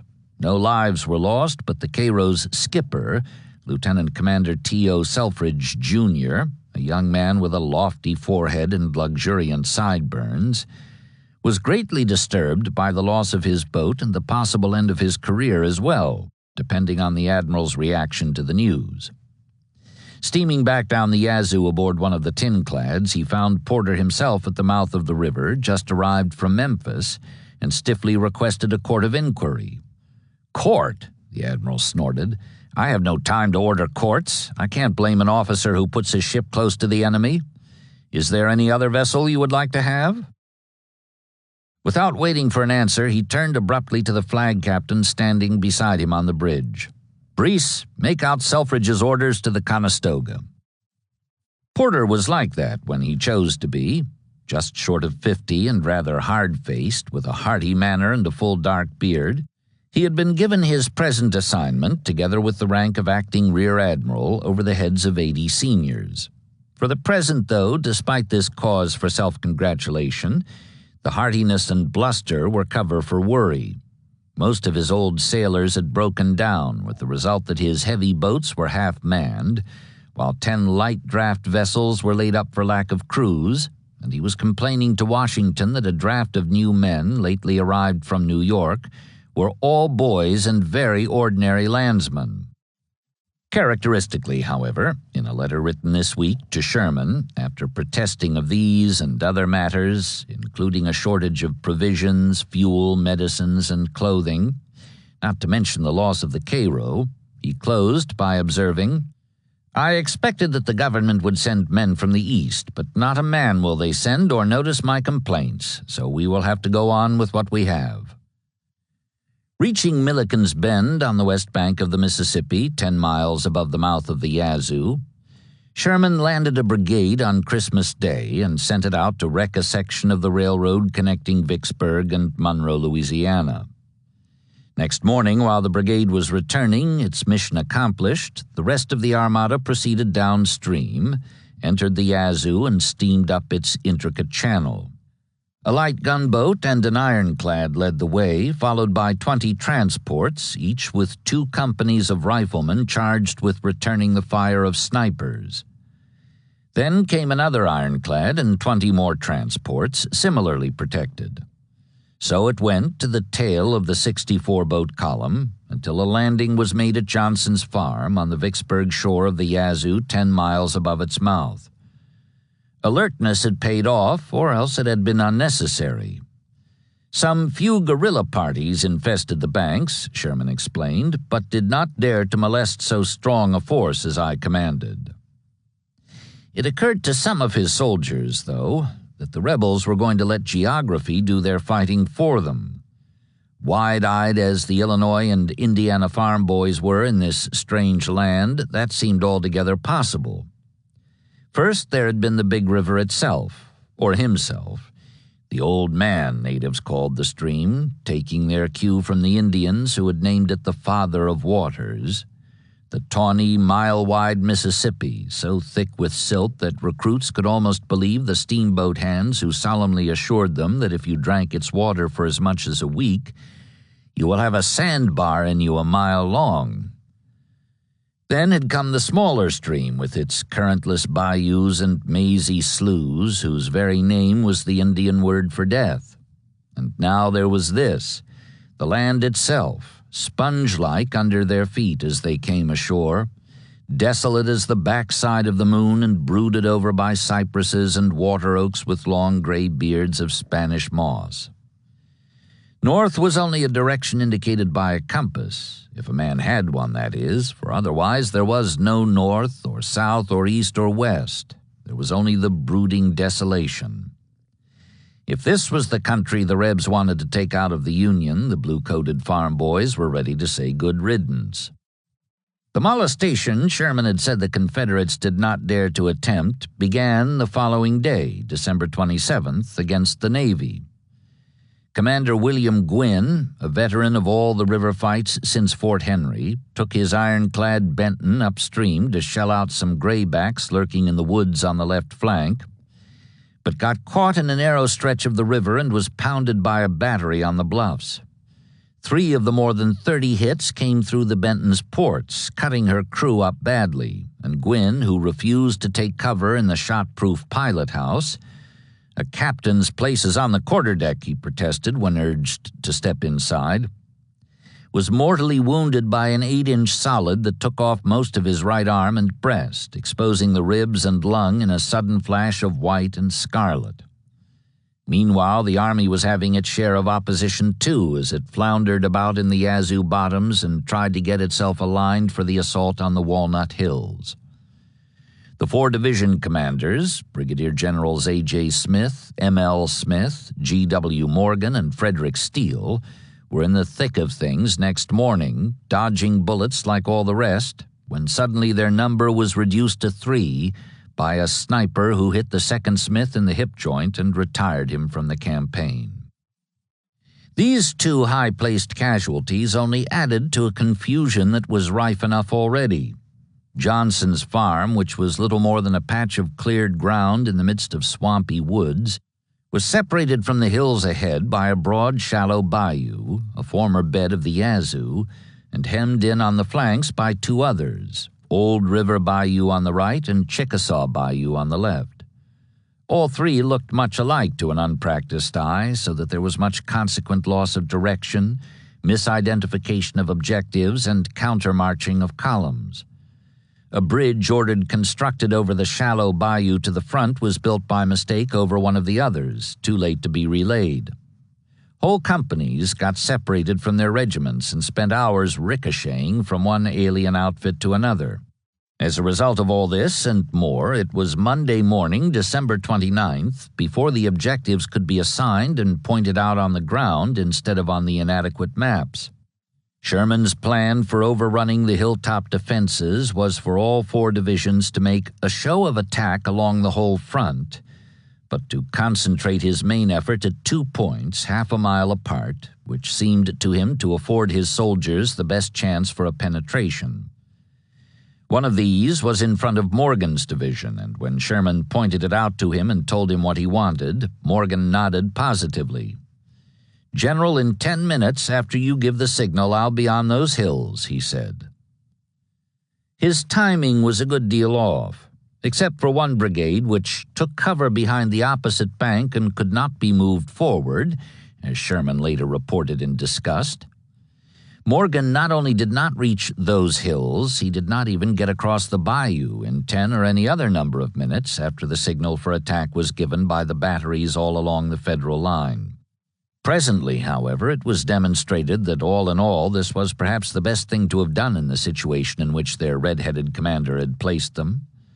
A brigade of Steele's division, led by Brigadier General Frank Blair, Jr., a former Missouri congressman and brother of the Postmaster General, got across in good order and excellent spirits, only to encounter a savage artillery crossfire that sent it staggering back, leaving 500 killed, wounded, and captured at the point where it had been struck. One regiment kept going but was stopped by the steepness of the bluff and a battery firing directly down the throats of the attackers. With their hands, they began to scoop out burrows in the face of the nearly perpendicular hillside, seeking overhead cover from enemy riflemen who held their muskets out over the parapet and fired them vertically into the huddled, frantically digging mass below. Indeed, so critical was their position, as Sherman later said, that we could not recall the men till after dark, and then one at a time. He added, in summation of the day's activities, "Our loss had been pretty heavy, and we had accomplished nothing, and had inflicted little loss on our enemy." Pretty heavy was putting it mildly, as he would discover when he found time for counting noses, but the rest of this estimation was accurate enough. Federal losses reached the commemorative figure 1,776, of whom 208 were killed, 1,005 were wounded, and 563 were captured or otherwise missing. The Confederates lost 207 in all, 63 killed, 134 wounded, and 10 missing. Unwilling to let it go at that, "We will lose 5,000 men before we take Vicksburg," he had said, "and may as well lose them here as anywhere else." Sherman decided to reload Steele's division aboard transports and move it upstream for a diversionary strike in the vicinity of Haynes Bluff, which might induce the defenders to weaken their present line. Porter was no less willing than before. Moreover, by way of disposing of Brown's remaining torpedoes, he conceived the idea of using one of the rams to clear the path. "I propose to send her ahead and explode them," he explained. "If we lose her, it does not matter much." Colonel Charles R. Ellet, youthful successor to his dead father as commander of the former Army vessels, did not take to this notion of a sacrificial ram. With Porter's consent, he added a 45-foot boom extending beyond the prow and equipped it with pulleys and cords and hooks for fishing up the floats and demijohns.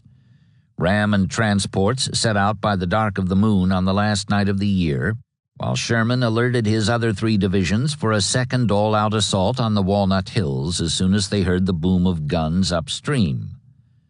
What came instead at 4 a.m. on New Year's Day was a note from Steele explaining that the boats were fog-bound and could not proceed. So Sherman called a halt and took stock. He had been waiting all this time for some word from Grant, either on the line of the Allabusha or here on the Yazoo, but there had been nothing since the rumor of the fall of Holly Springs. From Vicksburg itself, 10 airline miles away, its steeples visible from several points along his boggy front, he had been hearing for the past 3 days the sound of trains arriving and departing. It might be a ruse, as at Corinth back in May. On the other hand, it might signify what it sounded like: the arrival from Grenada or Mobile or Chattanooga, or possibly all 3, of reinforcements for the rebel garrison. Also, rain had begun to fall by now in earnest, and looking up he saw watermarks on the trunks of trees 10 feet above our heads. In short, as he later reported, seeing no good reason for remaining in so unenviable a position any longer, he became convinced that the part of wisdom was to withdraw. Withdraw he did, re-embarking his soldiers the following day and proceeding downriver without delay. There was more room on the decks of the transports now, and Sherman was low in spirits. Not because he was dissatisfied with his direction of the attempt. "There was no bungling on my part," he wrote, "for I never worked harder or with more intensity of purpose in my life." But because he knew that the journalists, whom he had snubbed at every opportunity since their spreading of last year's rumors that he was insane, would have a field day writing their descriptions of his repulse and retreat. Presently he was hailed by Porter, who signaled him to come aboard the flagship. Sherman did so, rain-drenched and disconsolate. "I've lost 1,700 men," he said, "and those infernal reporters will publish all over the country their ridiculous stories about Sherman being whipped." "Pshaw," the admiral replied. "That's nothing, simply an episode of the war. You'll lose 17,000 before the war is over and think nothing of it. We'll have Vicksburg yet before we die. Steward, bring some punch."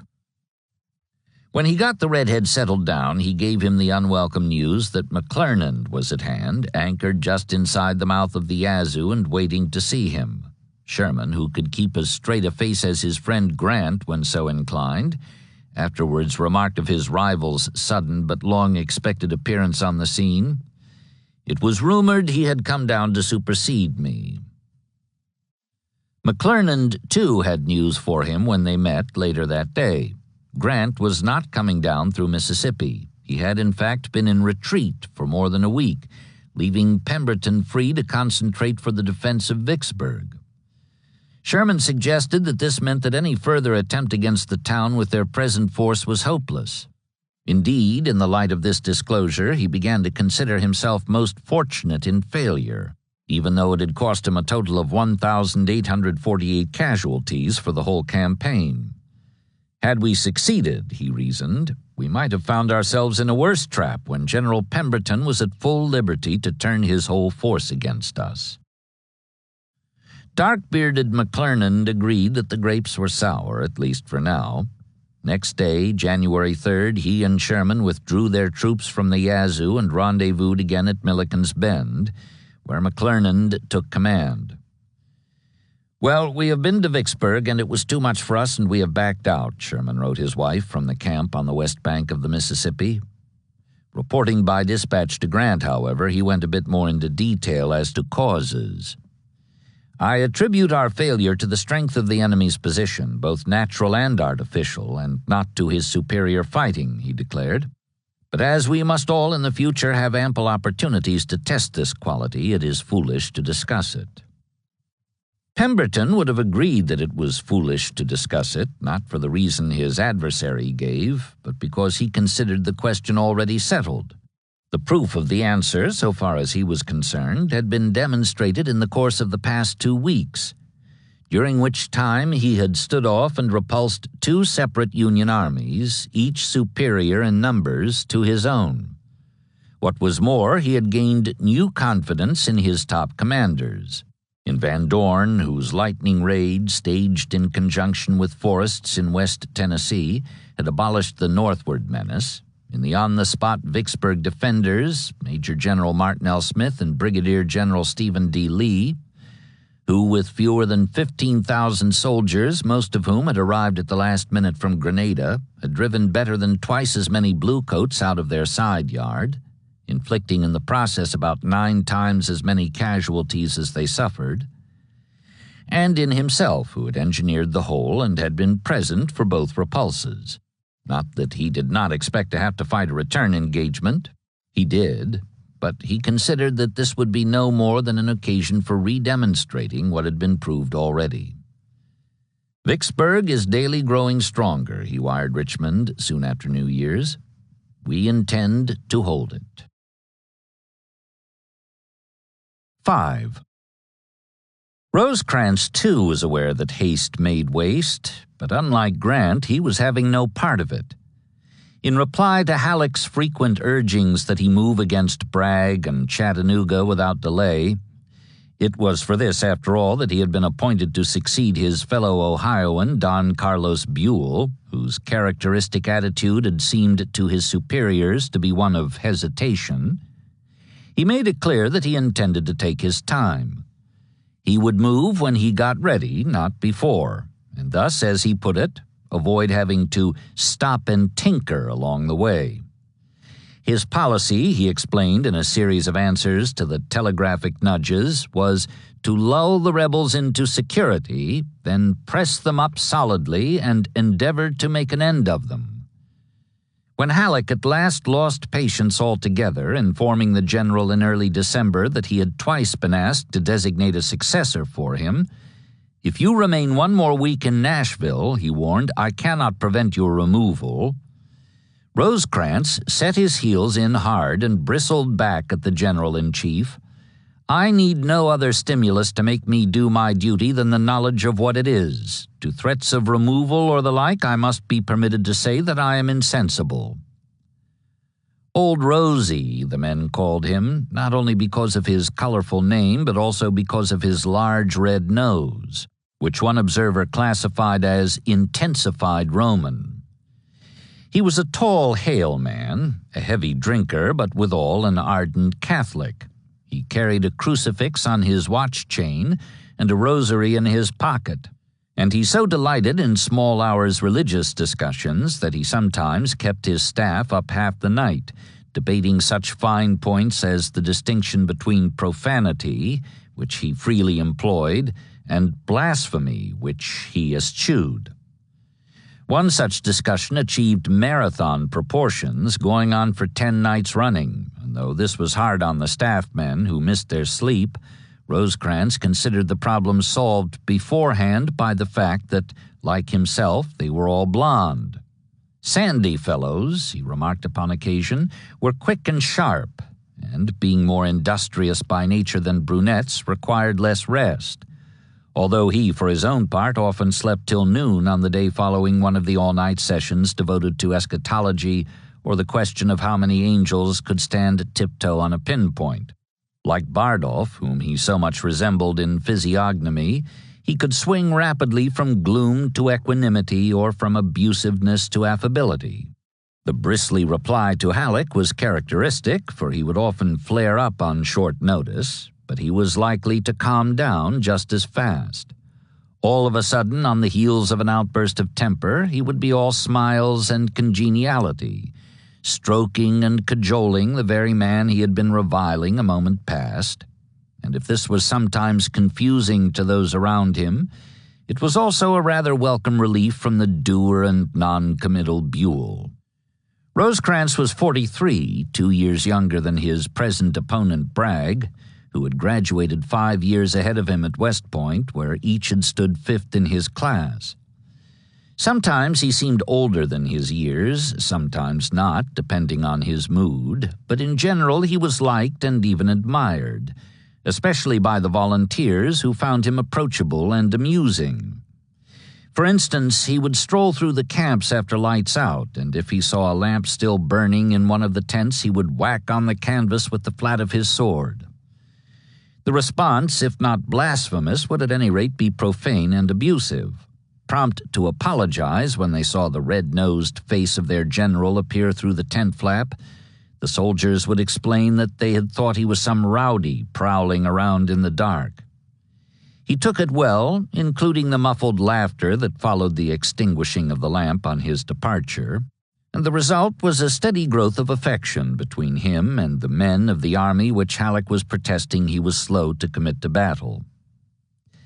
That army's present overall strength was 81,729 effectives, divided like Grant's into left wing, center, and right wing, commanded respectively by Major Generals T.L. Crittenden, George Thomas, and Alexander McCook, all veterans of the bloody October fight at Perryville, Kentucky under Buell.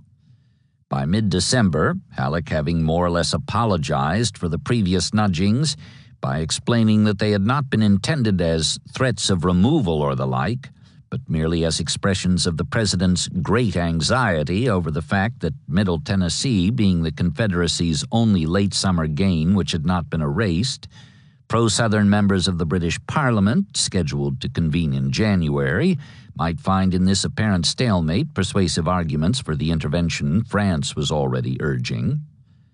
Rosecrans became more optimistic, despite the drought which kept the Cumberland River too shallow for it to serve as a dependable supply line.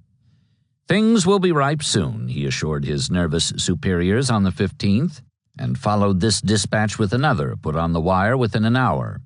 "Rebel troops say they will fight us. Cumberland still very low. Rain threatens. Will be ready in a few days." The few days stretched on to Christmas, and still he had not moved. By then, however, he had received encouraging reports from scouts and spies beyond the rebel lines.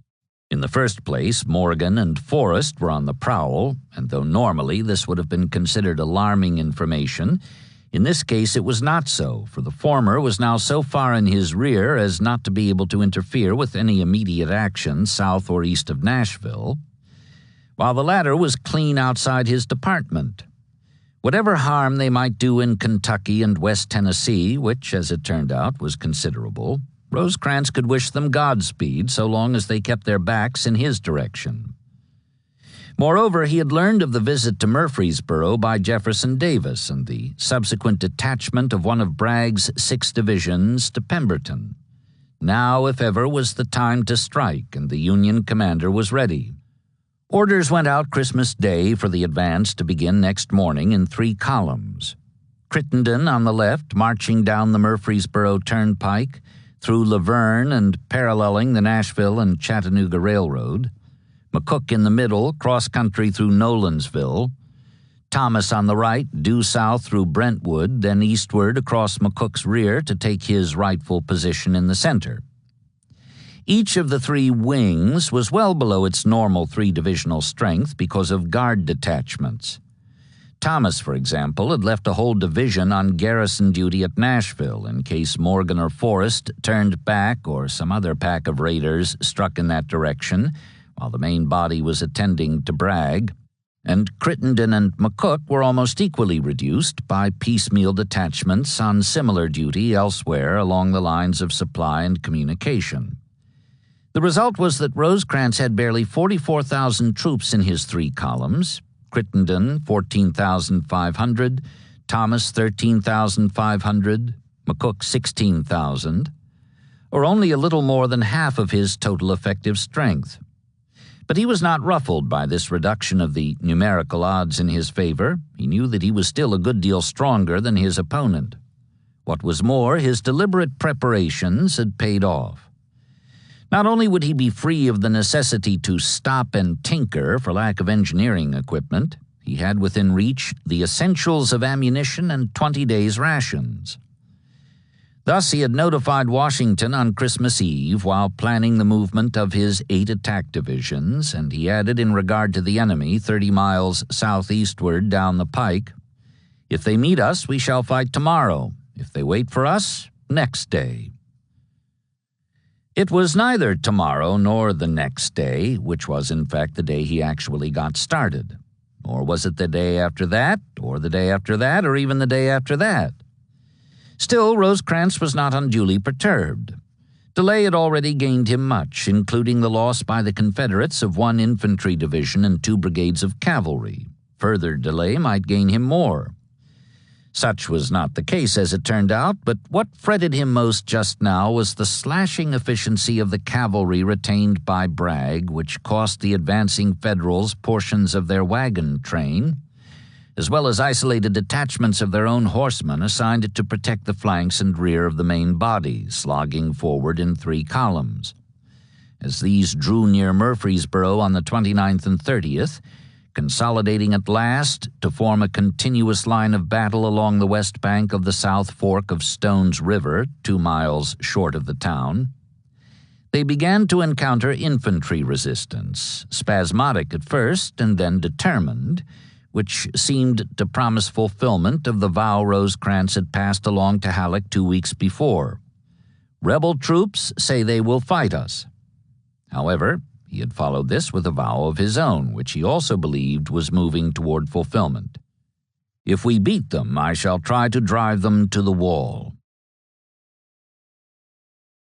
Bragg had 37,713 effectives, well under half as many as his opponent, but he had them all at hand, with the result that the attackers were only about 15% stronger than the defenders. Not that he considered himself committed to the tactical defensive. If the opportunity arose, he intended to hit Rosecrans first and hard. By way of preparation, however, he wanted him within reach, and therefore he gave his outpost commanders instructions to offer the advancing blue columns no more than a token resistance. "General Bragg sent us word not to fight them too much, but to let them come on," one gray cavalryman afterwards recalled. In the course of the 4-day Federal approach march, which was impeded but not too much by the nearly 4,000 troopers under Brigadier General Joseph Wheeler, Bragg assembled his 34,000 infantry at Murfreesboro, the center of the wide arc along which his 5 divisions had been disposed so as to cover the roads out of Nashville. Lieutenant General Leonidas Polk's 2-division corps was there already, and Lieutenant General William J. Hardee's came in on December 28th from Tryon, 15 miles west. With the arrival next day of Major General John McCown's division from Readyville, a dozen miles east, the concentration was complete, and the Army formed for combat astride Stones River, which was fordable at practically all points because of the drought. Hardee was on the right, northwest of the town and with a bend of the river to his front. Polk was on the left, due west of the town and with another bend of the river to his rear. McCown was in reserve behind the center, which was pierced by the Nashville Turnpike and the Nashville and Chattanooga Railroad, pointing arrows straight in the direction from which Rosecrans was expected. Except for Wheeler's horsemen, who, now that the consolidation of the infantry had been effected with time to spare, were turned loose with a vengeance on the flanks and rear of the still approaching Federals, the Confederates settled down to wait for the opening of the battle everyone knew was about to be fought. Many of them, particularly the officers whose opportunities were larger in this respect, were still suffering from the after-effects of a Christmas which they had celebrated with the fervor of men who knew only too well that the chances were strong that it would be their last. "I felt feeble," a Georgia lieutenant wrote in his diary the morning after, "but being anxious to be with my men, reported for duty." Things had been that way for weeks now. Murfreesboro, a former state capital named for a colonel in the Revolution, was a lively place whose citizens, decidedly pro-rebel no matter which army happened to be in occupation, afforded their gray-clad defenders entertainments and amusements of all kinds, including horse races, balls, whist parties, and midnight gatherings in their parlors. President Davis's visit 2 weeks before had been the occasion for much rejoicing and pride, but all agreed that the social high point of the season had been the marriage on December 14th, the day after the president's departure, of John Morgan and a local belle. Spirited in her defense of all things Southern, when she heard some Northern officers disparaging the raider during the Union occupation the previous summer, she told them off so roundly that one of the bluecoats asked her name. "It's Mattie Ready now," she said, "but by the grace of God one day I hope to call myself the wife of John Morgan." Hearing the story, the widower cavalryman came to call on her as soon as the town was again in Southern hands, and in due time, for the young lady was apparently as skilled in her brand of tactics as the colonel was in his, they became engaged. Because of the size of the guest list, which included Bragg and his ranking commanders, Morgan's fellow officers and kinsmen from Kentucky, and a host of civilians invited from round about by the bride's family, the wedding was held in the courtroom of the Murfreesboro courthouse, Leonidas Polk officiating and wearing over the uniform of a Confederate lieutenant general the vestments of an Episcopal bishop. Thus it was that Mattie Ready, by the grace of God, became Mrs. John Hunt Morgan. Within a week, apparently not content with his exploit at Hartsville earlier that month, the bridegroom was off on what would be known as his Christmas raid, a twofold celebration of his marriage and the brigadier's commission recently handed him by the president himself. His goal, assigned by Bragg, was Rosecrans's supply line, specifically the Louisville and Nashville Railroad north of Bowling Green, with particular attention to be paid to the great trestles at Muldra's Hill. He left Alexandria, 30 miles northeast of Murfreesboro, on December 21st with 2,500 horsemen, crossed the Cumberland the following day, and re-entered his home state the day after that. Passing through Glasgow on the 24th, he forded the Green on Christmas Day, skirmishing as he went and taking prisoners by the hundreds, and struck suddenly north of Munfordville to lay siege to the Federal garrison at Elizabethtown, which surrendered on the 27th, opening the way to Muldra's Hill, where the garrison also surrendered. After burning the trestles, enormous structures 500 feet long and 80 feet tall, he continued east through Bardstown to Springfield, then turned south, skirting heavily garrisoned Lebanon and fighting off pursuers for a getaway through Campbellsville, Columbia, and Burkesville to reach Smithville, Tennessee on January 5th. 15 miles southeast of his starting point at Alexandria. In 2 weeks, having covered better than 400 miles, he had fought 4 engagements and numerous skirmishes. At a total cost of 2 men killed and 24 wounded, plus about 300 stragglers, victims not of enemy guns but of the weather, which was bitter, and of confiscated bourbon, he had destroyed the vital railroad trestles and 4 important bridges, along with an estimated $2 million in Union stores, and had torn up more than 20 miles of L&N track while capturing and paroling 1,887 enemy soldiers. Joe Wheeler, West Point 59, was not to be outdone by Morgan or Forrest, who were his subordinates as a result of Bragg's appointment of the 26-year-old Georgian as commander of all the cavalry in the Army of Tennessee. Unleashed on the night of December 29th, after screening the concentration of the gray infantry in his rear and delaying the advance of the blue columns to his front, He rode north on the Lebanon Pike with 2,000 troopers, then swung west to Jefferson, where he attacked a brigade of infantry on the march and gobbled up a 20-wagon segment of Crittenden's supply train.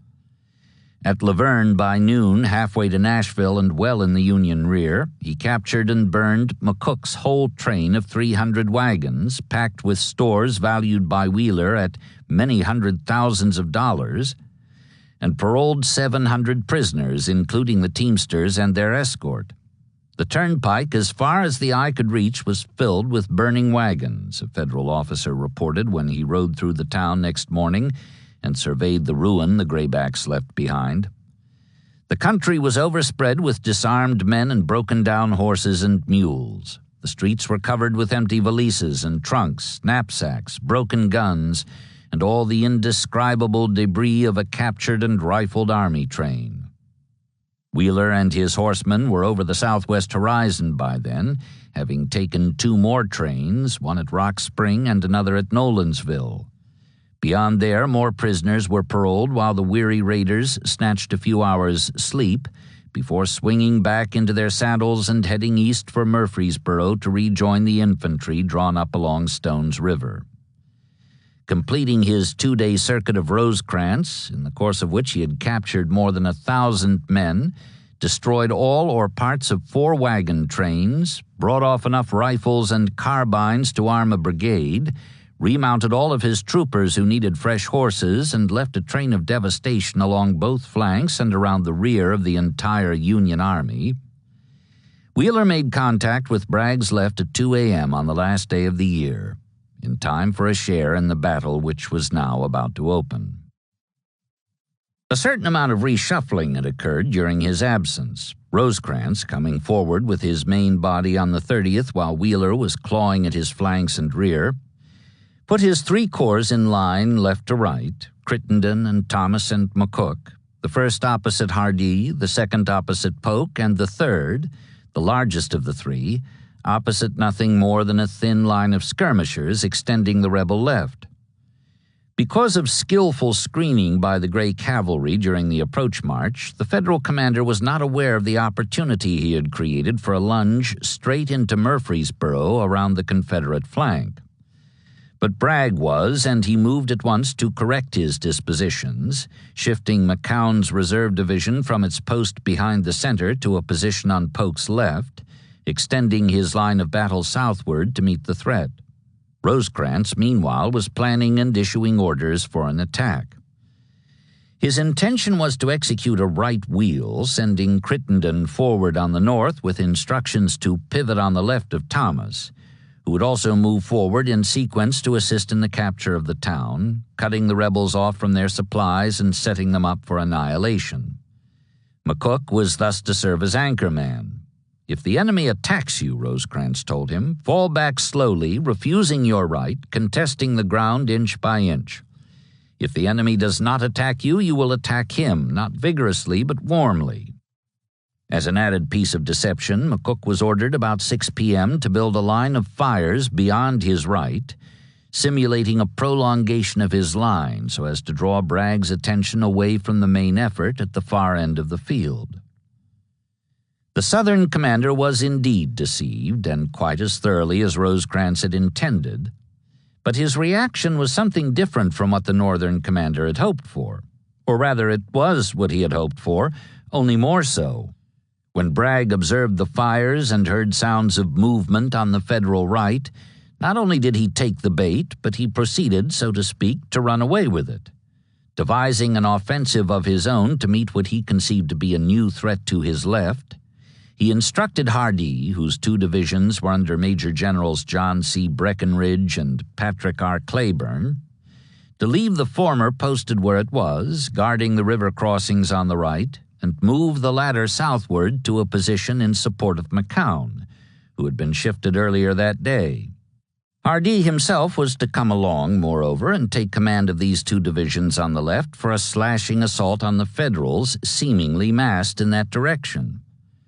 Bragg's plans called for a right wheel by both corps on the west bank of Stone's River, with the pivot on Polk's right division near the Nashville Pike, the brigades attacking in rapid sequence from left to right, obliquing northward as they advanced, in order to throw the Bluecoats back against the stretch of river whose crossings were covered by Breckinridge's guns and infantry.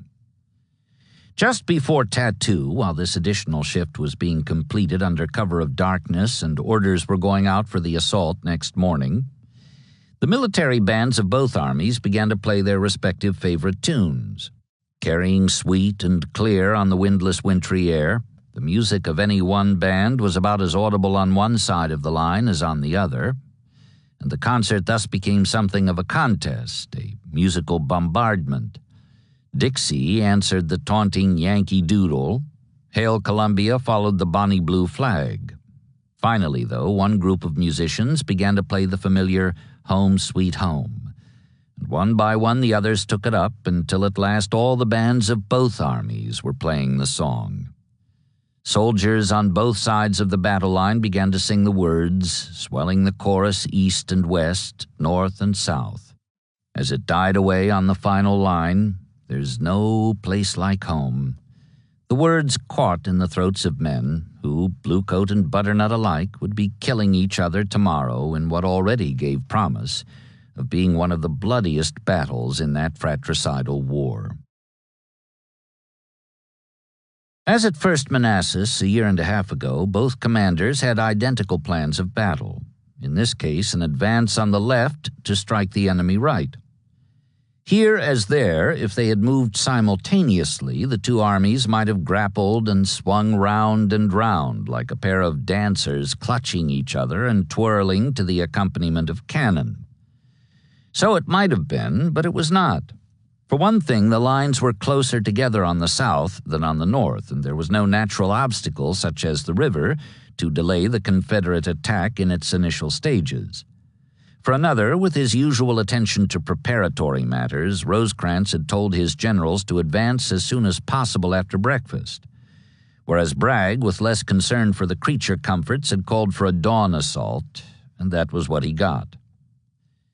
McCown went forward in the steely twilight before sunrise, Cleburne following 400 yards behind. Between them they had 10,000 men, and McCook had 16,000, but the latter was still preparing breakfast when the rebel skirmishers, preceding a long gray double line of infantry extending left and right, shoulder to shoulder as far as the eye could reach, broke through the cedar thickets and bore down on them, yelling.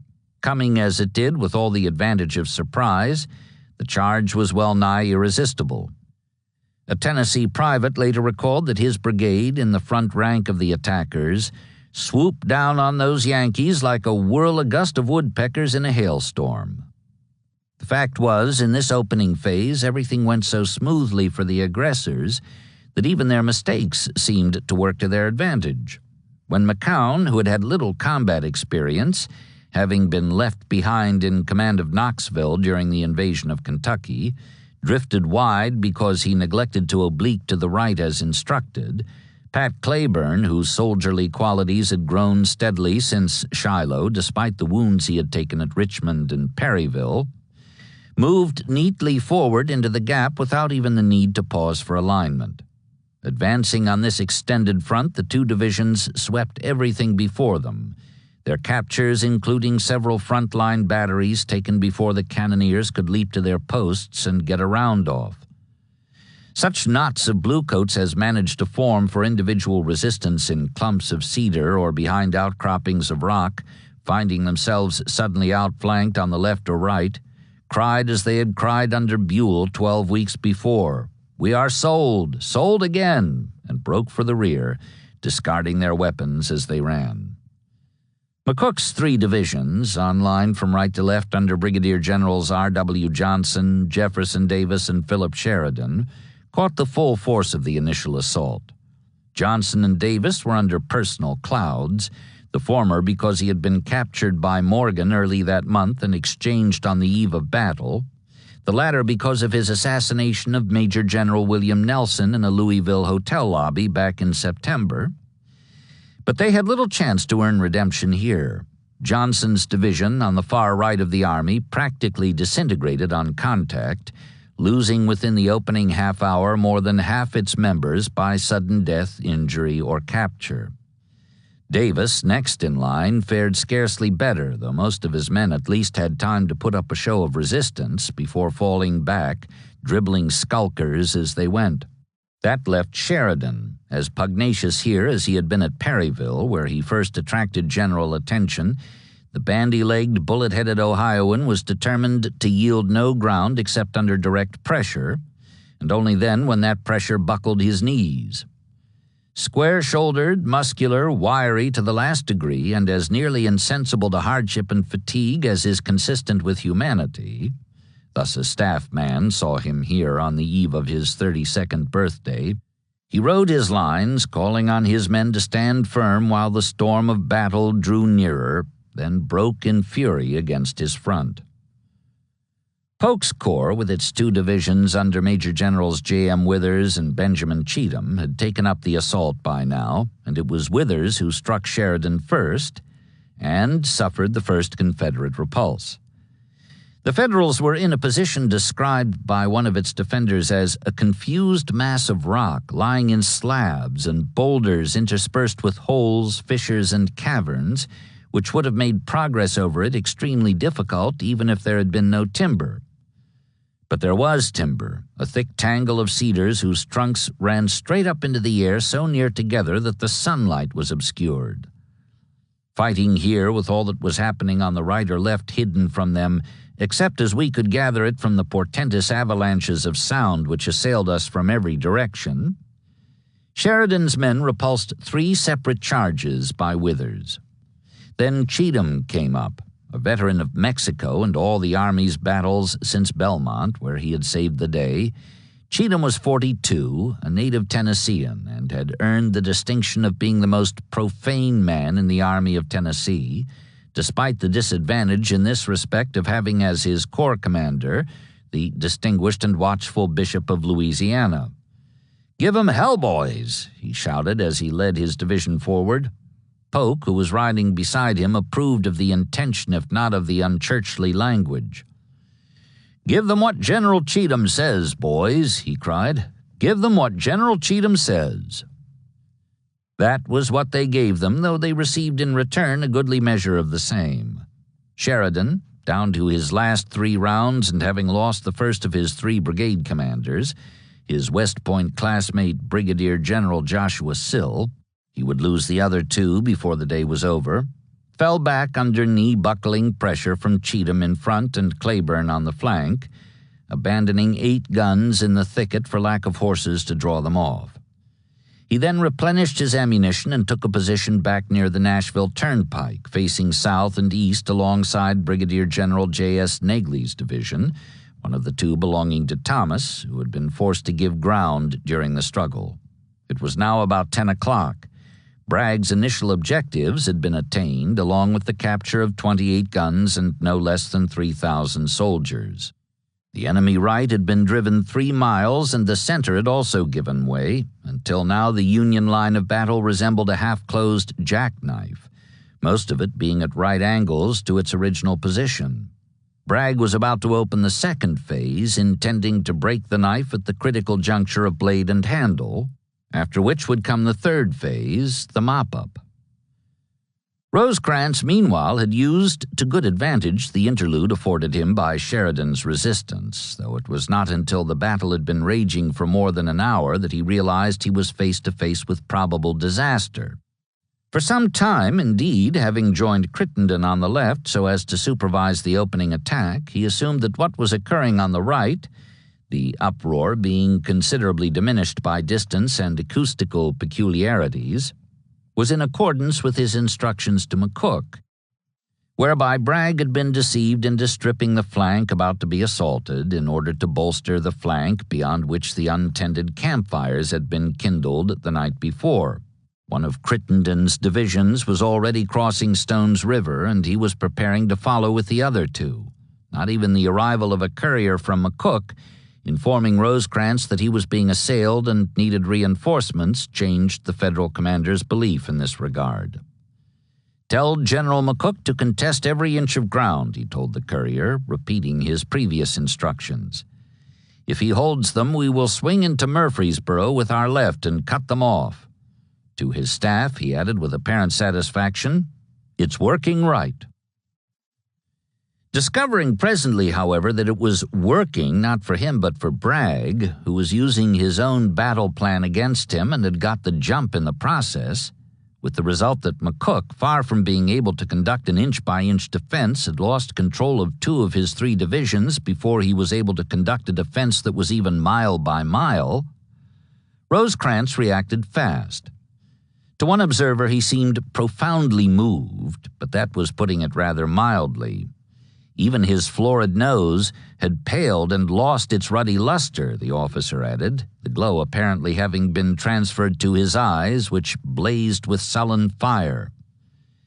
Canceling the advance on the left, he told Crittenden to send the 2 uncrossed divisions of Brigadier Generals John Palmer and Thomas Wood to reinforce the frazzled right. Brigadier General Horatio Van Cleve's division was to be recalled from the opposite bank of the river and sent without delay after the others, except for 1 brigade which would be left to guard against a crossing in case the rebels tried to follow up the withdrawal in this quarter. Crittenden passed the word at once, and "Goodbye, General," Wood replied as he set out in the direction of the uproar, which now was swelling louder as it drew nearer. "We'll all meet at the Hatter's," as one coon said to another when the dogs were after them. Rosecrans had no time for jokes. His exclusive concern just now was the salvation of his army, and it seemed to him that there was only one way for this to be accomplished. "This battle must be won," he said. He intended to see personally to all the dispositions, especially on the crumbling right. But first he needed a feeling of security on the left, if for no other purpose than to be able to forget it.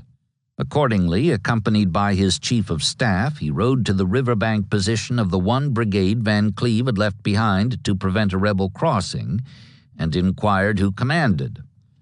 "I do, sir," a colonel said, stepping forward. He was Samuel W. Price, a Union-loyal Kentuckian. "Will you hold this ford?" Rosecrans asked him. "I will try, sir," Price replied. Unsatisfied, Rosecrans repeated, "Will you hold this ford?" "I will die right here," the colonel answered stoutly. Still unsatisfied, for he was less interested in the Kentuckian's willingness to lay down his life than he was in his ability to prevent a rebel crossing, the general pressed the question a 3rd time.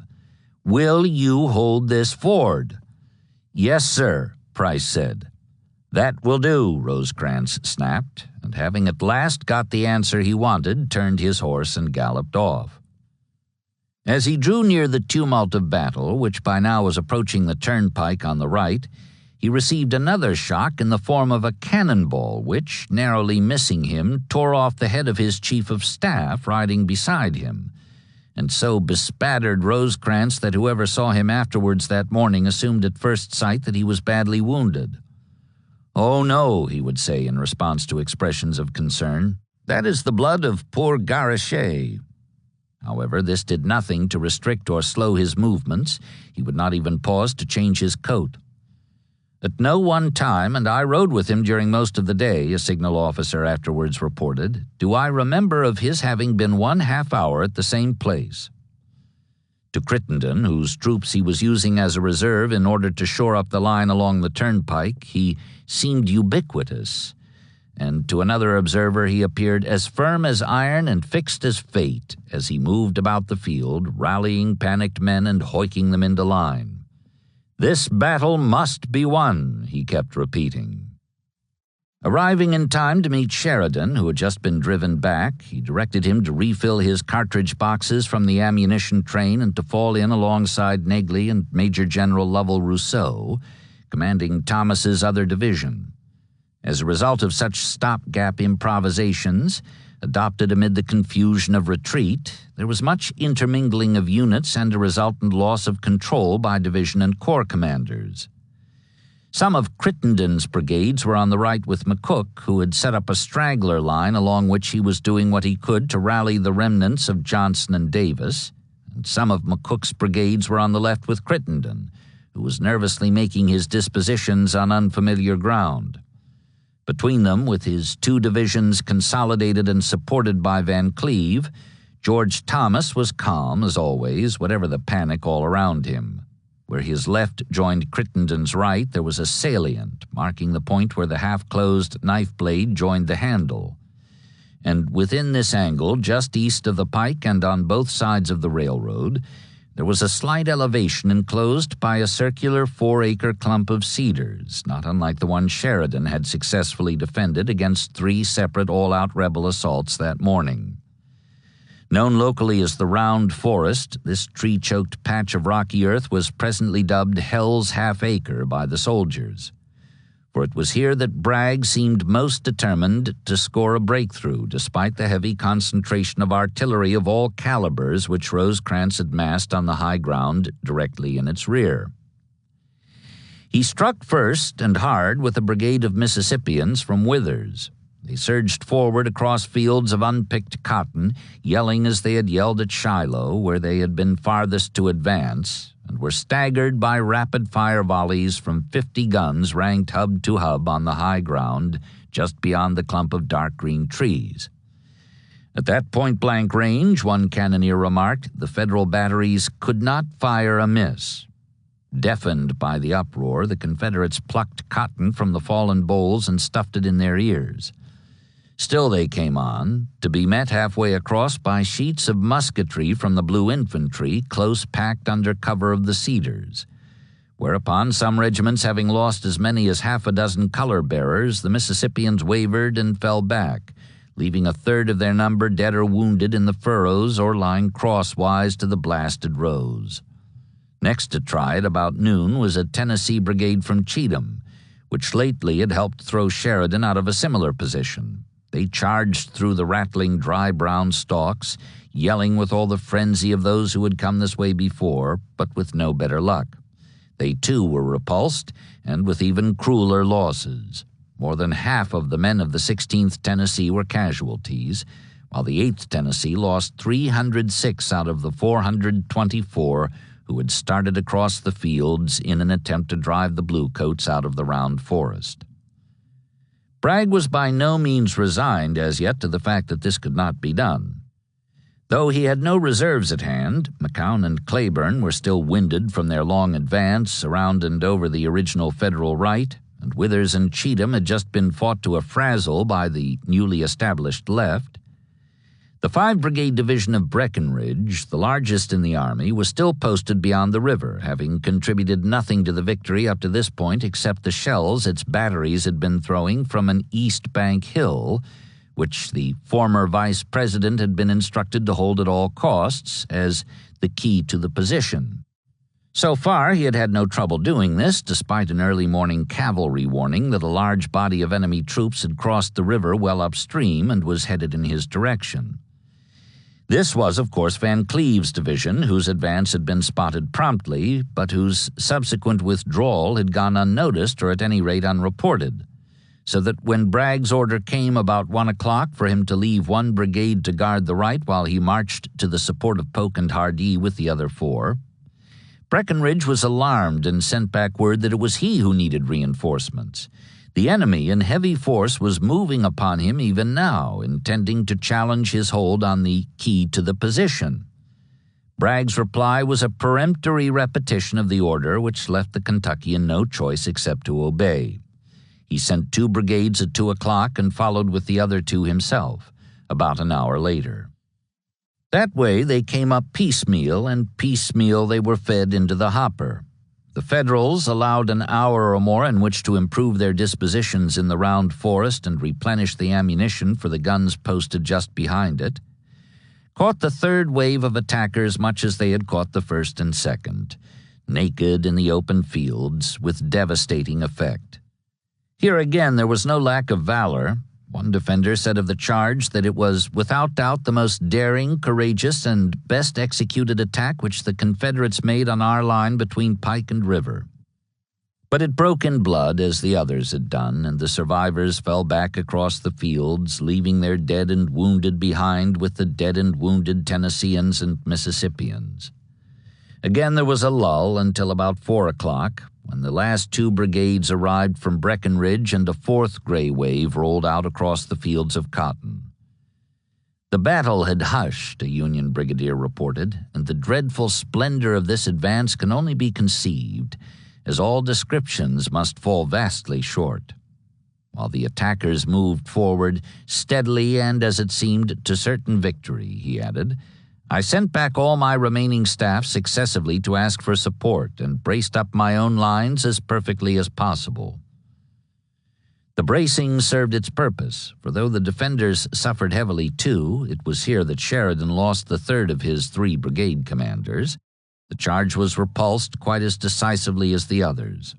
The sun went down at 4:30 and the racket died away.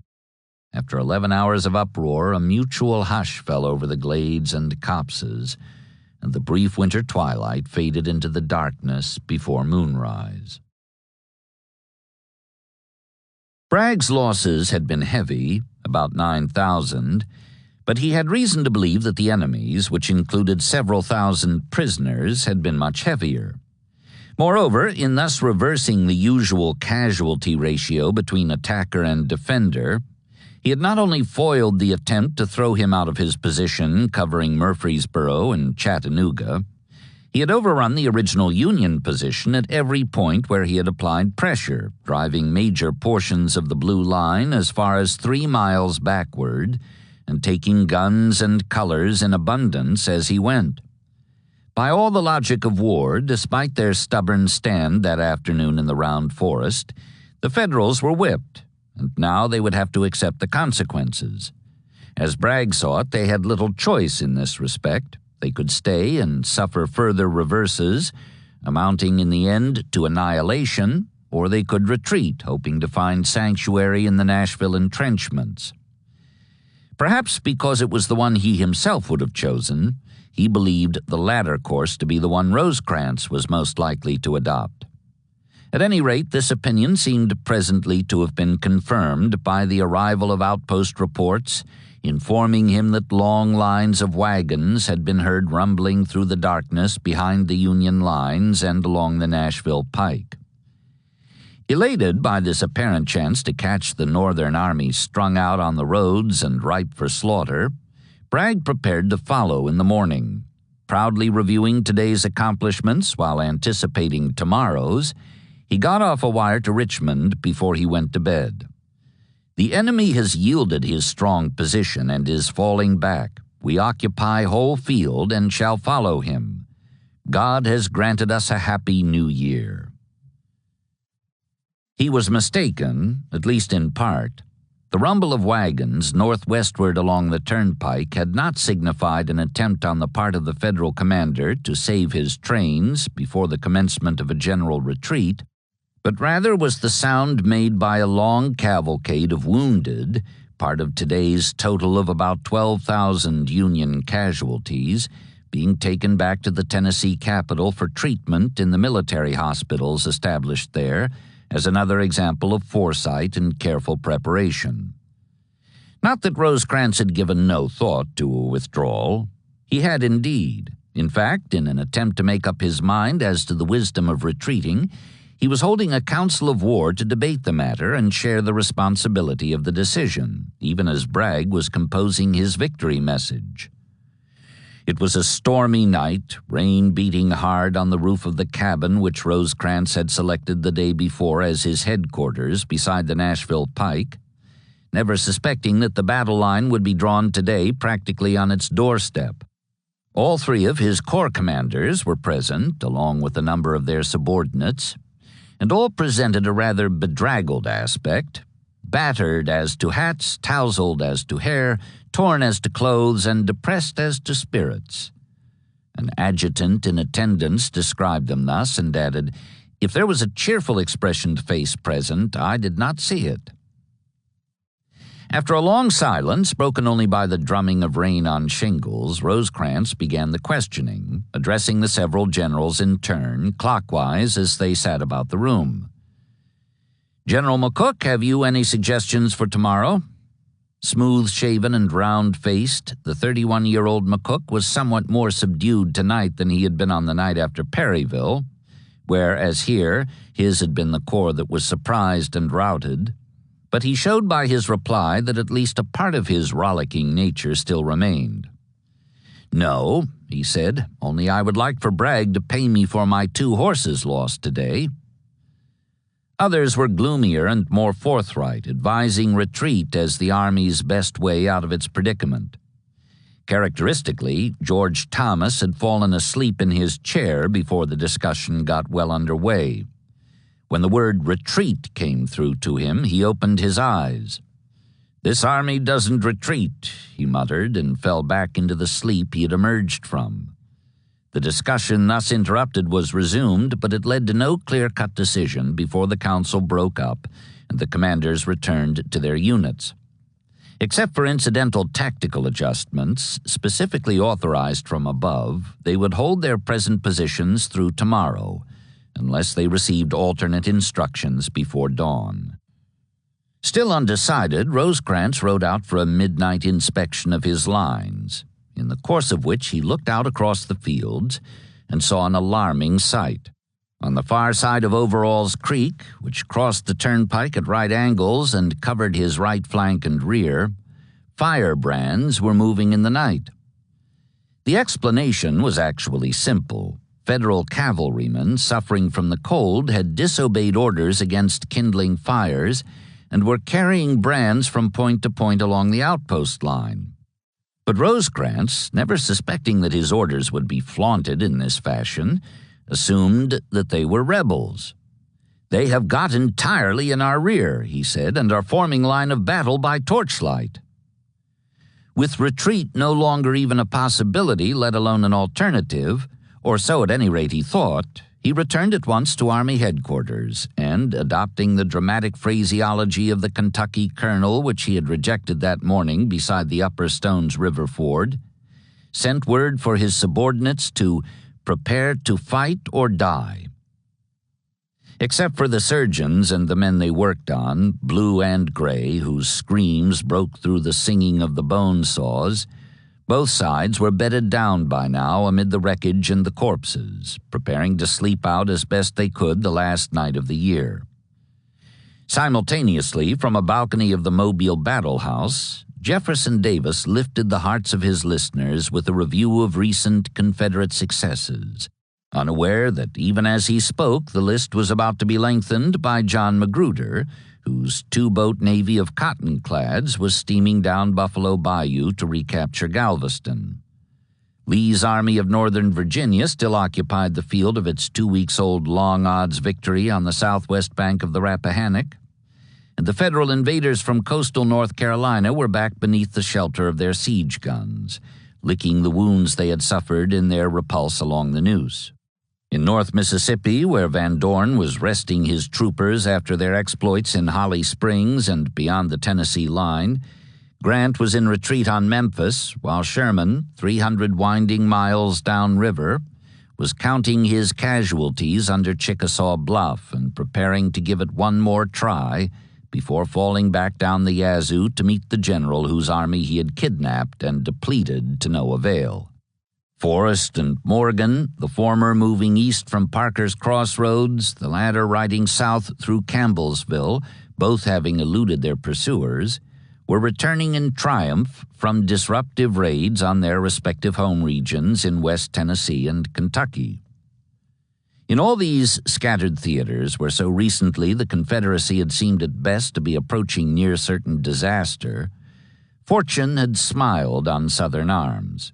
Yet nowhere did her smile seem broader than here, southeast of Nashville and northwest of vital Chattanooga, where Bragg with such alacrity had snatched up the gauge flung down by Rosecrans and struck him smartly with it, first on the flank, a smashing blow, and then between the eyes. Now both rested from their injuries and exertions. Wrapped in their blankets, those who had them, the soldiers of both armies huddled close to fires they had kindled against orders. The waxing moon set early, and the wind veered and blew coldly from the north. The screams of the wounded died away with the singing of the bone saws. Unlike the night before, on the eve of carnage, there were no serenades tonight, no mingled choruses of Home Sweet Home, for even the bandsmen had fought in this savage battle and expected to have to fight again tomorrow, bringing in the new year as they had ushered out the old. So they thought, but they were wrong, at least so far as the schedule was concerned. Though there were tentative skirmishes, fitful exchanges of artillery fire, and some readjustment of the tactical dispositions on both sides, New Year's Day saw nothing like the carnival of death that had been staged on New Year's Eve. In point of fact, the two armies were rather like two great jungle cats who, having fought to mutual exhaustion, were content, aside, that is, from the more or less secret hope on the part of each that the other would slink away, to eye one another balefully, limiting their actions to licking their wounds and emitting only occasional growls and rumbles, while storing up strength to resume the mortal contest. Considerably surprised, in the light of last night's cavalry reports of a withdrawal, to find the enemy not only still there, but still there in line of battle, Bragg sent Polk forward about mid-morning to discover what effect a prod would have. He soon found out. Though the troops moved unopposed into the round forest, which Rosecrans had ordered evacuated so as to straighten out his line, and which in turn gave validity to the bishop's subsequent claim that the opening of the new year found us masters of the field, Polk encountered resistance just beyond it, too stiff to permit his men to emerge from the woods on the far side.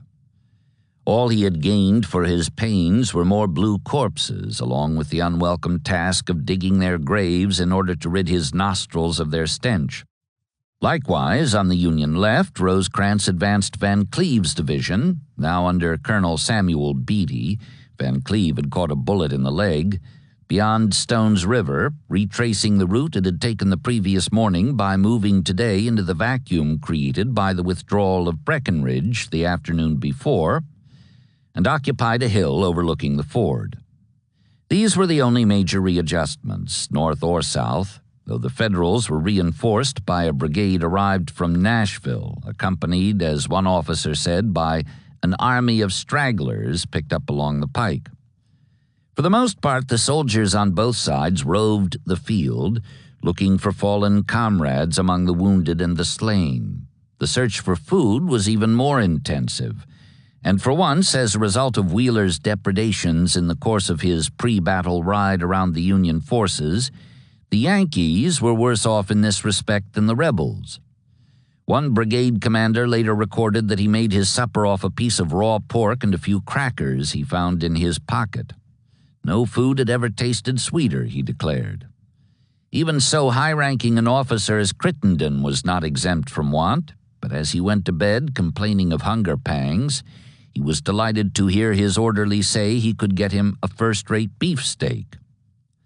The Kentuckian accepted the offer gladly, and presently, when the promised meal was brought, consumed it with gusto, only to learn next morning that the beefsteak had been cut from a horse that had been killed in the battle. "I didn't know this at the time I ate it," he afterwards explained, somewhat ruefully. Day ended, night came down. Although Rosecrans had no apparent notion of resuming the offensive, or indeed any definite plan at all beyond holding on to the ground he had fallen back to, he was pleased to have had this day-long opportunity to consolidate his forces and recover in some measure from the shock to his army and his nervous system. Bragg, on the other hand, seemed to have no more of a plan than his opponent.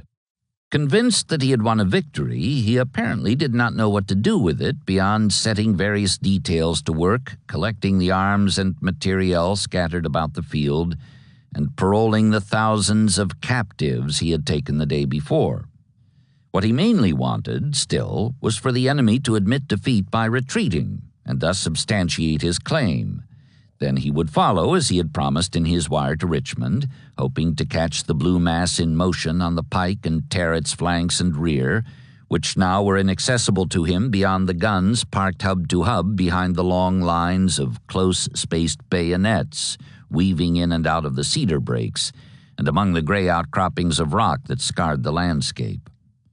The prospect was altogether grim. After nightfall, however, he was again encouraged by cavalry reports that well-guarded Federal trains were in motion on the roads leading back to Nashville. If this meant what Bragg hoped it did, that the Unionists were finally admitting they were whipped and were preparing to retire, bag and baggage, he would be up and after them tomorrow. Tomorrow's dawn showed the prospect unimproved. Whatever might be moving along the rearward roads, the bayonets defining the Union front glinted quite as close-spaced as ever, and the guns frowned every bit as grim.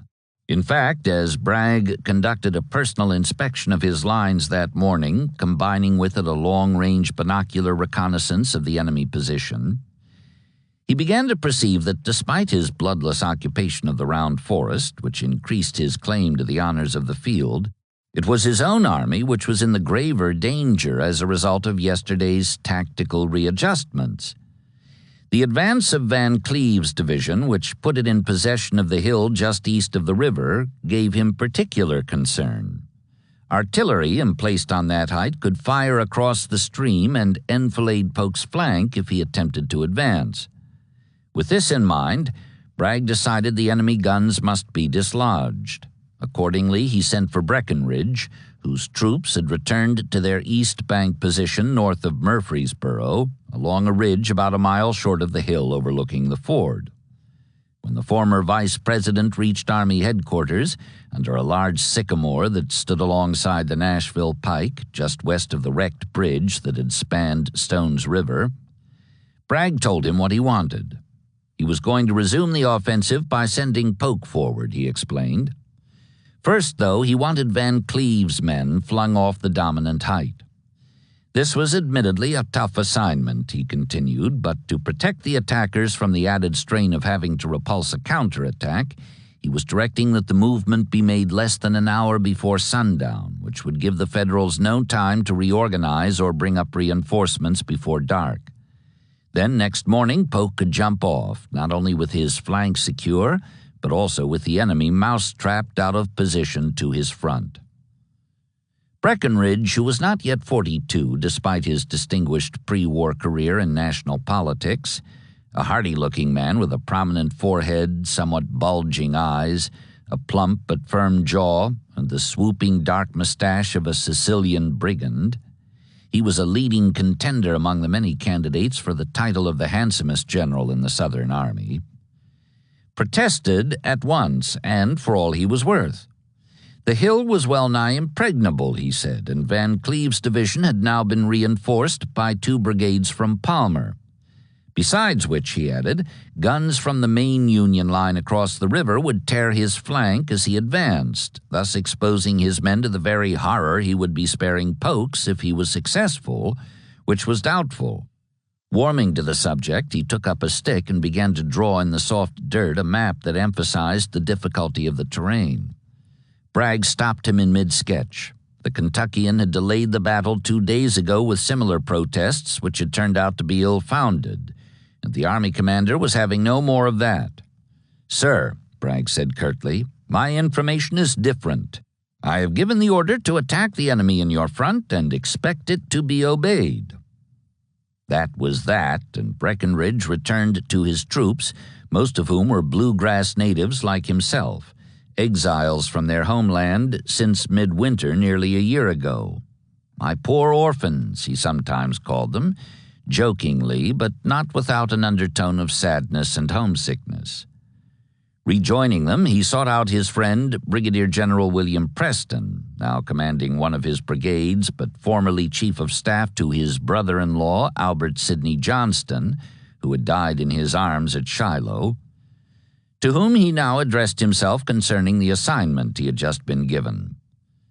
"General Preston," he said, speaking formally and with a tone that strangely combined dejection and determination, "this attack is made against my judgment and by the special orders of General Bragg. Of course, we all must try to do our duty and fight the best we can.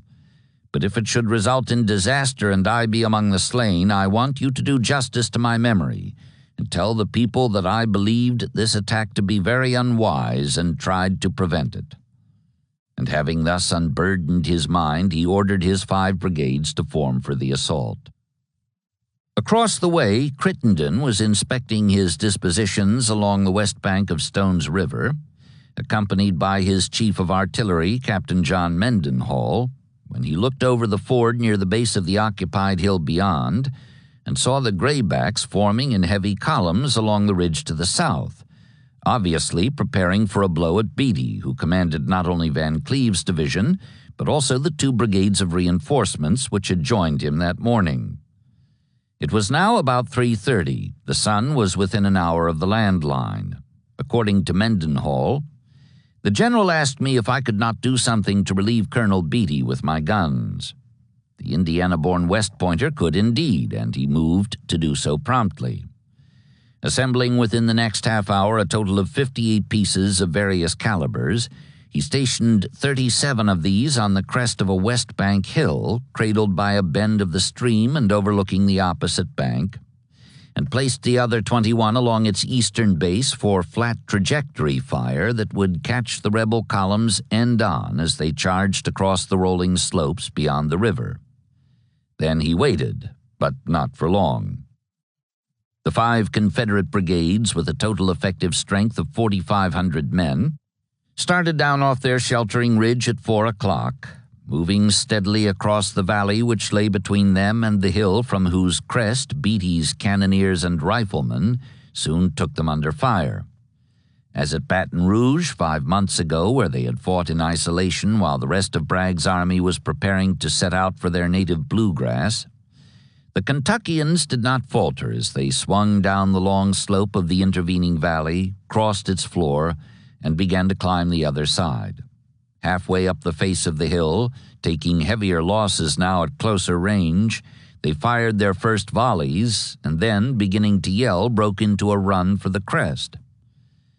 The bluecoats did not wait for them, but whirled and fled from the threat of contact, and the attackers came on after them, yelling now with shrill screams of triumph as they topped the rise and pursued the defenders down the rearward slope.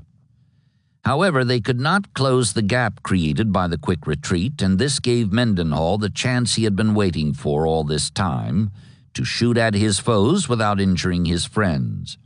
At the signal, "Fire!"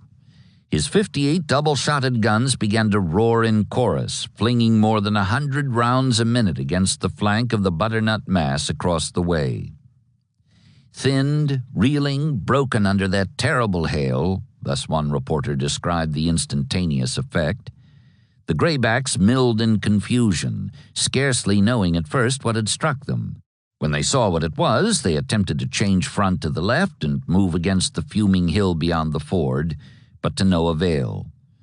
"The very forest seemed to fall before our fire," one Federal observer wrote, without exaggeration, for men in the gray ranks were actually crushed under fallen limbs that were torn from the trees by exploding shells when they tried to find shelter in a patch of woods, and not a Confederate reached the river.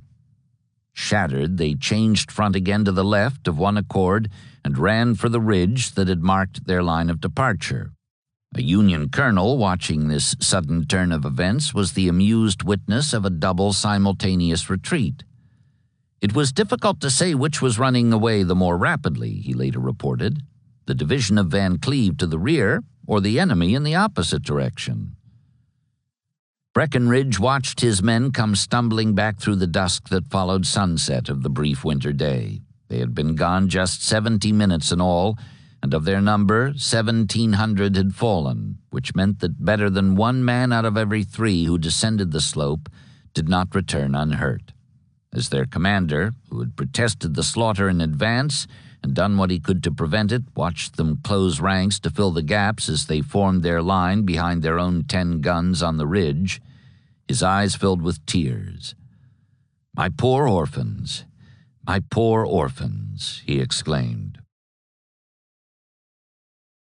The lament for the fallen need not have been limited to the Confederate right, nor indeed to either side of the line of battle, for the overall Federal losses had been even heavier.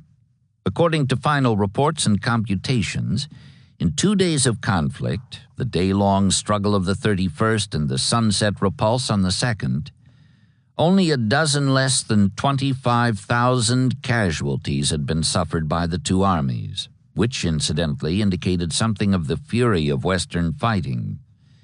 With fewer than half as many troops involved, the butcher bill at Murfreesboro, Tennessee, was more than one-third greater than the one presented at Fredericksburg, Virginia, 3 weeks back. The South lost 1,294 killed, 7,945 wounded, and 2,500 captured or missing, a total of 11,739. The North lost 1,730 killed, 7,802 wounded, and 3,717 captured or missing, a total of 13,249. The overall total thus was 24,988, which was to say, and more could scarcely be said, that the battle had been bloodier than Shiloh or Sharpsburg. At any rate, though neither commander yet recognized the fact, the carnage was over. Polk, who had learned of the Sunset Assault only just before it was launched, when Bragg came to his headquarters for a better view of the action across the river, had protested almost as vehemently as Breckinridge had done, but with no more success. Bragg's mind was quite made up. And now that the attack had met with predicted disaster, the Blue defenders returned to the abandoned hill in greater strength than ever, reinforced by another whole division. Tactically, all was as it had been before the assault was launched, only more so. Polk would be less able to advance tomorrow than he had been today. Whether the enemy was under a similar disadvantage, he did not know, but his two division commanders were not only doubtful that such was the case, they were also doubtful that their troops were in any fit condition to block the way, as was shown by a letter they wrote shortly after midnight and sent through channels to Bragg. "We deem it our duty to say to you frankly," Cheatham and Withers declared, "that in our judgment this army should be promptly put in retreat. We do fear great disaster from the condition of things now existing, and think it should be averted if possible." Polk added his endorsement to the unusual document. "I greatly fear the consequences of another engagement at this place in the ensuing day. We could now perhaps get off with some safety and some credit if the affair is well managed," and forwarded it to Bragg. Waked at 2 a.m., the grim-faced commander sat up in bed and read the letter halfway through, then stopped and told the aide who had disturbed his sleep, "Say to the general we shall maintain our position at every hazard." When he rose at daylight, however, he began to discover how great that hazard was. Rain was falling steadily and the river was rising fast, threatening to isolate the two wings of his army. Moreover, unlike the previous ones, this morning's cavalry reports gave no hint of signs in the night that the enemy was considering withdrawal, but rather informed him that another fresh brigade of reinforcements had just arrived on the Union right, accompanying a train of supplies from the Tennessee capital. By now, too, his staff had found time to study the papers captured when McCook's headquarters were overrun, which indicated an effective strength of nearly 70,000 bluecoats to his front. This gave Bragg pause, and having paused, he wavered. At 10 o'clock that morning, he sent for Polk and Hardee, who found him in a different frame of mind from the one he had shown 8 hours ago when he was roused out of sleep to read the letter advising retreat. With the enemy heavily reinforced, as he believed and later wrote in his report, "Common prudence and the safety of my army, upon which even the safety of our cause depended, left no doubt on my mind as to the necessity of my withdrawal from so unequal a contest." The retrograde movement got underway that night, January 3rd, and was conducted with such skill that not even a rearguard action was fought with the unsuspecting Federals, who seemed no more anxious to pursue than Bragg had been to stay. He himself went to Winchester, 50 miles southeast, planning to establish a new line along Elk River. Polk was instructed to fall back on Shelbyville, Hardee on Tullahoma, respectively 23 and 35 miles from Murfreesboro. But when the former reached his goal and reported that the Bluecoats had not ventured beyond Stone's River, Bragg ordered Hardee to stop at Wartrace on line with Polk. Returning at once to establish headquarters at Tullahoma, on the railroad about midway between Nashville and Chattanooga, he began to organize a new defensive position along the Duck, whose rich valley offered much in the way of subsistence and adequate campsites, including level fields for the daily hours of close-order drill in which he placed great store as a disciplinarian.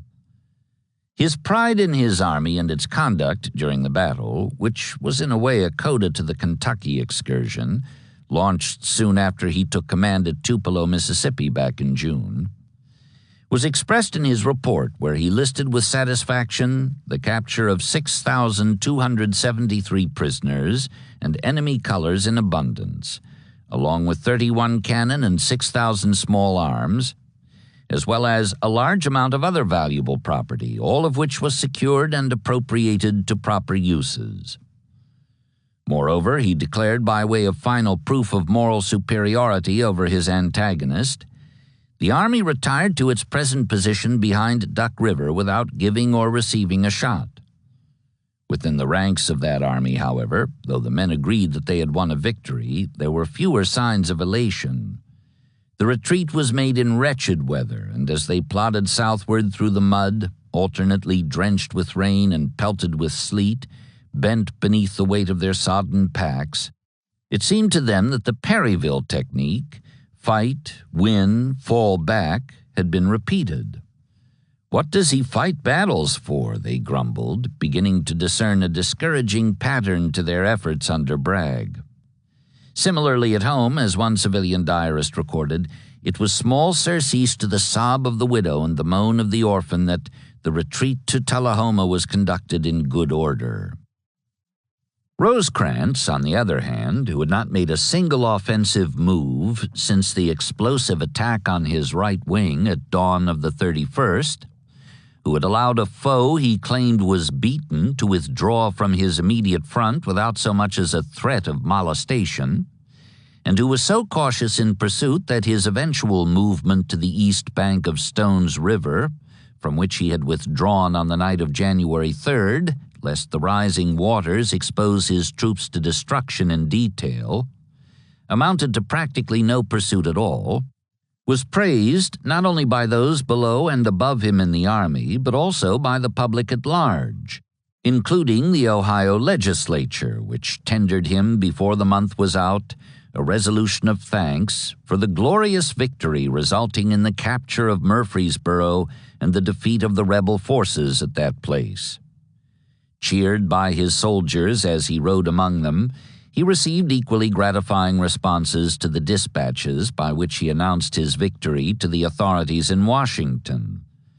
"God bless you and all of you," the president replied, and the Secretary of War, who had said of Rosecrans's appointment at the outset, "Well, you have made your choice of idiots, now you can await the news of a terrible disaster," was quite expansive, wiring, "The country is filled with admiration of the gallantry and heroic achievement of yourself and the officers and troops under your command. There is nothing you can ask within my power to grant to yourself or your noble command that will not be cheerfully given." Even Halleck, who had prodded and nudged him for weeks beyond endurance, eventually joined the chorus of praise, though not before he had waited a few days for verification in Confederate newspapers smuggled across the border. "Rebel accounts fully confirm your telegrams from the battlefield," he wired, and added, "You and your brave army have won the gratitude of your country and the admiration of the world. All honor to the Army of the Cumberland. Thanks to the living and tears for the lamented dead." Bragg, he knew, was playing a cagey game at Tullahoma. "We shall fight him again at every hazard if he advances, and harass him daily if he does not," the terrible-tempered general was telling his superiors even now. But Rosecrans was firm in his intentions and had already reverted to the use of vigorous phrases he had been employing 2 weeks back on the eve of battle. "We shall press them as rapidly as our means of traveling and subsistence will permit," he notified Stanton on January 5th. Next day, though he was still at Murfreesboro, he boldly repeated words he had used at Nashville in mid-December. "I now wish to press them to the wall." When Davis returned to Richmond that same January 5th, to be met on the portico of the White House by his wife and their 4 children, 3 sons and a daughter, stair-stepped at 2-year intervals so that their ages ranged from just past 1 to almost 8. Mrs. Davis, observing that her husband was near exhaustion, insisted that he retire at once to rest from the exertions of his journey. Presently, however, they heard the thump and blare of drums and horns and the cheers of a crowd that had gathered in front of the house to welcome him back with a serenade. Weary though he was, and despite his desire to be alone with his family, "Every sound is the voice of my child, and every child renews the memory of a loved one's appearance," he had written home from Tennessee. "But none can equal their charms, nor can any compare with my own long-worshipped Winnie." He felt that he could not ignore the shouts of the crowd or fail to acknowledge the courtesy being tendered. The cheers were redoubled as the big front door swung ajar once more and the president came out onto the steps. Captain J.B. Smith's silver band played "Listen to the Mockingbird" and several other airs which the crowd enjoyed while waiting for the speech they had come to hear. Davis did not disappoint them.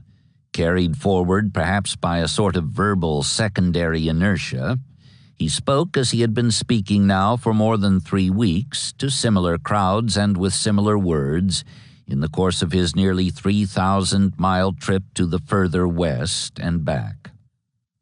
"I am happy to be welcomed on my return to the capital of the Confederacy, the last hope, as I believe, for the perpetuation of that system of government which our forefathers founded, the asylum of the oppressed, and the home of true representative liberty." His voice, as he thus began, showed the strain to which it had been exposed, but as usual it gathered strength as he continued, reverting to the deeds of olden days in the Old Dominion, where the earlier revolution had been proclaimed and finally won. Now once more he told these latter-day Virginians, "Anticipating the overthrow of that government which you had inherited, you assumed to yourselves the right, as your fathers had done before you, to declare yourself independent, and nobly have you advocated the assertion which you have made. Here upon your soil some of the fiercest battles of the Revolution were fought, and upon your soil it closed by the surrender of Cornwallis. Here again are men of every state. Here they have congregated, linked in the defense of a most sacred cause. They have battled, they have bled upon your soil, and it is now consecrated by blood which cries for vengeance against the insensate foe of religion as well as of humanity, of the altar as well as of the hearthstone." Thus he repeated the bitterness he had voiced in his home state 10 days ago. Nor, with first-hand accounts of the sack of Fredericksburg now added to the list of northern depredations, not the least of them being the recently issued Emancipation Proclamation, which, as he saw it, incited the slaves to the murder of their masters, had that reaction been tempered by second thought. Rather, the bitterness had increased, as he now showed. "It is true," he told his listeners, "you have a cause which binds you together more firmly than your fathers were. They fought to be free from the usurpations of the British crown, but they fought against a manly foe. You fight against the offscourings of the earth." Applauded, he passed on to a brief review of recent Confederate successes in the field, which he predicted would bring discord to Northern councils, and then returned to his condemnation, not only of the conduct of the Federal armies of invasion, but also of the men who had sent them south. "Every crime which could characterize the course of demons has marked the course of the invader, from the burning of defenseless towns to the stealing of silver forks and spoons." In this last he had particular reference to Ben Butler, known as Beast Butler and Spoons Butler, as a result of his alleged brutality and deftness in the exercise of his authority in command of the occupation of New Orleans. And Davis made the charge explicit, asserting that the Massachusetts general had exerted himself to earn the excoriations of the civilized world, and now returns to Washington with his dishonors thick upon him to receive the plaudits of the only people on earth who do not blush to think he wears the human form. They have come to disturb your social organization on the plea that it is a military necessity. For what are they waging war? They say to preserve the Union. Can they preserve the Union by destroying the social existence of a portion of the South? Do they hope to reconstruct the Union by striking at everything which is dear to man? By showing themselves so utterly disgraced that if the question was proposed to you whether you would combine with hyenas or Yankees, I trust every Virginian would say, "Give me the hyenas." "Good, good," his listeners cried, and there was laughter. They wanted more along these lines. But Davis spoke calmly now, as if to refute the charge made by his critics that he was cold in his attitude toward the people, unconcerned for their welfare and anxious to avoid commingling with them, as if, indeed, he had brought back east from his journey west an increased awareness of the warmth and strength proceeding from contact with those who looked to him for leadership, not only as their president, but also as a man. "My friends, constant labor in the duties of office, borne down by care, and with an anxiety which has left me scarcely a moment for repose, I have had but little opportunity for social intercourse among you. I thank you for this greeting, and hope the time may come soon when you and I alike, relieved of the anxieties of the hour, may have more of social intercourse than has heretofore existed." Flushed with confidence as a result of the victories won by the nation's armies in the course of his trip, he added, "If the war continues, we shall only grow stronger and stronger as each year rolls on. Compare our condition today with that which existed 1 year ago. See the increasing power of the enemy, but mark that our own has been proportionately greater. Until we see in the future nothing to disturb the prospect of the independence for which we are struggling. 1 year ago, many were depressed and some were despondent. Now deep resolve is seen in every eye, an unconquerable spirit nerves every arm. And gentle woman, too, who can estimate the value of her services in this struggle? With such noble women at home and such heroic soldiers in the field, we are invincible." He waited for the applause to die away and then concluded his remarks, once more on a personal note. "I thank you, my friends, for the kind salutation tonight. It is an indication that at some future time we shall be better acquainted. I trust we shall all live to enjoy some of the fruits of the struggle in which we are engaged. My prayers are for your individual and collective welfare. May God prosper our cause, and may we live to give to our children untarnished the rich inheritance which our fathers gave us. Good night." Chapter 2. Unhappy New Year. New Year's 1863 was for Abraham Lincoln perhaps the single busiest day of his whole presidential life. And it came, moreover, at dead center of what was perhaps his period of deepest gloom and perplexity of spirit. Not only was there political division within his party and even within his own official family, but with the possible exception of Rosecrans, whose battle was in mid-career and appeared worse than doubtful, all his hand-picked commanders had failed him utterly, through enemy action or their own inaction, in his hopes for a multifaceted early winter triumph, in which he himself had assigned them the parts they were to play in putting a quick end to rebellion. One by one, sometimes 2 by 2, they had failed him. Burnside and his fellow generals on the Rappahannock, having blundered into defeat at Fredericksburg, were engaged in a frenzy of backbiting such as not even the highly contentious Army of the Potomac had ever known before.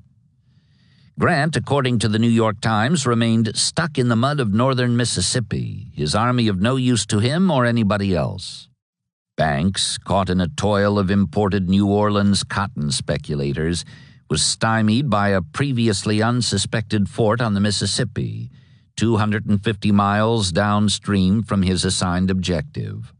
And McClernand, from whom the commander-in-chief had perhaps expected most, was apparently the worst off of all. He not only had done nothing with his army, The last Lincoln had heard from him, he could not even find it. Nor had these and other failures of omission and commission gone unnoticed by the country at large, the voters and investors on whose will and trust the prosecution of the war depended. The Democrats, still on the outside looking in but with substantial gains in the fall elections to sharpen their appetite for more, had seen to that. Especially Ohio Representative Clement L. Vallandigham, who was savagely pointing out from the vantage point of his seat in Congress the administration's errors. "Money you have expended without limit," he told Republicans in the House, "and blood poured out like water. Defeat, debt, taxation, and sepulchres. These are your only trophies." Others, less violent but no less earnest, including his disaffected former allies, were accusing the president in a similar vein. So that now, perhaps with his own critics crying out against him, he could feel more sympathy for James K. Polk than he had felt when he spoke against him in Congress 15 years ago this month, in the midst of another war. "I more than suspect already," the youthful Lincoln had declared from a seat in the rear of the House, "that he is deeply conscious of being in the wrong, that he feels the blood of this war, like the blood of Abel, is crying to heaven against him, that originally having some strong motive to involve the two countries in a war and trusting to a